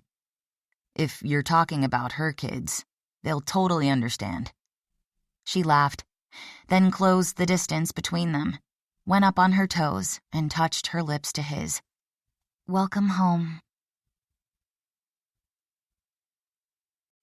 Once Upon a Wedding. Chapter 1. Once upon a time, in the early 1900s, a newly married royal couple of a small European principality decided to take a tour of America on their honeymoon. When the King and Queen of Montequoit had learned of the lush green majesty of the Olympic National Monument from their friend, former President Theodore Roosevelt, they'd added it to their itinerary. As soon as that news reached Washington State's Olympic Peninsula, the residents of the once prosperous but dying Victorian seaport town nestled up against the mountains had immediately voted to rename the town Honeymoon Harbor in hopes of using the royal visit to garner publicity. It worked. As the years passed, the town became a popular wedding and honeymoon destination. Honeymoon Harborites had long grown accustomed to seeing brides decked out in white princess dresses and grooms in tuxedos exchanging vows in the town center's lacy white Victorian gazebo, on the sand beside impossibly blue water, and barefoot in mountain meadows carpeted with wildflowers dancing on the breeze. But they really perked up when the couples were locals, and any wedding became an event when it involved the Manions or the Harpers, whose feud, mostly long past but still occasionally simmering, had begun when Nathaniel Harper was the sole person to vote against the name change. Or, as some old-timers claimed, when, generations ago, Nathaniel and Gabriel Manion were both courting the same woman, who'd ended up choosing Gabriel. Today's wedding between Kylie Campbell and Mai Munamori involved both families. Seth Harper had remodeled the folk Victorian house for Kylie and Mai to live in, and they had chosen the back garden as the perfect location to exchange their vows. Meanwhile, Seth's fiancée, Brianna Manion, had stepped in as wedding planner when the couple found attempting to coordinate events while learning the ropes of mothering their newborn adopted daughter more time-consuming and exhausting than they'd expected. Although the last wedding Brianna had organized had involved 2 King Charles Spaniels, as a former executive concierge to the top rollers at the Las Vegas Midas Resort and Casino, she had no doubt that the small, intimate garden wedding would go off without a hitch. Little did she realize that she was about to learn the unfortunate lesson of best-laid plans. Desiree Marchand had loved baking ever since she'd been old enough to stand on a stool in her Grand-Mère Dupree's kitchen, learning the many variations of French pastry dough, beginning with the basic distinction between viennoiserie and pâtisserie. "The Viennese may have given us pastry," her Grand-Mère would say, "but we French are the ones who put the magic into the dough." According to family lore, an old-line Creole ancestor who could trace his roots directly back to France had started the family's first boulangerie in 1736, making bread for the patients at New Orleans Charity Hospital, which had continued to operate until Hurricane Katrina. Today, Desiree was in Kylie and Mai's kitchen, singing to herself as she put together the happiest of pastries, a wedding cake. She was spreading French buttercream frosting on the 3 layers of cake when an all-too-familiar baritone voice from her past began singing along. Spinning around, she found herself looking straight into a pair of dark chocolate brown eyes. "What are you doing here?" Bastien Broussard lifted his hands. "Apparently, I'm here to get stabbed with whatever that weapon is that you're holding." She glanced down at the stainless steel bench scraper she'd been using to smooth the buttercream, and lowered her hand. "I meant here." She inadvertently swung it again as she waved her hand around the kitchen. "In this town, in this house." Before he could answer, Brianna came rushing into the kitchen, appearing nearly as flustered as Desiree felt. "Don't tell Kylie and Mai, but we have a problem." She was not alone. What was the man Desiree had loved with all her heart, then walked away from, doing here, in the far northwest corner of the country? "What is it?" she asked, trying for a reasonably calm voice. But from the way a corner of Bastien's mouth quirked, he knew that he'd rattled her, as he'd always been able to do, in so many ways. "We've lost our musician." Lost as in you can't find her, or lost as in she's not showing up?" The second. She's in the hospital getting stitches for a cut she got opening a can of dog food. Brianna answered on something close to a wail. She closed her eyes, took a deep breath, seemed to be counting to 10, then opened her eyes again. I don't know what's wrong with me. I've dealt with being stuck in an elevator with snarling little dogs trying to rip each other's tulle bridesmaids' dresses off. I don't know why I'm panicking over a musician. Because this wedding is personal. Kylie's been your friend all your life. You want everything to be perfect. I always expect everything to be perfect. Brianna returned sharply, then pressed her fingers against the bridge of her nose. I'm sorry, I've been working on that. She took another breath, let it out. It's not the end of the world. Desiree couldn't quite decide whom she was trying to convince, her or herself. If I can't find a wedding singer in the next 90 minutes, I'll simply have Seth figure out how to hook up my phone to a sound system. He's a genius at that tech stuff. It won't be the same as an actual performer, but it's better than nothing. Do not say a word. Desiree was afraid to even look at the man standing behind her for fear that he'd know that she knew what he was thinking, and she didn't want to encourage him. What type of wedding singer was she? He asked. Damn. Marianne Obershane's very versatile. She can sing pop, the oldies, ballads, even country. She could also play a classical harp, an acoustic guitar, and the ukulele, which I really wanted because Mai's from Hawaii, and Marianne was going to play the Hawaiian wedding song. I'm sorry, I don't believe we've met. I'm an old friend of Desiree's, he said. Bastien Broussard. You're French? Cajun. He gifted her with one of his knee-melting smiles. Not the full-out sexy kind he used to turn on Desiree, but it was enough to bring a bit of color to the usually cool and composed Brianna's cheeks. A few centuries removed from France, but I lived in Paris for a while. As if that smile had emptied her head, a feeling which Desiree had experienced too many times in the past. Brianna appeared to have forgotten her immediate problem. Perhaps you'd better go find Seth so he can hook up that system, Desiree suggested. I suppose I should. Oh, I'm sorry. I just realized that I was so distracted that I didn't introduce myself. I'm Brianna Mannion. And your family would have come here from the old sod, he said, somehow pulling off what sounded to Desiree like an actual Irish accent. Like yours from a few generations back, she confirmed. It's good to meet you, Mr. Broussard. Enjoy your visit. In fact, I just had a wonderful idea. No, Desiree begged inwardly. Don't go there. Why don't you stay for the wedding? I know Kylie and Mai would welcome having you here, and that way you and Desiree can catch up. Damn, she'd gone there. I'd enjoy that, Bastien said, although I'm afraid I'm not dressed formally enough for the occasion.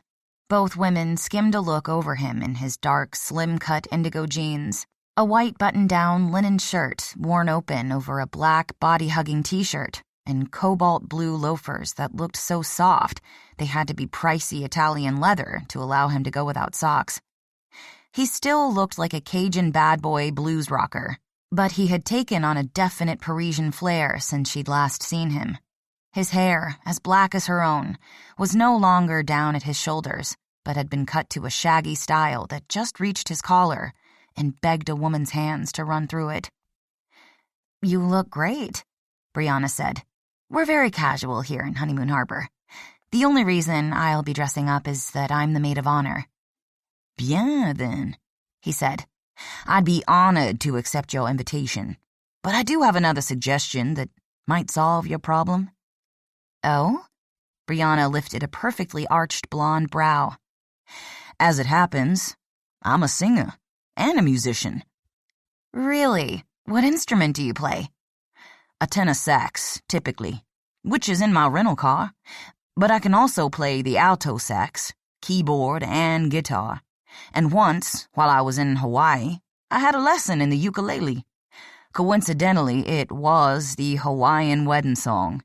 In full official wedding coordinator mode, Brianna folded her arms. I don't want to risk insulting you, Mr. Broussard, but are you any good? Because this wedding is the most personal event I've ever planned. Je comprends. I'd feel the same way myself. He reached into the pocket of his dark jeans, pulled out a cell phone, and opened YouTube. This was at a live concert in Australia. He hit play, and there he was, standing alone in the spotlight on stage, wearing much the same outfit as he was wearing now, but with a black leather jacket and black rocker boots. His beautiful voice crooning a blues ballad about love and loss Desiree knew that he'd written about them. Bastien had played it for her in Paris on the balcony of their room in the Hotel Plaza Athénée, with its perfect view of the Eiffel Tower their last night together. Oh, now I feel really foolish. Brianna looked up at him. You're famous. He shrugged in that casual Gallic way he had. A bit, he allowed. In my own circle. There's no reason you should know of me. He won a music award, Desiree heard herself saying before she could stop herself. 3. He corrected her with a self-deprecating grin that was sexier than any male swagger. But who's counting? He turned back to Brianna. If you'd like to give me the bride's playlist. It's right here. Brianna pulled it out of a white binder and handed it to him. I'll have to talk to Kylie and Mai, but I'm sure they'll agree that you should feel free to play whatever you'd like, and what feels appropriate. I don't know what you usually charge, but consider it my gift to the happy couple, he said, then tilted his head and looked at Desiree, who knew very well what was coming. Desiree sings, too. In fact, we were in a band together. She was the front singer, of course. You were in a band? Brianna looked at Desiree as if she'd been keeping some big secret from everyone in Honeymoon Harbor. It was a very long time ago. I was 19, working in my father's bakery as an apprentice with plans to attend culinary school in France. Then I got sidetracked for a few years. Plans which she'd put off after Bastien had approached her in New Orleans' Jackson Square, where she'd been singing Christmas carols with a choral group. And hadn't her father exploded when she'd told him that she'd agreed to join the band of a stranger whom she'd met that very same night? That had caused a split between them for 2 weeks, until Augustin Dupree had thrown in the towel, only after threatening to slice Bastien into pieces with a fillet knife and feed him to the gators if he ever hurt his baby girl. I was 3 years older, Bastien said. Mood Indigo. That was our band. It was blues rock, but to be honest, we'd play whatever someone would pay us to play, including our share of weddings, until Desiree decided that baking would provide her a steadier income, which at the time she was correct about. He touched her with his melting dark gaze. What do you say, chère? Want to relive our young and foolish past for a couple hours? Oh, that would be so romantic. Brianna actually clapped her hands. The outward display of excitement from the warm but usually composed woman was like a brass Mardi Gras band marching through the kitchen. Would you, Desiree? I know it would mean so much to Kylie and Mai. Your cake appears nearly finished, Bastien noted. It just needs the topper, she said, which I'm going to wait to add until right before rolling it outside. Wonder Women. He nodded his approval, not that she needed it. I like that. You like all women, Desiree retorted. Brianna's brow furrowed again. Mr. Broussard. Bastien, he said easily. Bastien it is, Brianna said in an outwardly casual tone that didn't fool anyone for a moment. Perhaps you could get your saxophone from your car while Desiree and I go over a few last-minute details about the cake cutting. Fine. He met Desiree's gaze. I'm parked down the street. I'll be back soon. They both watched him walk away. I've always been mad crazy in love with Seth, Brianna murmured. But looking never hurt, did it? Every other woman always has, Desiree said, sounding a bit too sharp to her own ears. I'm sorry. That sounded snarky, and I certainly didn't mean it that way. I'm the one who should apologize, inviting him to stay without talking with you alone first. Is there a problem? No. She wouldn't allow it. Don't worry, nothing's gonna screw up Kylie and my special day. You loved him, Brianna guessed. Yes, Desiree sighed. I was young and naive. I've been there. It's hard. Are you sure? It'll be fine. She forced a smile. I haven't sung in public for years. It could be fun. Right up there with a root canal. Being a wedding, there are going to be a lot of love songs. As long as I can avoid singing Unchained Melody, because that always makes me cry when I think of Patrick Swayze getting murdered. You're not alone. That one's not on the list because Kylie cries like a baby whenever we watch Ghost. Jolene would be really upset if we ruin the makeup she spent so much time applying. Then it'll be fine, Desiree said. Perhaps this could turn out to be a romantic reunion for the two of you. Nope, Desiree said as Bastian walked back into the kitchen, looking good enough to scoop up with a spoon. Not happening. Chapter 2. Once she'd calmed down, Brianna, who was no longer in the kitchen, had reminded Bastian of one of those old Hitchcock movie blondes. Like Grace Kelly, cool and calm in a crisis. Desiree, on the other hand, sticking with the 50s, 60s movie theme, was more Natalie Wood. He'd always found her more stunning than the girl next door, with an undercurrent of recklessness and sensuality humming beneath the surface that her strict and proper New Orleans Catholic French upbringing usually kept hidden. Until she was on stage. Or, he thought, as bittersweet memories caused both his body and his heart to ache in bed. "What are you doing here?" she asked as she finally put the possible weapon down on the counter. "I came to see you." What else could have brought him to this small, quaint town that was nothing like Paris, nor New Orleans? He found it interesting that she'd kept her singing career a secret from a woman who appeared to be a friend. Bastian had always known that of the two of them, she could have been the true star. But she'd given up her chance for fame to bake croissants and, apparently, wedding cakes. He'd stopped by her bakery on the way here, where a young woman had sent him to this house. The boulangerie had matched her personality, tidy and organized, as baking required, yet the desserts in the window and glass display case were lovely, even sensual and enticing. Just like her. "How did you find me?"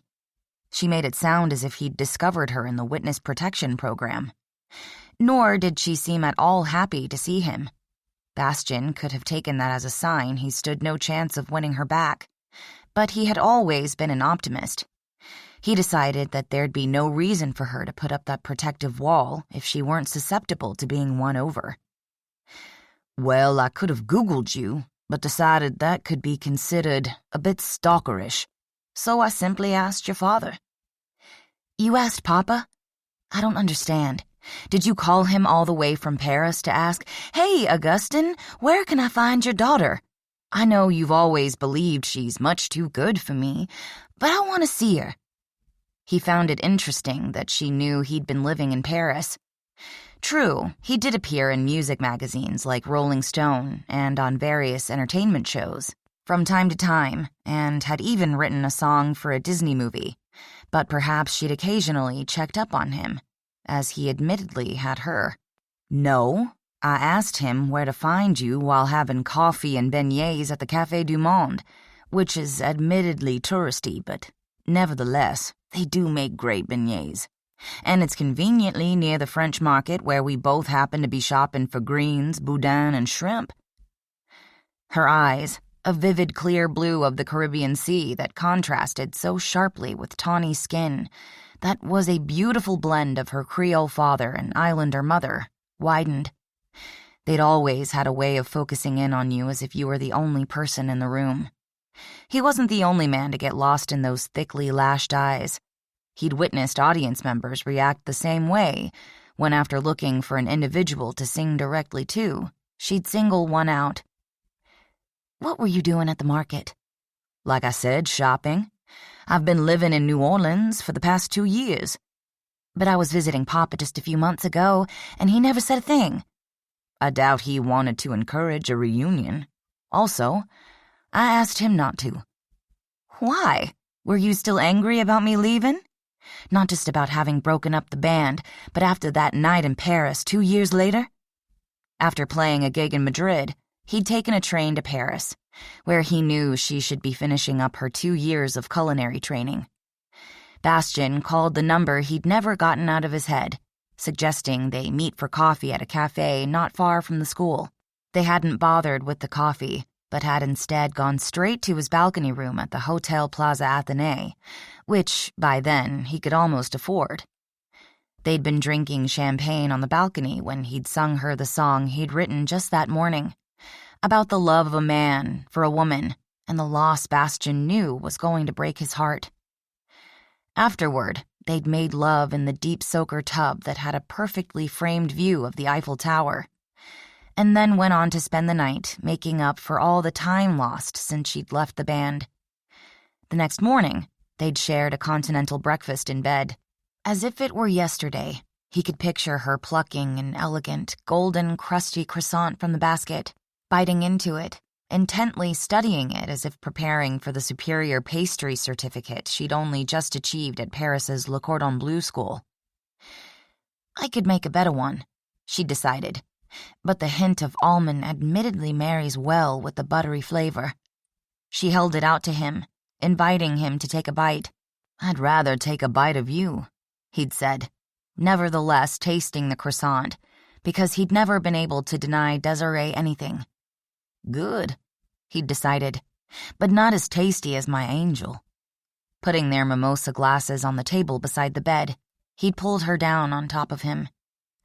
Bastian suspected from the way Desiree's gaze moved from his to out the French doors of the cottage toward the garden, that she too was remembering those golden 24 hours. After breakfast, they'd wandered the streets of Paris, had lunch at a little bistro next to the Seine before going up into the Eiffel Tower to look out over the city, which was in full glorious spring bloom. At the end of the sun-brightened day, the flowers he'd bought her from a small stand outside the Jardin des Tuileries still in hand, she'd boarded a night flight to New York City. She was going to work for the man who'd go on to be named the best pastry chef in the world. Bastian had stayed behind in Paris, having decided to use the city for his home base. "I wasn't angry about you leaving the band," he said, bringing both his mind and the conversation back to the present. "Truthfully, I was surprised you stayed as long as you did. Every morning of those 5 years we toured, I'd wake up thinking, this will be the day Desiree leaves. I understood that you did what you had to do, for yourself and your career, and I've done okay for myself going solo." "You've done more than okay. You truly are a star." He shrugged. "It's a living.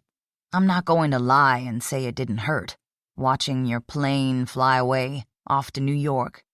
But the same way we were destined to first meet, I consoled myself with the knowledge that eventually we'd meet again when the time was right, and stay together forever." A dark brow lifted over those expressive eyes, which had begun to spark with a bit of temper he'd always enjoyed uncovering. "You were that sure of yourself?" "No, I was that sure of us," Bastian said mildly. "Unfortunately, due to contractual concert agreements, I couldn't follow you to New York. Also, if you want me to be perfectly honest—" "Of course I do." "All right. The truth was that I didn't know how many more chances we'd get, and I didn't want to risk screwing up what could have been our last time together." "You were always superstitious." Bastian grinned as he shrugged. "What can I say? It's the Cajun in me." He was also the more romantic of the two of them, but decided this wasn't the time to bring that up. "But like I said, my situation, when you were visiting your father, was complicated." "Because of your concert schedule?" "No, I'd stopped playing live concerts by then." "But I bought—" Never mind." "Ah, Desiree was talking about the new album he'd had engineered at a studio in New Orleans. Bastian liked that she still listened to him sing and wondered if she'd ever realized that all the love songs he wrote were always for her. I stopped because of my grand-mère. I've always liked Bella. As she liked you. I always wondered how she and your father could be so close, while at the same time he disapproved so strongly of me. My mother died when I was born, she reminded him. And although my grand-mère lived with us and took care of me as if I were her own daughter, we lost her to cancer when I was 12. Along with the understandable grief at his mother's death, I suspect Papa was at a total loss on how to handle a hormonal adolescent girl who was growing up faster than he would have wished. He was merely being protective. Looking back on the young man he'd been when they'd first met, Bastian decided that if he ever had a daughter, he'd feel the same way. Also, she continued, they undoubtedly grew close because they were both in the business of making people happy with their food. And your grand-mère Bella always bought the bread for her restaurant from my family. That's why he called me. My father called you? In Paris? When? A little over 2 years ago. He found me through my manager. He wanted to let me know how ill Abella was becoming. I knew she was growing older, but she'd always had such strength, you know? And she'd raised me, much as yours did you after my parents took off. Bastian's father had been a blues musician who, like many musicians, had unfortunately become too fond of drugs and alcohol. Because Leroy Broussard had left the family when Bastian was a toddler, he had no memory of him. He did remember his mother, who was also too fond of her hot and dirty Cajun martinis, taking off with an oil man who'd had no use for children. The memory of watching her drive off in that big fancy car when he was 7 years old had been burned into Bastian's mind as if by a red-hot branding iron. Over the years, it had lost its power to wound, but it had made him vow that when he settled down, he'd only wed a woman he'd want to live with forever, like the woman who was standing so near and yet so far. Of course, I knew she was growing older, but she'd always been so strong, Bastian said. I'd call her every Sunday from wherever I was, timing the call between when she got home from early mass and before she opened the restaurant for the after-church crowd. Not once had she so much as hinted that she had a heart condition. I learned about that from your father, who, like I said, tracked me down in Paris, where I was living in the Oberkampf. Where, despite making a good enough living to live in one of the pricier arrondissements, you preferred to hang out with musicians. That would only be natural since I am a musician, he said, although he only played in public occasionally these days. The only time I ever was comfortable with pricey things was when I wanted to show off for you. Rather than take you to my very plain room with a cranky old landlady who watched with an eagle eye for me to bring home a woman, or a man if I was so inclined, both of which were against my rental agreement, I splurged and booked that hotel room. The color in her cheeks and the way her eyes turned a little dreamy told him that he wasn't the only one who had bittersweet memories of that 24 hours they'd spent together. At any rate, Augustine told me that the restaurant was wearing her heart out, but she refused to sell. She insisted that she'd keep working until they put her in a box, which was exactly what she did until last month, 2 years after I came home to help her run it. In truth, at the end, she spent her last 6 months sitting in a chair, bossing me around her kitchen as if I were a mere line cook, but despite her failing health, we passed a good time together, her and me. I'm so sorry. She reached out and touched the bare skin beneath his rolled-up sleeve, warming Bastian all the way to the bone. But at least you had that special time together. True. It's a debt I owe to your father. Have you ever thought what a coincidence it was that we both grew up so many years with our grandmothers taking on our mothers' roles? I've often wondered if that was another reason why we connected. But I never knew my mother, so I suspect that was easier for me. And my father was always there. unlike either of his parents. Grand-mère's passing put a lot of things in motion. I'd already hired my cousin Octave as a sous chef. She left the restaurant to me, so, after staying a few months to make sure he could handle it, I sold it to Octave, whose wife is having their second child this fall, and voila! He lifted his hands. Here I am. Why? Desiree asked again. To see you, chère. And do you have plans beyond that? Bien sûr. I'm opening a restaurant.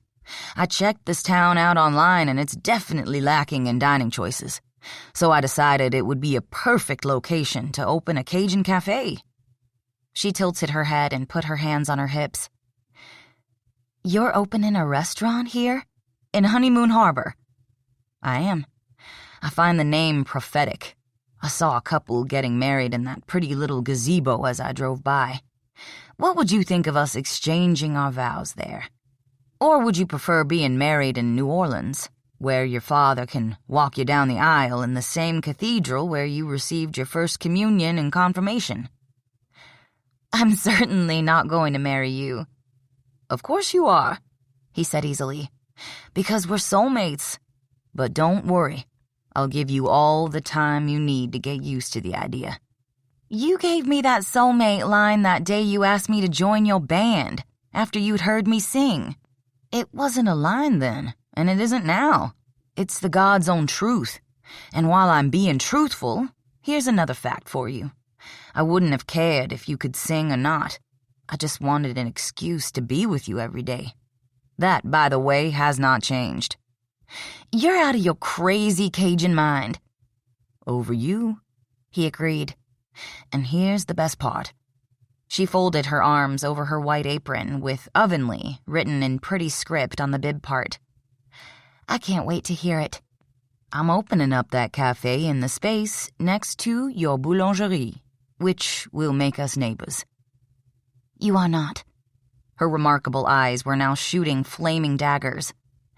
That space only became open last week, and I'm expanding Ovenly into it. Have you signed a lease? No, but...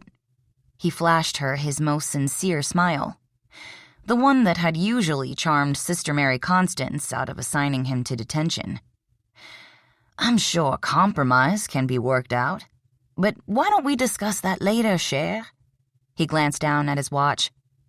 We're running out of rehearsal time, and you wouldn't want to disappoint the brides.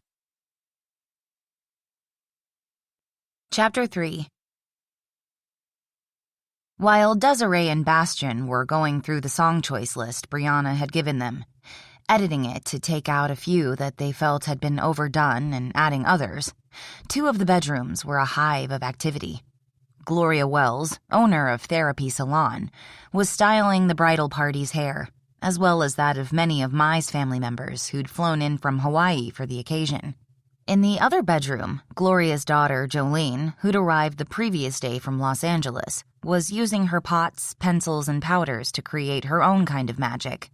I love it that you kept me looking like myself, Kylie Campbell said, closing her eyes as instructed while Jolene spritzed the rosewater setting spray on her face. But so much better. We need to add credits at the end of the wedding video, just like in the movies. She held up her hands as if framing it on a screen. Makeup by award-winning Jolene Wells. Being nominated is a long way from winning. It's a long time until the award ceremony in September. But there were so many TV movies and series made last year, Kylie said. And you ended up making the top tier. I'd vote for you to win in a heartbeat. Me too, Mai, her fiancé and about-to-be wife, said. Besides, how many more Tudor period TV series does the world need? There is no competition. And wasn't that exactly what Jolene had thought when she'd seen the list? I love you, she told Mai. You too, she assured Kylie. Love is all around, Kylie, who seemed to be talking in exclamation marks today, said. We probably should have credits, Mai seconded Kylie's suggestion. How many people have not only a famous makeup artist, but also a 3-time award-winning singer at their wedding? I can't imagine how you pulled that off. she told Brianna, who'd arrived to get her makeup done for her role as maid of honor. Bastien Broussard fell into my lap, Brianna said. Actually, into your kitchen. It turns out he's an old friend of Desiree's who's in town to visit her. From New Orleans by way of Paris. I love Paris, Kylie said with a sigh. I once dreamed of living there in some little attic apartment on the left bank. You'd definitely fit in with all the other artists and bohemians, Brianna agreed. I would have back then, but I don't regret a thing, because if I had settled in Paris, I might not have met Mai, and we wouldn't have Clara. She laughed. Of all the ways I imagined my life turning out while I was growing up, I never in a million years would have guessed I'd be happy as a typical suburban mom. In the first place, this cottage is not in the burbs. Honeymoon Harbor doesn't even have suburbs. And you'll never, ever be typical. You still do beautifully creative photography, so it isn't as if you've been completely domesticated. That would certainly be true, Mai said as she left the room with Kylie to get their hair styled, then be helped into their gowns. You're my next victim, JoAnn said, turning to Brianna. Not that you need much work. Fortunately, not everyone has your perfect skin, or I'd never get my makeup line launched. I've been using the night cream I bought from your mom at the salon, and the day cream with the sunscreen, Brianna said. They're so light, I can't even feel them on my skin. When you do launch it, it's going to be a smashing success. From your mouth to God's ear, JoAnn said as she spritzed a lavender rosemary toner on Brianna's face. This will keep your skin hydrated when you're spending so much time in the sun, she said. The lavender is mostly to relax you. You've been running around like the Energizer Bunny all day. I want Kylie and Mai's day to be perfect. As maid of honor, it's my responsibility to make it happen. It'll be wonderful, beautiful, and as perfect as everything you always do. If Brianna hadn't been so nice to her during those high school bullying days, JoAnn could have been jealous of her ability to multitask seemingly a gazillion things at once without so much as having a honey blonde hair slip out of place. She began smoothing a moisturizer on her face. And even if you messed everything up, Kylie's so high up in the gilded happy clouds, I don't think she'd even notice. She's definitely dialed her usual enthusiasm level up to 11, Brianna agreed. JoAnn dabbed on a bit of foundation. I don't want to gossip, but is Amanda Barrow always so quiet? She's not the chattiest person in the world, but then again, I'm usually not either, so I've never noticed. But now that you mention it, she might be a bit more subdued today. Why? She had what looked like the last stage of a bruise on her right cheek, and it was a little swollen, like a bruise tends to be. So, not wanting to bring it up since we don't know each other at all, I massaged her face to help break up the blood with arnica gel. It's a homeopathic herb that I found works very well with bruises after face lasering. Ouch. Brianna's hands lifted to her own cheeks. I can't imagine doing that. You're not in a business that requires women to remain forever young, JoAnn said. Thank God. My problem used to be just the opposite. I was young enough that sometimes it was hard to be taken seriously, especially by older, wealthy men who were used to more staid, gray-haired butler types. You were young, blonde, and pretty. Like nearly every other woman, you've undoubtedly encountered your share of unwanted male attention. And isn't that a polite way to put it? Brianna said, confirming JoAnn's statement. Getting back to Amanda, who, by the way, created a fairyland out in that garden. She's a landscaper. Although she has a crew, while she was doing the work on Heron's Landing, I watched her carrying big rocks around and planting trees and shrubs. I suppose bruises could be part of that. Makes sense, JoAnn agreed. So I noticed your brother arrived a while ago, JoAnn casually commented. Seth came because his mom's officiating. I sort of coerced Aiden to come to catch up with him. He's been staying at the Coast House for a few weeks. Really? JoAnn was proud of how her voice showed none of the nerves that had been tangling ever since she caught sight of the one man she'd rather never see again, talking with Seth and Caroline Harper in the back garden. Is he on vacation? More like decompressing. He recently came back from Los Angeles. Aiden's been in LA? What would she have done if she'd known? And the second question, had he known she was living there? True, she didn't have her face on a billboard on Sunset Boulevard, but the announcement of the award nomination was listed in the Los Angeles Times, LA Weekly, Los Angeles Magazine, and Variety, and other papers she hadn't even known about until she'd discovered her mother had gone online, downloading and printing out every mention of the nomination she could find. JoAnn made a note never to go to a movie she'd worked on with her mother. Gloria would probably take a photo of the screen when her name appeared, way down toward the end, after nearly everyone had left the theater. Aiden joined the LAPD right out of the Marines. He started in SWAT, then moved to different departments. Funny, I was so caught in my own career at the time, I didn't make the connection about both of you being there. I guess you never ran across one another? JoAnn shrugged. It's a big city. The odds would have been against it. I imagine that's so, Brianna said. Las Vegas wasn't nearly as large, but I know how we all run in our own worlds and spaces. But now you'll have an opportunity to catch up. Fortunately, Brianna went on to talk about how wonderful Mai's family was, most of whom were staying at Heron's Landing, which saved JoAnn from responding. Chapter 4. You can't deny that we still blend together perfectly, Bastian said after he and Desiree had sung for 30 minutes. Our voices, she qualified, though you never sang all that often when we were a 4-person band. We put you in the front because you were the prettiest, he said. He glanced out the doors again at the gathering guests. I'm going to run out and see if any one of those guys in the Hawaiian shirts happen to have brought a uke. That'd be cool if we could sing the Hawaiian wedding song to that. I doubt they'd have it here at the house, even if they'd brought it on the plane. True, but this is a small town, so wherever they're staying can't be that far away. They're all either at Brianna's bed and breakfast or the Lighthouse View Hotel, neither of which are very far away. I thought Brianna Mannion was a wedding planner. She's helping out today. The brides recently adopted a baby, so their lives got too busy to take care of details, which was when Brianna stepped in. She used to be a concierge for the mega-rich at some of the best hotels in the country, then decided to slow her life down and come back home from Las Vegas. To make a long and somewhat winding story short, she and the contractor helping to restore the Victorian house she was renovating are now engaged. Long and winding stories that end up happily are my favorite, he said. She refused to fall into that conversation snare. Their own road might have been long and winding, but she wasn't going to allow her heart to tumble again. She'd done the right thing breaking up with Bastian. She'd have to remember all the reasons why leaving had been for the best, and why their lives were still not compatible. I mostly know the melody to the Hawaiian wedding song, she said.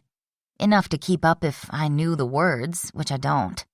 And I really can't wait for you to try to track down a ukulele. I have to go change into the dress I'm wearing to the wedding. JoAnn, a Hollywood makeup artist, insists on doing my makeup along with all the other women's. She's the daughter of Gloria, who runs the salon and is in charge of hair today. It's going to take me some time to catch up on all the small-town connections, he said as if he was actually going to be staying here in Honeymoon Harbor. He wouldn't last a month.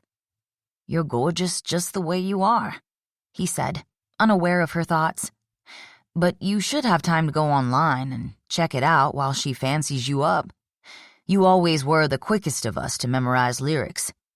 He flashed her another of those damn cocky grins, then went off in search of a ukulele.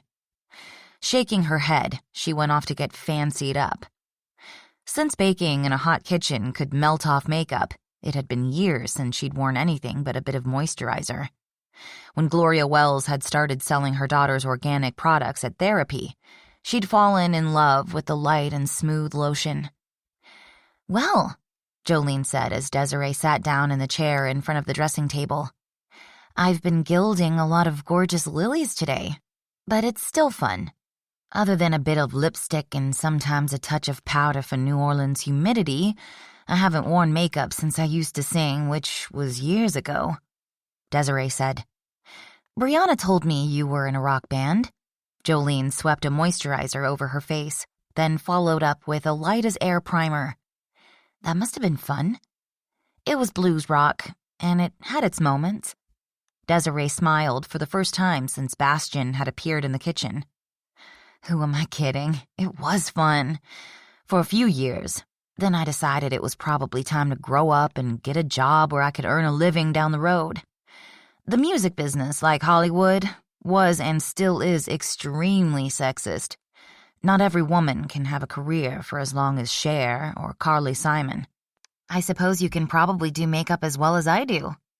"Stage makeup is different," she said. "As you probably know from working in Hollywood, the bright lights take more. I layered it on with a trowel." "You're striking enough to get away with going over the top." Jolene stood back and studied her. "Your eyes hold such a wonderful element of surprise when contrasted with your skin. What would you say to a smoky cat eye with some glitter?" "That it might be a bit much for an afternoon garden wedding." "True," Jolene sighed. "But it'd be fabulous. If I weren't leaving after the wedding to Ireland for a shoot, I'd want to really get creative with you so Kylie could take your portrait. But for today, we'll skip the cat eyes and glitter and just go with a bit of smoke."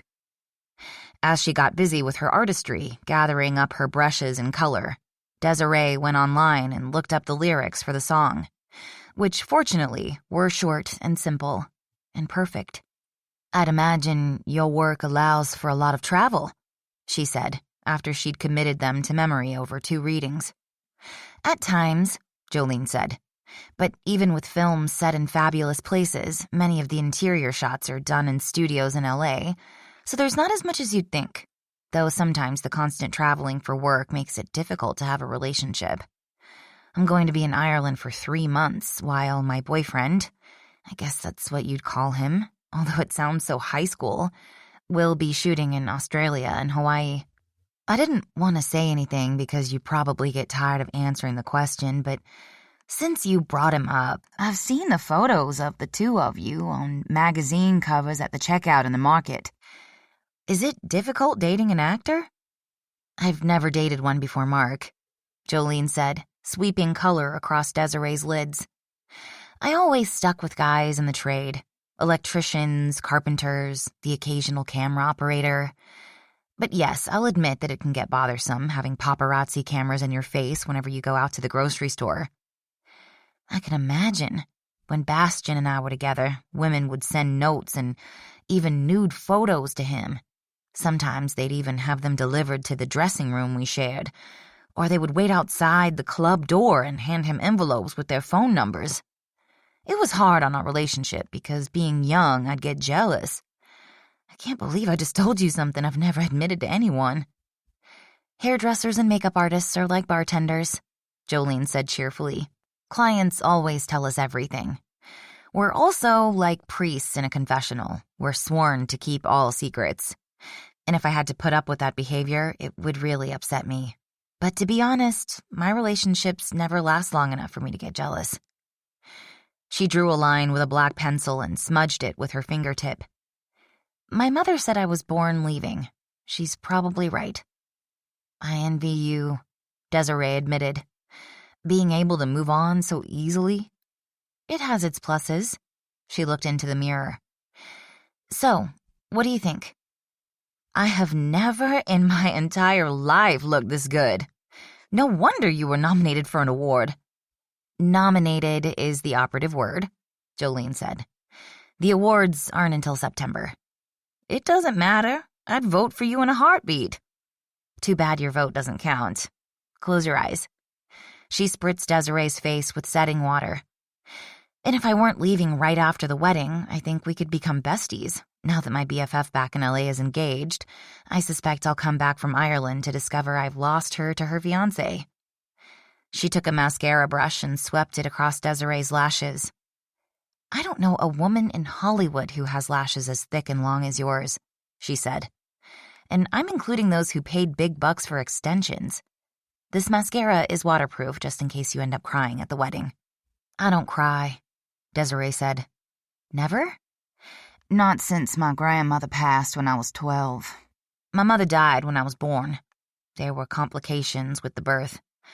So I ended up having only my father through my teens. It didn't take me long to realize that tears really upset him, since he had no idea what to do with a girl.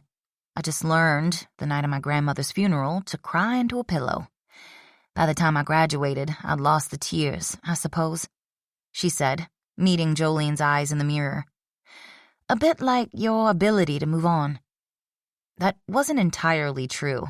She had cried in the restroom on the flight to New York from Paris, but that was more information than she cared to share.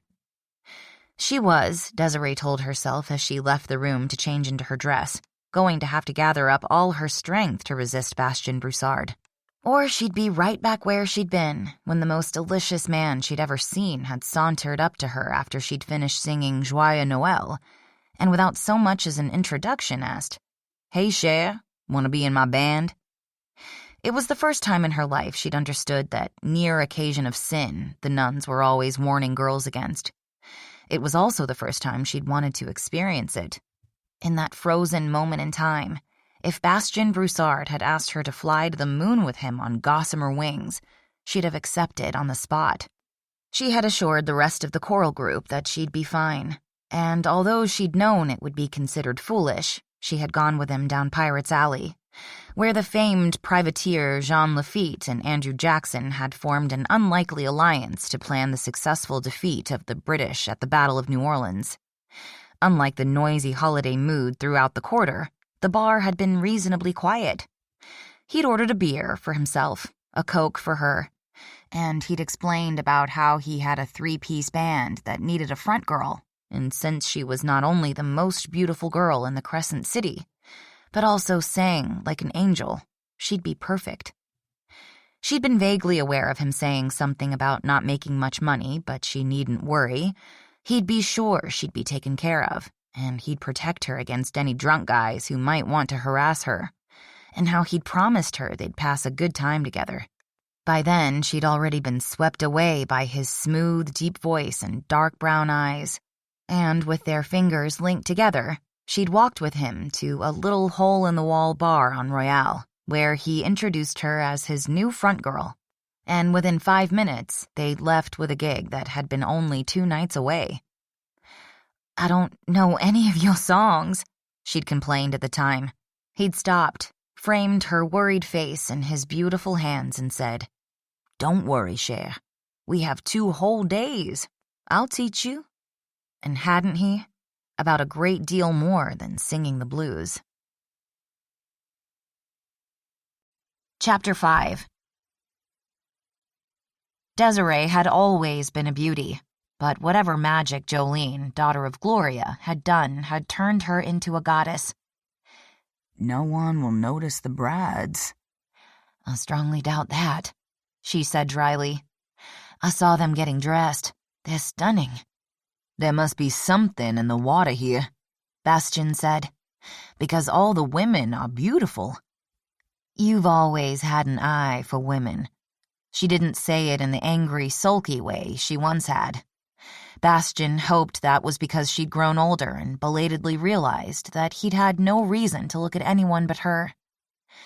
"For the record, all the years we were together, I never ever looked, touched, or had any kind of sex with any of those groupies. Or any other woman." "I knew that," she said. "Well, most of the time."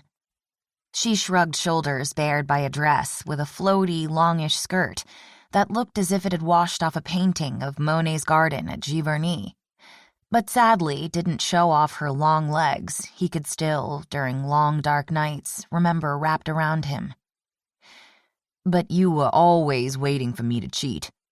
She hadn't trusted him then. He wondered if she'd trust him now.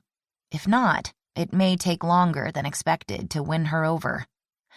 But fortunately, she wasn't going anywhere, and now that he'd come up with a plan, neither was he.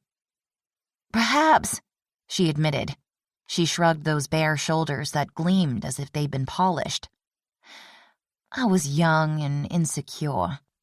So, did you find your ukulele? I did, but I also found something, or someone, better. One of the bride's cousins has a job playing at one of those big resort luau's. He's agreed to play the Hawaiian wedding song during the ceremony. That's good news. It would be, but he insists he can't carry a tune, and from his demonstration, he's right, so we'll have to sing it. That's okay. I have it memorized. I knew you would. Now, here's the cool thing. I was talking to Caroline Harper. She's the mother of Seth, who's the fiancé of Brianna, the wedding planner / B&B owner. I know that. Of course you do. I was just trying to connect all the dots. Apparently, Kylie's mom died, and her dad rejected her when she came out to him. That I didn't know. But since Mai's dad is going to walk both brides down the aisle, I suspected something like that might have happened. You suspected right. So since Mai's entire family is essentially going to become Kylie's family, Mrs. Harper, who's officiating, planned a Hawaiian ceremony. A surprise for the both of them, which she hid from them during yesterday's rehearsal. Mai's family brought leis that have been stashed in Amanda Barrow's cooler. She's apparently the landscaper who created this garden and is also one of the attendants. Oh, Desiree's right hand went over her heart. That is so lovely and thoughtful. She seems like a lovely woman, he agreed. If we get married here, perhaps we ought to consider her. Unless you'd like to get married in the church I drove by on the way to Heron's Landing. Or, like I said, back home in New Orleans. This is my home now. But that doesn't matter because you won't be staying, because we're not getting married, and I'm going to be the one to move into that space next to my bakery. So since you're wasting time, what aren't you telling me? There's a song Honey, the cousin, sang for me. That would be perfect for the bride's first dance. But they're not doing that, so we thought it'd make a nice song for the exchange of leis. I thought you said her cousin couldn't sing. He can't. And just so you won't think I planned this, he swears the entire family is tone-deaf. Since it's a song for a guy, we thought he could play it on the ukulele while I sang it. I'm still not getting the problem. It's a love song called I'll Weave a Lay of Stars for You. Oh, that sounds beautifully romantic. Then she caught on to the possible problem. You want to sing it to me. Well, if there weren't two of us, I suppose I could sing it by myself. But it would look a little odd and take away from the romanticism of the day if you suddenly either walked away or just stood there not looking at me while I sang it by myself. He watched as she ran both those scenarios through her mind. You're right. So obviously you'll sing it to me. It won't bother you? Not at all. Believe me, I'm impervious to your Cajun charms. Ouch. It was his turn to cover his heart. Direct hit. I'm sorry if that wounds your male ego, but you don't have to worry about my delicate sensibilities. It won't be any different than if we were two singers who'd never had a relationship. But we did. For 5 years. When he'd watched her become more and more unhappy touring with the band. And that one night 3 years ago. Score 1 for him. He watched her eyes soften and knew that she was sharing the same memories of that 24 hours that had so often haunted both his waking moments and his dreams.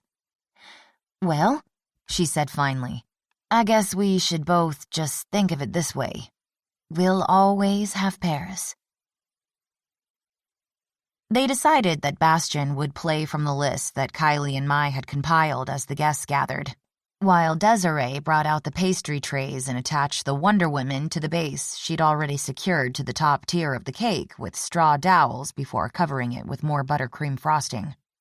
She'd also volunteered to help the bridal party with any last-minute needs. Not that they seemed to need her help since Brianna had everything running perfectly. Caroline Harper, who would by this time next year be Brianna's mother-in-law, reminded Desiree of a wood nymph in her flowing deep green dress with a moonstone on a black cord around her neck. Her streaked blonde hair, cut in a smooth jaw-length bob, was evidence she hadn't gone completely new agey during this lifestyle transformation that had had all of Honeymoon Harbor buzzing. Though she was wearing a crown of flowers around her head. Her smile was warm as she greeted old friends and Mai's family before the ceremony started. She and her husband had been traveling the country, but had returned to Honeymoon Harbor for this wedding. One of Mai's many cousins, who was wearing a beautiful white silk aloha shirt with red flowers that was definitely superior to the cheaper ones sold in tourism shops, led everyone to their seats.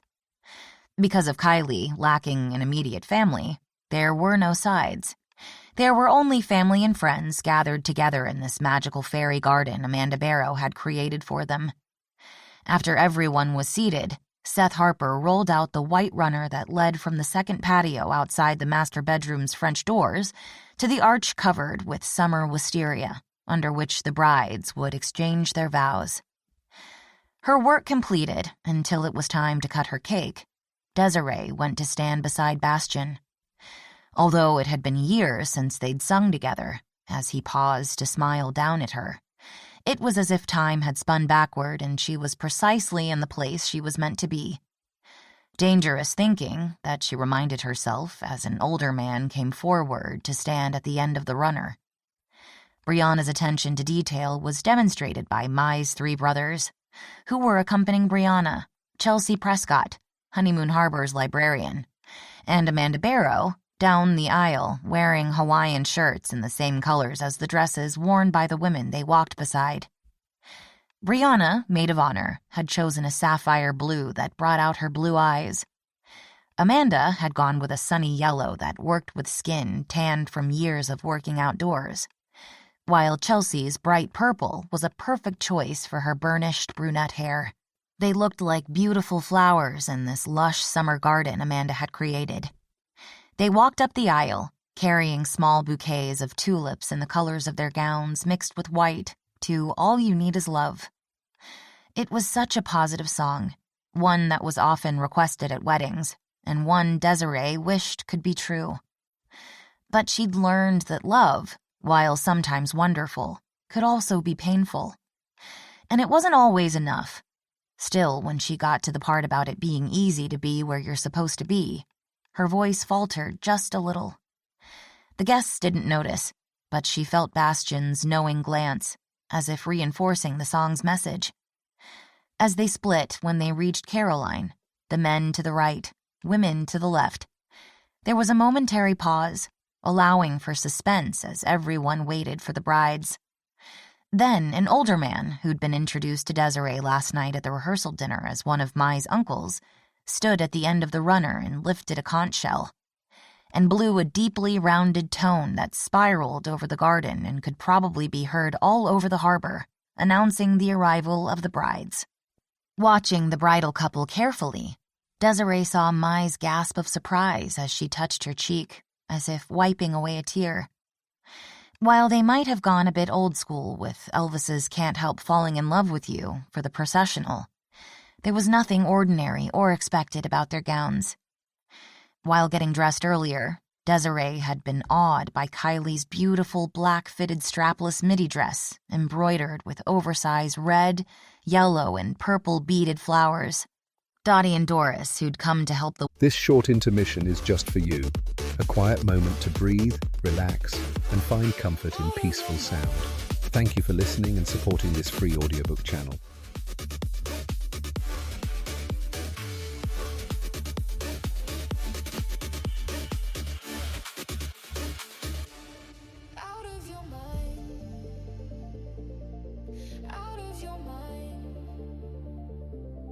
The memories fade as you leave us behind. Out of your mind, you know where to find. I hope you remember the smile you call kind. You know where to find. I hope you remember the smile you call kind.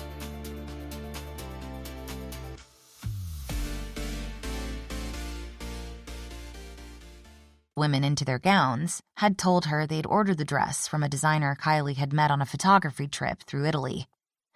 The more flamboyant of the two, she was wearing a pair of red sequined low-top Converse tennis shoes.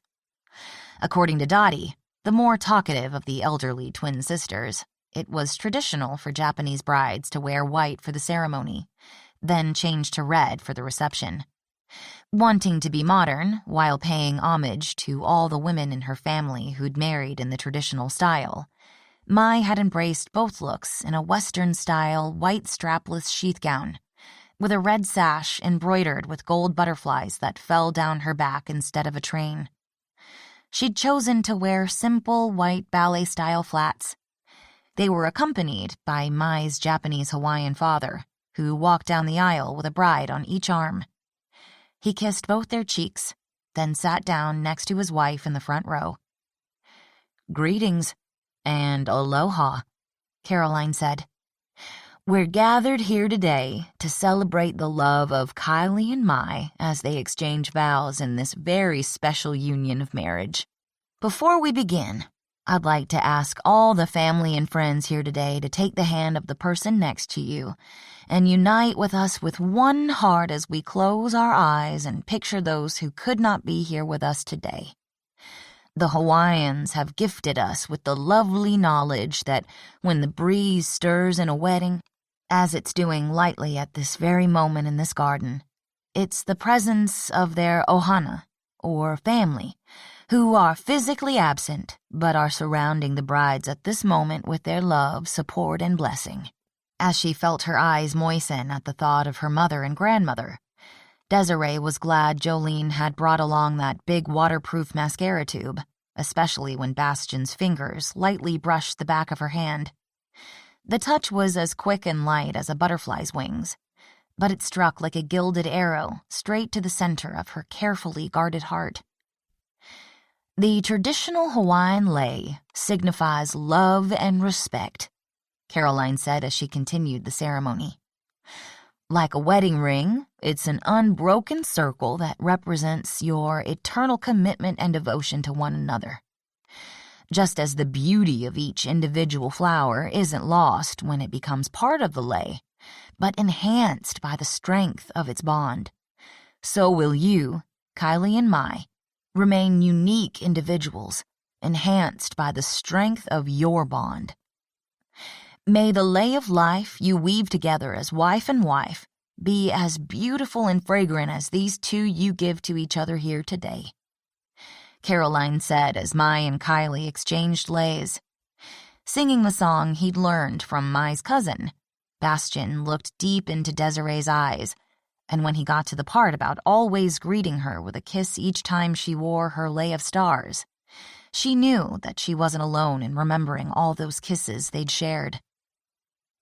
The blessing of the rings involved dipping them in a koa wood bowl filled with water from the Pacific Ocean, meant to represent the cleansing of past relationships to a new beginning. As Caroline explained, ho'oponopono signified a reconciliation, a letting go.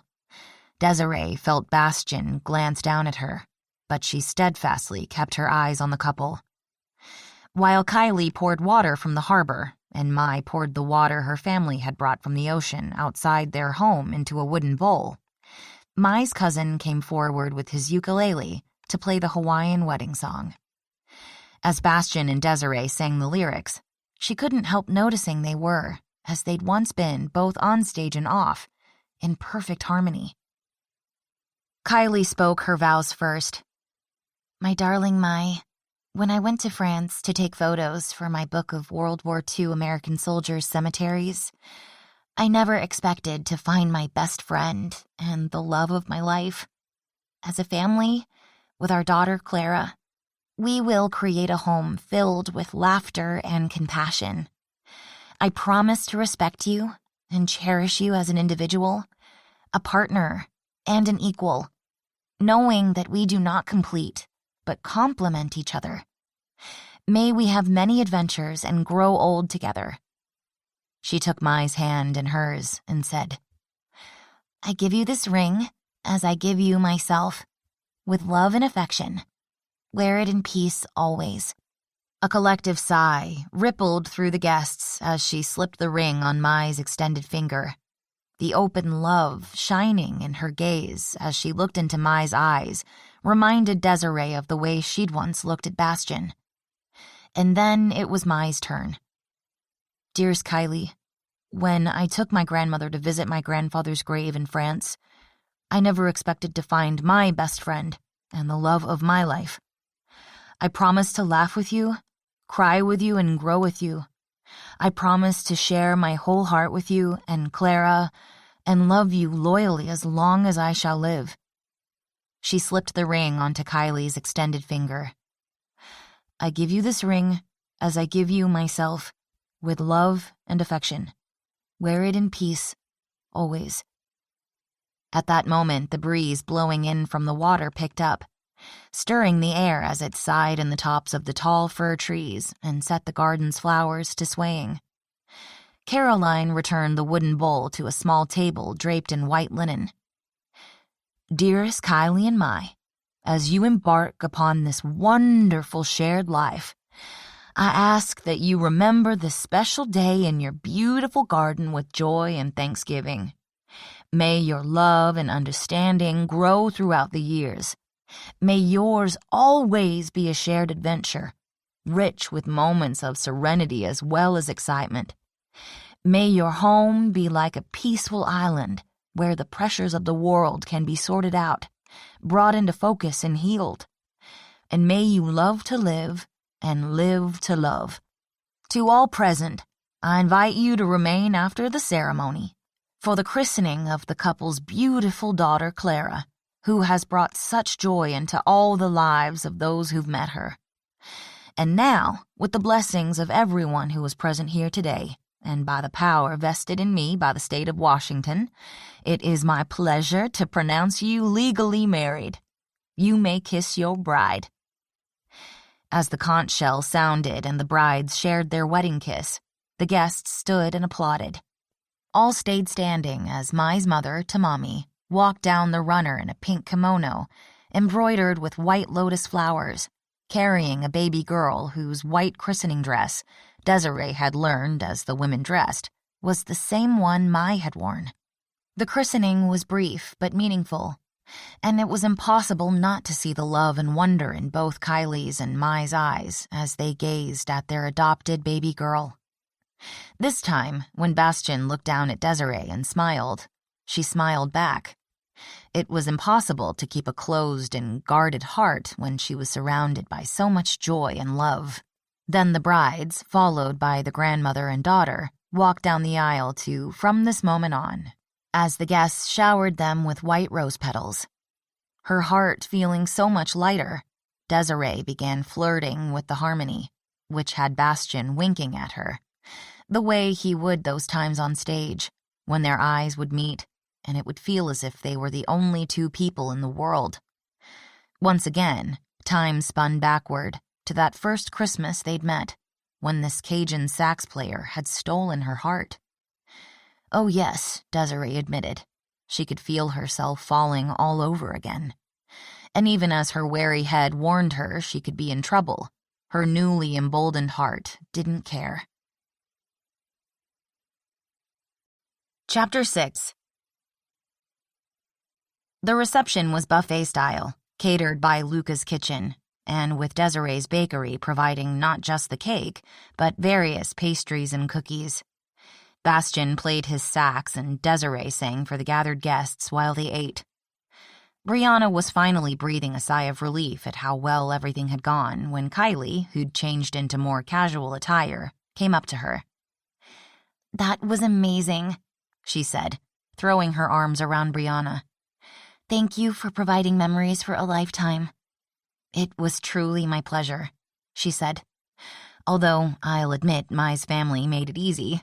Once Caroline came up with the idea to make her feel more at home, they'd arranged for so much of the ceremony, including bringing the leis, bowl, and conch shell. It made Mai cry a bit. In a good way. I was glad to see Aiden here, Kylie said. I haven't seen him since he returned to Washington. I wasn't certain he'd show up, Brianna admitted. He's hidden away like a hermit at the coast house. But I played the Catholic guilt card and pointed out how important it was for him to get out with people again. Also, quite honestly, Seth has been worried about him. It had been painful for Brianna to watch Aiden suffering and Seth worrying about not being able to get through to his best friend. It had to have been hard on him having his partner killed, not to mention being shot himself. Kylie glanced over to where Aiden was standing across the lawn, talking with his older brother Quinn. His expression was nowhere near as happy as the rest of the guests. It was also good to see Jolene again, and thank goodness she used that waterproof mascara because I got so emotional during the wedding I was on the verge of weeping like the willow Amanda planted in our front yard. And speaking of Jolene, would you have ever guessed someone from Honeymoon Harbor would end up on the cover of People for dating a movie star? I'm happy for her, Brianna confided. Jolene had been the subject of bullying through middle school and up until she'd suddenly dropped out of high school at 16. Me too. So, what's going on between her and your brother? Which brother? Aiden. I had no idea anything was going on. Brianna's gaze turned toward Jolene, who was currently amusing Clara with funny faces. What do you mean? I've been watching them. They've stayed on the outskirts of the crowd the entire reception, seeming to make sure they're on opposite ends of the yard. If she moves, he moves, and vice versa. It doesn't seem accidental, and I'm definitely picking up vibes. I haven't a clue. Although Jolene would come over for the occasional sleepover during middle school, before she suddenly dropped out of high school, I never noticed Aiden paying any attention to her. Well, he sure is now. They both live in Los Angeles. She told me they hadn't run into each other, but maybe their paths have crossed in the past few years and she didn't want to talk about it for some reason. Before Kylie could comment, one of the young women hired to keep the tables cleared and the buffet table looking tidy came over to ask Brianna a question, and the subject was forgotten. Bastian went into the kitchen in search of Luca Salvadori, who was taking a fresh antipasto platter from the refrigerator. "Hey, man," Luca said. "That was some wicked cool music you two pulled off at the last minute. I was surprised Desiree sang. She's never mentioned a word about singing to anyone in town that I know of, and believe me, if she had, it would have been in bold print on the town's Facebook page. We were in a band together for 5 years. That was some time back. You didn't record anything? I scraped up enough dough to pay for studio time to have an album engineered, but it's a catch-22. You need a name to be signed, and you can't be signed if you haven't gotten enough attention to get a label interested, so it never went anywhere." "I'll bet it would now," Luca said, putting the tray on the counter. "I'm a fan, by the way. I've got all your blues rock albums. I was wondering about that gap of time between albums." "Thanks. As for the time," Bastian shrugged. "Life happens." "I know about that," Luca said. "The question of the moment is how you let her get away." Another shrug. "Stupid also happens, but life on the road wasn't ever for Desiree. She's been baking all her life and decided it was a more dependable way to earn a living. She could work in any high-end restaurant in the country, and from what I hear, she turned down a bunch before settling down here. I buy some of my pastries from her, although I make the tiramisu myself from my grandmother's recipe. Speaking of grandmothers, the reason for the gap is that I quit the road to go home to New Orleans and help my grand-mère run our family restaurant. But she recently passed, so I sold the restaurant to my cousin, and now that I'm free, I intend to win Desiree back." "A man with a plan," Luca said with an approving nod. "Good for you. The thing is, I don't want to go back on the road, so I thought I'd open a restaurant here." Luca's dark brows rose. "Why would you open a restaurant here in this small town when you could probably put your name on one in any city in the country and fill the place every night?" "Because Desiree isn't in any other city. She's here." "Wow, you are serious. But I don't get what that has to do with me. I wanted to make sure there wasn't going to be a problem with me giving you some competition." "Hell no, I think it's great. You may be able to tell from the town's name that we're a destination wedding town. Not like Vegas, but we get our share of tourists. A bigger variety of places for people to go out to eat can only make the town more appealing, which in turn brings in more visitors with dollars to spend. Right now, for dinner choices, there's Mannion's, which is a great pub, Talk of the Town's food truck, Leaf, which, as it sounds, is vegetarian, and me. Adding you to the mix will help people get into the habit of going out more, especially in the winter when tourism slows down and the locals start getting cabin fever. What are you going to name it? Sensation Cajun. I like it. Luca held out his hand. So, welcome to Honeymoon Harbor, and good luck, with both the restaurant and Desiree. He picked up the tray again to take it out. She's a hell of a woman. Thanks. You called that one right.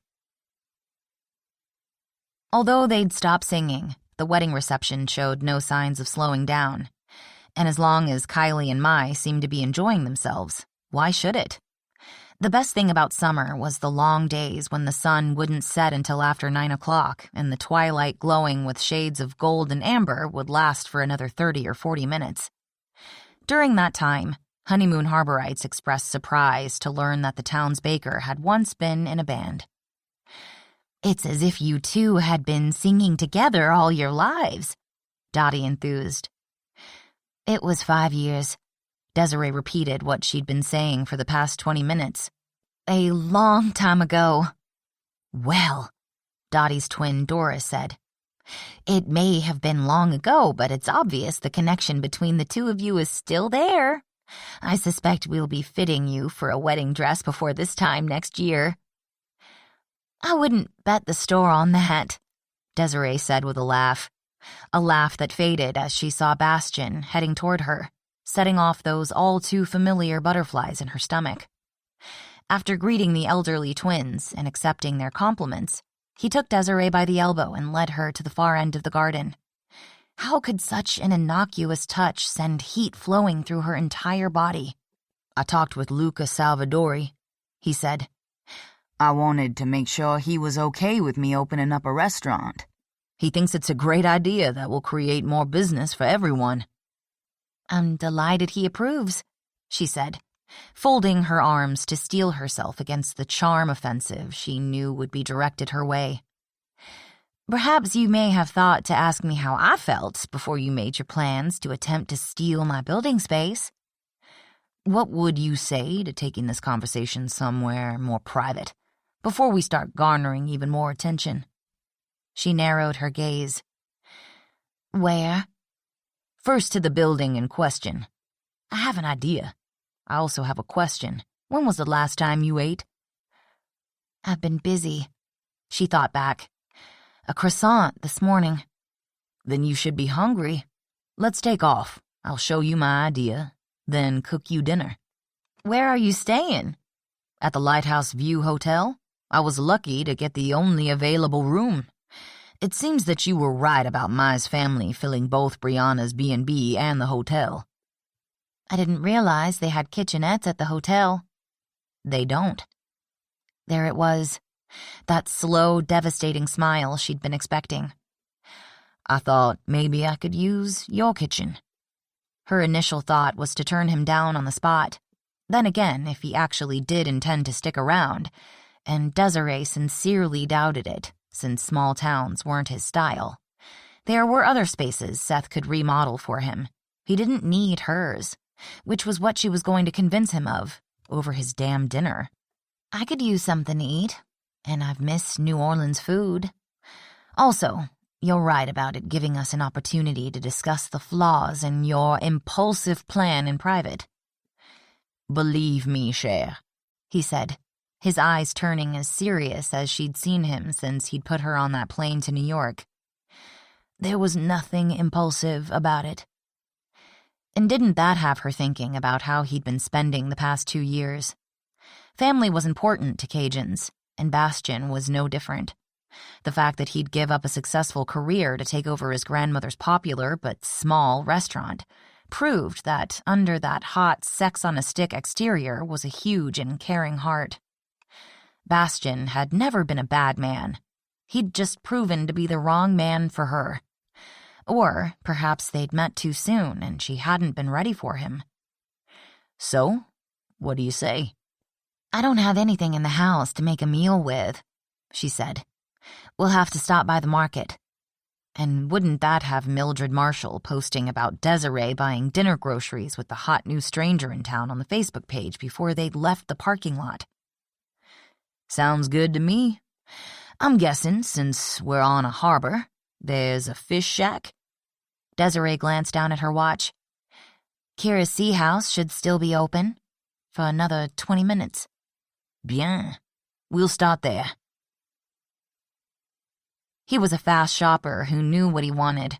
Kira packed up some Dungeness crab and Gulf shrimp. He wanted the ones with shells, he told the fishmonger, to make stock, which admittedly impressed Desiree, and apparently Kira, who asked for the recipe. I'll have Desiree write it down for you as I fix it, he said. I learned to cook in my grandmother's restaurant, and neither of us have ever been the type to use recipes. That must have been an adventurous experience for diners, Kira said as she wrapped the shrimp in white waxed paper and put them with the crab in a bag with ice to keep them cool. Food should be an adventure, he said. Otherwise, what's the point? You won't get any argument from me, Kira agreed cheerfully, then turned to Desiree. But please, write down what Chef Adventurous here does, okay? I'll try, she agreed. Just remember, I'm a baker, not a cook. The farmer's market was down the street, and although the stands were beginning to close up for the day, Desiree was not surprised when both men and women stopped to sell him what he needed. Charm. Say what you want about it, Bastian was definitely born with more than his fair share. And when you tossed in that slow, sexy Cajun accent, well, he was pretty much irresistible. One of the buskers, playing an alto sax for tips at the front of the market, recognized him immediately and looked on the verge of having a seizure from excitement. Especially when his alleged musical hero signed an autograph, then invited him to perform with him at the pre-opening trial run dinner at Sensation Cajun. By the time they escaped, Desiree was worried about the kid driving home safely.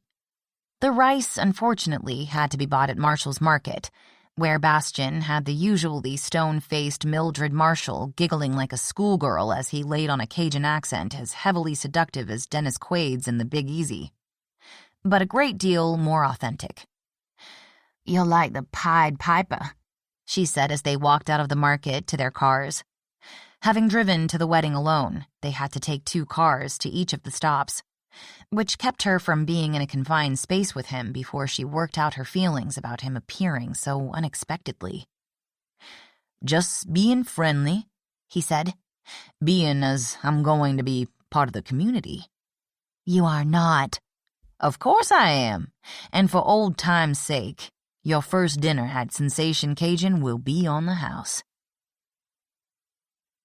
Avonlea was painted a soft green, the color of pine needles with white trim and double doors that looked as if they'd been taken from some old building in France.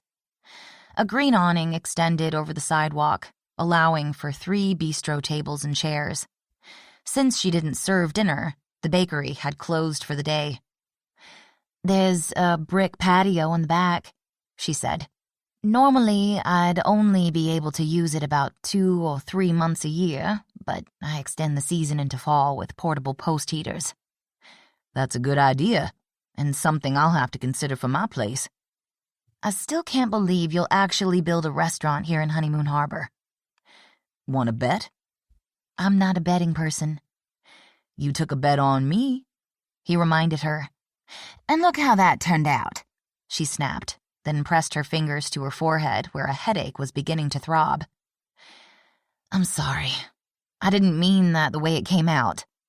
You're hungry, he said, and undoubtedly tired. Besides, your leaving was partly my fault. I was young, too cocky, and we clicked so well in every way I forgot to let you know how much I loved you. That's all in the past. The past isn't dead. It's not even past, he said, quoting William Faulkner. From his outward appearance, Desiree never would have taken him for a serious reader, But in all their years together, she'd never seen him without a book. But here we are, cher. So let's deal with who and where we are now, and the rest will fall into place. He'd always been that way, looking for the positive in a situation. Despite having been abandoned first by the father he'd never known, then his mother, Bastien Broussard had somehow remained the most optimistic person she'd ever met. She also wasn't all that surprised that he would have given up a career, just as it was skyrocketing upward into the stratosphere for family. Tell me about your idea, she said. She still didn't believe he'd stay, but she was willing to listen. First off, I want to paint my part pink. Pink? She'd been about to point out that it wasn't yet his part, and wouldn't be if she had anything to say about it, when his words sunk in. Tell me you're kidding. This town came of age during the Victorian era. Pink was a popular color for houses back then. They're scattered all over New Orleans. But not here in the Pacific Northwest, she said. That's exactly my point. I don't want people thinking of being in the Northwest, as stunning as the scenery is. I want them to feel as if they've been whisked away to the Big Easy. I want Sensation Cajun to be, well, a sensational experience. Okay, I get that. But why pink? Brennan's is pink. It's also been a destination landmark for decades. Tourists who go to New Orleans are willing to wait in line to get in for a meal. And mine wouldn't be Barbie pink. I'm thinking of a deeper rose that will stand out when people are coming in on the ferry, with big arched windows on either side of the door with an awning over it. I'd already thought of green, which works perfectly with yours. It would also be great if you extended the exterior color to yours so they'd be more uniform.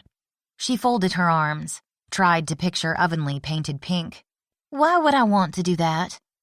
Because, along with the larger windows on both the street and harbor side to let in more light, I'd like to take out that wall between our places. You want to invade my bakery? Invade's a bit harsh.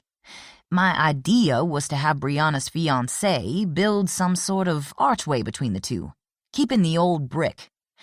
New Orleans and French styles aren't that different. That's true enough. Given that New Orleans is the closest you'll come to France in the States, thanks to our ancestors. You're getting it. Our styles could blend well together, Desiree. And not just outside, but on the menu. Luca told me he buys pastries from you. He does, and Brianna buys cookies and croissants for her B&B. See? You'd have a new outlet. We could set up the dessert cart with items you chose for each day. After diners taste how good your pastries are, they could go into your bakery after their meal and take some more home for their evening dessert, a late-night snack, or even breakfast the next morning. And, he pressed on, you said you wanted to expand. There's plenty of space for you to do it, especially since I'm putting smaller, more intimate dining rooms upstairs. I believe together we'll draw from neighboring towns along with visitors to the national park. I'm also going with green shutters on either side of the windows across the second floor and putting wrought iron on a little extension. Not an actual balcony, but to give the impression of one. This is sounding more and more like Brennan's exterior. I doubt I'll be taking any business away from them, but for those who've been to New Orleans, dining at Sensation Cajun could feel like reliving their time there. And for others who've never been, it'll give them a Big Easy experience. You've thought this through. I have, ever since your father complained that you hadn't come home to work in the family business. Luca thinks my name will bring in some people too, though I'm not sure this is blues rock country. You'd be surprised. Don't forget, Jimi Hendrix was from Washington State. You wouldn't, by the way, be the only famous person in town. Brianna's Uncle Mike is an artist. Michael Mannion lives here? He has a studio and a gallery. Like me, he lives above the store on the third floor of a building he bought. But he's turning the second floor into space for various local artisans. Rihanna talked him into doing wine painting evenings, which have proven quite popular. I went to a showing of his work at a gallery on Julia Street. He'd done a book of paintings from each of the 50 states. We hit it off, and though his original paintings are above my budget, I could definitely use some of his Louisiana prints, with little tags beneath stating his name, with the address of the gallery. It might even drive some business his way. He smiled at her, obviously pleased with that idea. Small-town interconnections, he said. This isn't turning out to be that different from New Orleans, which is, in its way, several small, close-knit communities within one city. She couldn't deny that. Still, as they entered her bakery, Desiree wondered if a man whose dream was once to play concerts all over the world could truly be happy running a restaurant here, in a town that didn't get the number of tourists in a year that New Orleans or Paris did in a day. I realized I've dropped a lot on you today, he said. Whatever gave you that idea? The sarcasm didn't have the edge she'd intended. He was getting to her, the sane, sensible voice in her head warned. Be strong. Just think about it, he suggested easily. What could that hurt? Nothing. But her hopeful heart, as tended to happen whenever she was anywhere around Bastion, was disagreeing with her head. I suppose. I'd never make you do anything you don't want, Desiree, he said, just as he'd told her that first night he'd made love to her. Damn. That memory had long-neglected body parts jumping into the interior conversation, siding with her heart. Dinner, she reminded herself. Then he'd be on his way, back to the Lighthouse Hotel, and hopefully New Orleans or Paris or wherever the gypsy musician might roam. I've mostly given up making bread, she said as they passed the pastry case, which her 2 employees had emptied for the night. I prefer the art of pastry making, but I do bake bread once a week for Luca. He uses whatever he needs for that night, then vacuum freezes the rest and warms it as he needs it. I kept out a loaf to eat with some cheese along with Roma tomatoes and basil when I got home tonight, so I can contribute that to our dinner.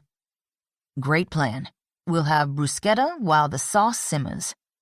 I do have another idea that we can talk about over dinner, he said after she'd retrieved the bread from the back workroom and they were walking up the stairs that Seth had insisted on replacing.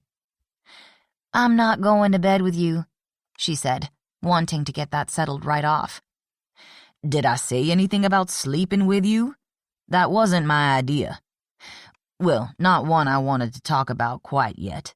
Though, any time you want to ravish me, I wouldn't say no. There will be no ravishing. Whatever you say, cher, he agreed cheerfully. Too cheerfully, Desiree warned herself. Chapter 7. Wow, Bastion said now as they entered the apartment that took up the entire floor. I wasn't expecting this. What were you expecting? She asked as she put her purse on a small curved table painted in a pastoral scene by the front door. A gilded bronze mirror in one of the Louis styles, she forgot which one, hung on the buttery yellow wall above the table.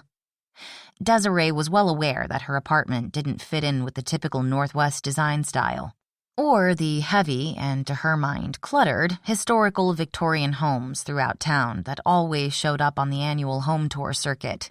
Fortunately, Seth, who'd remodeled both what had once been Fran's bakery and this upstairs apartment, which had only been used for storage, and it had turned out, a home for mice and spiders the size of her hand, had caught on to her vision right away.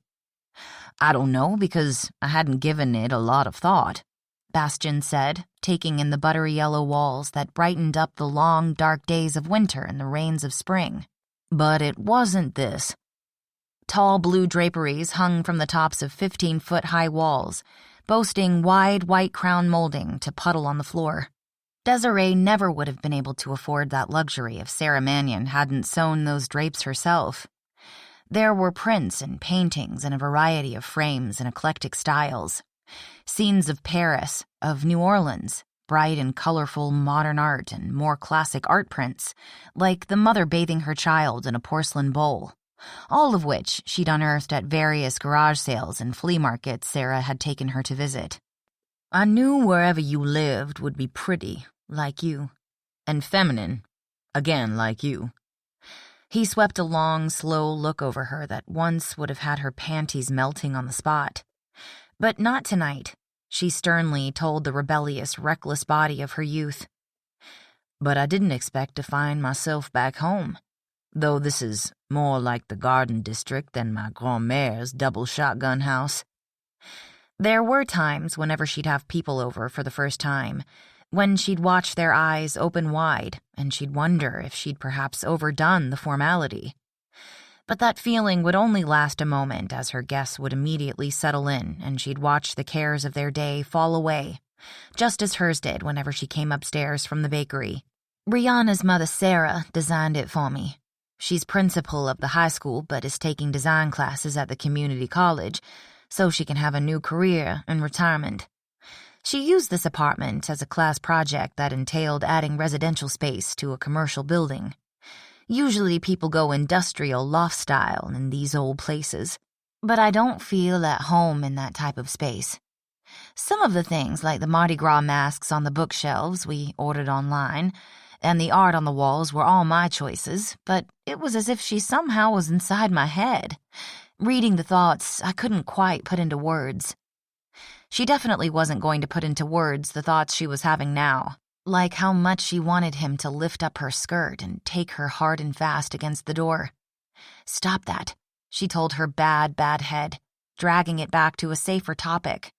Both Seth and Sarah had understood that as much as I love Honeymoon Harbor, I wanted a blend of New Orleans and Paris. Bastian stuck his hands in his back pockets, looking up at the oversized bronze gold chandelier dripping with crystals that created rainbows on the walls. That looks like an authentic plaster medallion. It is. Seth found it down in Portland. It was badly chipped, but his father, Ben, who would be the husband of Caroline. That would be him. She smiled at the way he kept mapping out the connections between all the people he'd met today.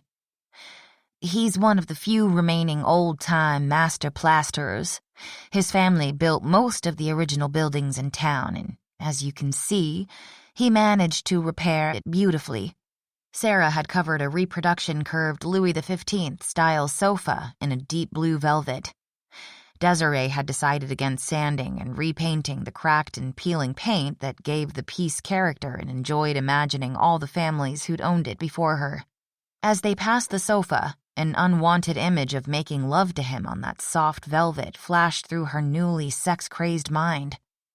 An archway through the tall brick, much like the one Bastian had suggested to connect her bakery to his restaurant, led to her kitchen, where she'd replaced the top cabinets with open shelves and had Seth install a deep farm sink, marble countertop, and a vintage butcher block-topped wheeled table to use as an island. Bastian put the groceries down on the marble countertop, while she went out onto the wrought iron-railed balcony that allowed her to keep a small kitchen garden in pots and sit with her morning coffee, breathe in the aroma of fresh herbs, and watch the boats on the water. Nice setup, he said when she'd returned with a tomato and leaves of basil. I like the espresso machine. During the day, I'll run down to Cops and Coffee, but this is my sanctuary, so I like my coffee French. And before you ask, I do leave out the chicory. Not a bad call, in my opinion, he agreed. It took a while, but I talked grand-mère out of putting it in the cafe coffee. Would you like some wine? She asked. I wouldn't turn it down. I'd say we earned it today, especially you, who, along with stepping in to perform, also did all that baking. But you're cooking dinner when we could have ordered out, or picked up an already cooked chicken at the market. Bite your tongue, he said as he laid out his ingredients. So you still don't sing at all, chère? Only to myself. She got out a bottle of an Oregon Sauvignon Blanc that always reminded her of the Puy Fumé they'd drunk with that lunch at the little bistro beside the Seine, and poured them each a glass. When I'm alone, baking. Thanks, he said. You still have some amazing pipes. While she got the ingredients for the bruschetta out of the refrigerator, Bastian washed the vegetables, then began chopping carrots, green pepper, and onion. The holy trinity of Cajun food.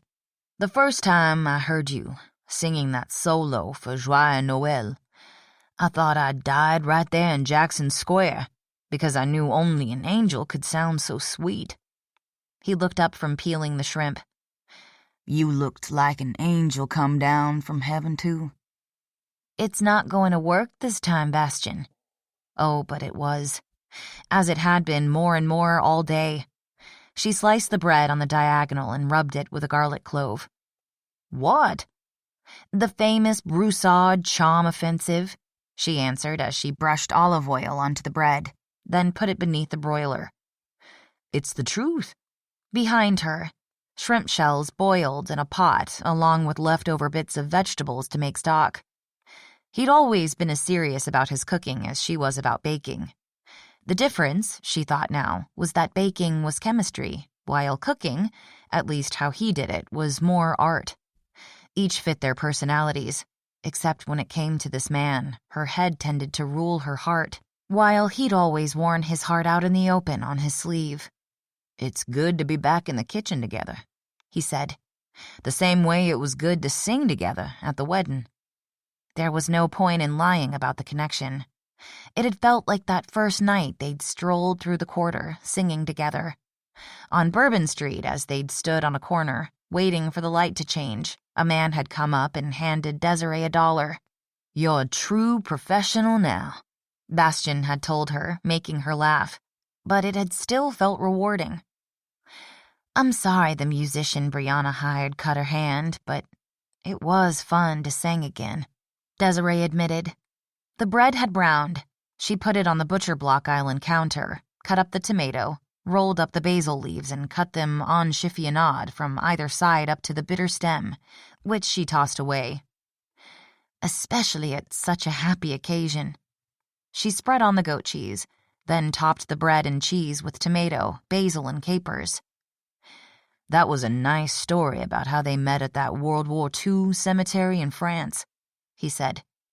And each knew at that moment that they were meant for each other. I suspect it was more lust at first sight, she said, her tone as dry and crisp as her wine. I don't remember you being so cynical. I believe it was true love. I certainly fell in love when I heard you, even before I turned around and saw you. But I'm not going to deny that while you looked and sounded an angel, my thoughts had nothing to do with heaven. Perhaps lust is merely fate's way to get us to pay attention to the person we're supposed to fall in love with. I've never met a man who says the L word so easily, she said. Known a lot of men, have you, cher? Bastian took a bite of bruschetta she held out to him. Most of the students in pastry classes admittedly tend to be women, but I've met my share of male bakers, and both students and restaurant chefs tend to sit around and drink late into the night, talking about all sorts of different personal things, sex included, naturally. But love is never mentioned. Now see, that's the difference. It's not like I throw it around like confetti or Mardi Gras beads. Had I been with other women before you? Yes. Had I ever told any other woman that I loved her? That would be a hard no. It was a word I was saving. When I went back to the guys in the band in the morning, I told them that I'd not only found our front girl, I'd found the girl I was going to marry. It had been the same for her, except she'd been a virgin when, the third night after she'd joined the band, they'd made slow, tender love on a lumpy double bed in his small 3-floor walk-up studio apartment on Dauphine Street. Sometimes I wonder if I move too fast, he mused. Being that I was your first lover, perhaps you thought sex always felt that special, that right, and maybe took our love not for granted exactly, but as something you could feel for any man you were attracted to. Any other man who you might want to be with. You have it backward, she said. You're right about me always connecting sex with love. I still do. I used to think it was my Catholic upbringing, but now I believe I'm just hardwired that way. I always knew that when I did have sex with a man, he'd have to be someone I loved, and could see myself loving forever. Okay. He blew out a breath. I promised myself that this time I'd tell you how I felt and give you time to get used to the idea. So, demonstrating that I do have a degree of self-control where you're concerned, I'm not going to make love with you tonight. Well, for once we're on the same page, she said, not quite truthfully, remembering that flash of fantasy about him taking her up against the door. We always have been, Cher. He looked at her over his wine glass. Sometimes we just get a bit lost in translation. He turned down the stock pot. We've a while yet before I need to make the roux. Why don't we enjoy our wine outside on that pretty little New Orleans balcony and enjoy the sunset? It was a perfect evening. The sun had turned the blue water to gold and copper. Sailboats skimmed across the gilded water, while more energetic kayakers paddled closer to shore. I've been thinking of taking sailing lessons, she said. It looks so freeing. Maybe we could take them together. And then I could sail you to some hidden cove where we could drop anchor and make love in the moonlight. I thought we weren't going to talk about sex. I said we weren't making love, he corrected her. But I don't remember you saying we couldn't talk about it. He took another bite of the crunchy bruschetta. This is delicious. It's simple, she said, but fresh herbs make it so much better. I was thinking of putting my garden on the patio, but then I'd have to go all the way downstairs any time I wanted something, and the pots would take up room I needed for customers. The balcony was Seth's idea. He's very talented. I'm glad there's someone local with the talent and vision to create my space for Sensation Cajun.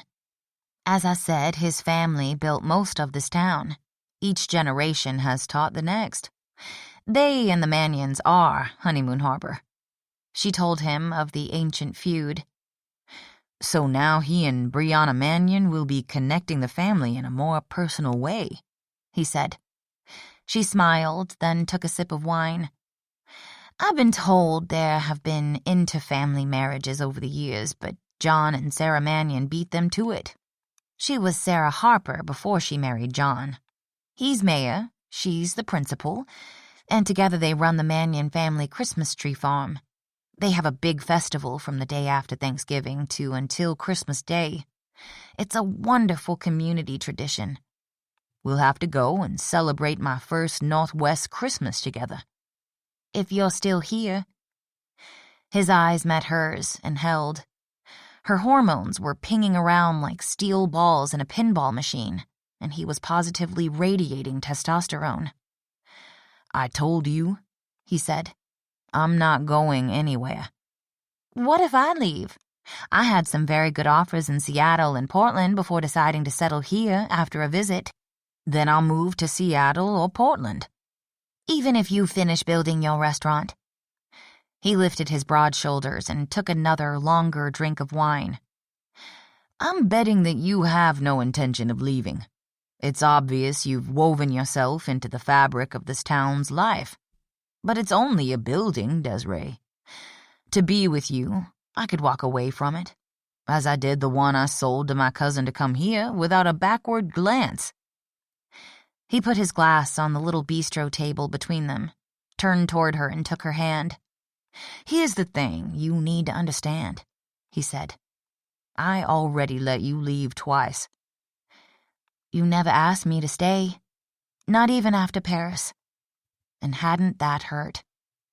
Only because I was afraid you might. I knew band life wasn't for you, even though you could have been a star. You don't have to say that. It's true. You were the whole package, Desiree. But you hated the touring, being crowded into that old van before we could afford to lease a decent bus, never having a moment to yourself. The crowds, the fans, They weren't for you. You enjoyed them? I did, He admitted. more so after you left. Well, if you're trying to make me feel better, that certainly doesn't. I didn't mean it the way it sounded. It was because I didn't have to watch you fight your growing stage fright every night, and I no longer woke up every morning wondering if that was the day you'd leave. I never told you I had stage fright, and it was more anxiety. I'm a quiet person at heart, Bastian. That's one of the things I love about baking. I do it early in the morning, when it's dark and the town is still sleeping. It's a special silent time when I can have my thoughts to myself. Not so silent, I suspect, he said, since you sing while you work. You've caught me, she admitted with a smile. You hid the anxiety well, he said, but I knew. There were so many times I thought I should lie and tell you that I didn't love you because I knew how we'd eventually turn out. But I was selfish and wanted every minute I could have with you. The first time you left, I understood that you needed to go to school and learn your craft. Having grown up working in a kitchen, I totally got that, which is why I didn't say a word to discourage you. The second time, you were flush with your shiny new culinary diplomas and ready to spread your wings in the big city. No way was I going to try to deny you that. But now you've reached the stage in your life when you need a place to settle, nest, make a home. How well he knew her. As she gazed at Bastian, Desiree felt all her excuses leave her heart with the setting sun. And I'm going to do everything I can to convince you to allow me to be part of your home, to let me back into your heart. You've never left. The admission in her soft voice vibrated with emotion. He closed his eyes, drew in a deep breath, and although she hadn't realized that he'd been stressed, she could see the tension leaving his body. I made a promise, back there in the kitchen. You did, she said, and I had every intention of holding you to it. She laid her free hand on the one that was holding hers. But haven't you heard? It's a woman's prerogative to change her mind. He stood up, bringing her with him. The shrimp stock gets better the longer it simmers, he said. Then it's going to be the best stock ever made, she said, lifting her lips to his. Chapter 8. I had a fantasy, she admitted as they walked, hand in hand, into her bedroom. She'd painted it an eggshell buff that added a golden glow. A wrought iron 4-poster bed added to the antique feel, while the draped netting created a lush, dreamy vibe. The room looked like it was bathed in champagne. I'm a big fan of fantasy, Bastian said in a voice as silky as her duvet. What a coincidence, he said as she confessed the sex against the door scenario. I had the same one when I walked in, perhaps because I attacked you the moment that bellman had left our hotel room in Paris. The sex had been quick, hot, and the memory of that ravishment possessed the ability to thrill after all these years apart. I attacked you right back, she reminded him. That you did, he said as he closed the bedroom door. He pressed Desiree against it, causing every muscle in her body to quiver with memory. Brace yourself, chère. Before she could respond, his head swooped down and his mouth was on hers. The kiss hard, deep, erotic. There was no soft, slow seduction as there'd been their first night. No playful sex as they'd had so often shared, too high on life from performing to go to sleep. This was what she wanted. She needed him to take her, to claim her, to break through the last of those emotional protective barricades she'd built during their years apart. She couldn't tell if the room or her head was spinning as his mouth broke away from hers and nipped first one bare shoulder, then the other, just sharp enough that she knew her skin would show his marks in the morning. Then, just as he had in her fantasy, he caught her wrists, lifted her arms above her head, pressing them against the wood of the door as his other hand dove beneath her pretty flowered tea-length dress, pushing aside the bit of lace she wore beneath it to slide his fingers into her. She was already wet, needy and ready. Desiree arched her hips to that wicked hand as his mouth reclaimed hers, swallowing a sound that was part moan, part laugh at how, yet again, their minds and bodies were in perfect sync. There are some men with lesser egos who might find being laughed at in such a moment emasculating, he said. But I take it as a challenge. He thrust deeper, bringing her to climax with a flick of his thumb. That's one. He released her arms, turned her around so she was facing the door and unzipped her dress, allowing it to fall in a flowered puddle to the floor.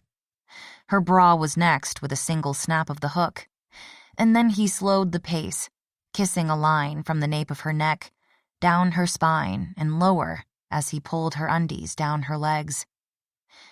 Step out of your shoes, he instructed. The lace underwear that was down around her ankles was next. Then he kissed his way up her body again, his mouth tasting what his fingers had readied. I want to watch you. He nipped at her inner thighs, the way he had her shoulders, branding her with his teeth, then soothing the skin with his tongue. I want to see your eyes, watch your face when I take you. Her knees were weak as he turned her yet again to face him. As he did, she saw herself in the tall mirror leaning against the wall. She was naked, and her skin, deepened to a dusky rose, gleamed with moisture while Bastian remained fully dressed. The erotic contrast had her feeling helpless as his hands moved over her, cupping her breasts. His fingertips, roughened from years of guitar strings, scraped her nipples, causing an ache between her thighs. Tell me you want me, he said, his hands growing more possessive, more arousing as they moved over her, demanding more. I do, she managed. Say it. He pressed the straining zippered placket of rough denim against her bare flesh. Say my name. Lost in a world of slick, sinful sensation, she could deny him nothing. The ability to trust completely, to give every bit of herself, was born from knowing she was deeply, truly loved. I want you, Bastian. I need you. She gripped his shoulders and moved her hips against him, drawing forth a ragged male groan that was the sexiest thing she'd ever heard. He reached between them, freeing himself, then taking a condom from the pocket of his jeans, tore the wrapper open. He was big, stone hard, and miraculously hers. I'm going to take you, he said as he rolled the latex over himself. Finally, she panted the word. It was his turn to laugh. Then, as Desiree clasped his shoulders, he drove into her, filling her, ravishing her against the door of her pretty champagne-colored room, setting off an orgasm that streaked through her like flaming, brightly colored Mardi Gras fireworks. They finally made it to the bed, lying on the 1,000-count Egyptian cotton sheet Sarah had given her for a housewarming gift. Desiree watched Bastian pull his t-shirt off to reveal a deeply tanned chest, with the same mouth-watering abs she'd love to run her hands over. She could easily spend the rest of her life watching him undress over and over again. Like a GIF, she thought with a laugh. She could use it as a screensaver on her laptop, although she'd never get any work done. You're laughing again, he said as his hands pushed down his unfastened jeans. Not at you, as her wandering eyes followed his happy trail down to his obliques. She wondered how anyone who cooked for a living could maintain such an amazing body. I'm just happy. I'm glad. He kicked off those pricey Italian loafers, leaving his long, lean feet bare. She'd never realized how sexy bare feet could be until today. He pushed a pair of navy boxers down his legs, stepped out of them, and joined her in the bed. Now that we've taken the edge off and fulfilled that fantasy, let's see if I could make you even happier. Much, much later, after he'd proven to be a man of his word, they were sitting in her kitchen eating the best étouffée she'd ever had in her life. And having grown up in New Orleans, that was saying something. "Your grandmother taught you well," she said. She'd claimed his linen shirt as her own and was wearing it with her undies, while he had sadly put that t-shirt and jeans back on for cooking. "You also chose the name of your restaurant well. This is truly sensational." Thanks, but the company is what really makes the meal. I've missed being with you. Me too. With you. And not just for the mind-blowing sex. When I left Paris, it felt as if I'd torn off a limb. I kept waiting for you to show up in New York. She took a piece of bread and spread it over the plate to mop off the last bit of sauce. You never did. You weren't ready. You had no way of knowing that. You're right, I didn't. But it was the opportunity of a lifetime for you, he said. It'd be like me being able to study under Lester Young, John Coltrane, or Charlie Parker. How many people can say they were there, in that very kitchen, creating pastries with arguably the most famous pastry chef in the world? She laughed. I don't think that's the type of thing that will make it into my obituary. Fortunately, I have no desire to be famous. While you, on the other hand, are a world-renowned musician. For songs I wrote for you. I wondered about that, she admitted. She'd also sung along while baking, which had made her heart ache. At the same time, the songs had her feeling as if he was still with her. You know how the French call an orgasm la petite mort? The little death. That's it. That's how I felt. But not in the amazing orgasm way, but in a lonely way, as if you died to me. I grieved for a long time. I'm sorry. It's not your fault, she said. I was the one who left. If it's any consolation, I felt the same way, which is why I wrote the songs. They served as somewhat of a catharsis, as I'd imagine I was singing them to you. Once again, we are so in sync, she murmured, no longer fighting the fact that in so many ways they fit together perfectly, like two pieces of a beautiful puzzle. Because I'd sing along and imagine I was singing with you. She blew out a long breath. So here we are, where we belong, if you're honestly set on building your restaurant here. I never say anything I don't mean, he said. He gathered up their plates, took them over to the dishwasher, then made 2 cups of espresso with hearts in the foam. How long did it take you to learn that? She said, duly impressed. I've been practicing a while, he admitted, to show off for you. Here's the idea I was thinking about earlier and was going to mention to you before we got sidetracked. What would you say to us singing again? Professionally? Even if I wanted to, which I don't, what would we do with our businesses? You mentioned Brianna's uncle is renting out space to artisans. I did, and he is. What if I had a studio built there? That album you bought, my last one? I produced it at a studio in New Orleans and had it engineered there. We could do the same thing. She thought about that. Wouldn't we have to tour to promote it? It's a new world. We can put some selected singles on a website. I already have live performances on YouTube. I know, she sighed. I've watched, along with thousands of other people. Who bought the album while I was in New Orleans working in Grand-Mère's Cafe. The only singing I've done in public over the past 2 years has been in a few local clubs. That performance on YouTube was at the House of Blues. We could make some extra bucks doing what we'd enjoy anyway. Pay for some trips, put some away for our kids' college. Aren't you getting a little ahead of yourself, Bastien Broussard? You talked about wanting children. Did you change your mind? Because it's okay if you have. No, I just believe we should wait until the restaurant is up and running and we've adjusted to living a normal life together. We've plenty of time, he agreed. That's totally your call. I was at the airport waiting for my flight when CNN ran an article about women in their 50s having children. She slapped his arm. I don't want to wait that long. I've watched Kylie and Mai with Clara, and as darling as that baby is, she defines high maintenance. Also, while I realize there's nothing wrong with having a baby without a formal marriage, Papa's a little old-fashioned. That's like saying the Pope is Catholic, Bastian said with a touch of laughter in his eyes. I was getting to that. I should have waited to mention the college part. The reason I came here was to propose. I had it all planned out, but then I found you bustling around with cake for the wedding, and the next thing I knew I was off looking for a uke. Then we were singing, and the reception didn't seem the right place.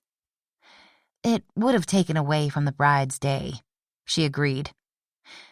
Then I wanted to show you my restaurant first, so you'd know what you were getting into, and then there was the sex, which was mind-blowing, don't get me wrong. But that got me sidetracked again with the conversation about maybe singing together again and kids, and the plan fell apart.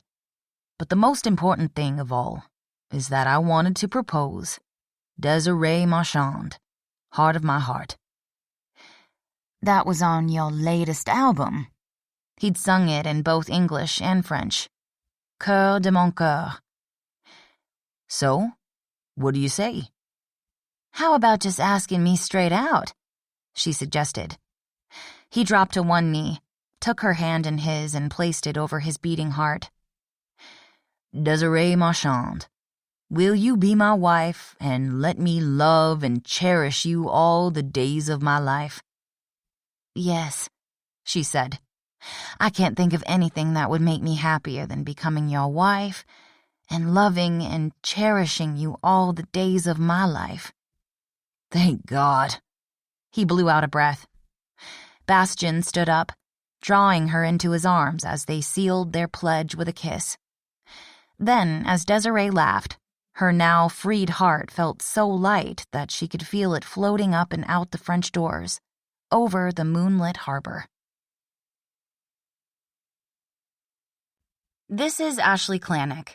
We hope you have enjoyed this unabridged production of Summer on Mirror Lake by JoAnn Ross, featuring the bonus story Once Upon a Wedding by JoAnn Ross, presented by HQN Books and Harper Audio.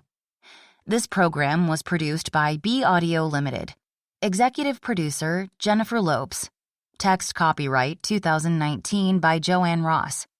Production copyright 2019 by Harlequin Enterprises Limited. Used under license with Harlequin Books S.A. All rights reserved. Thank you for listening.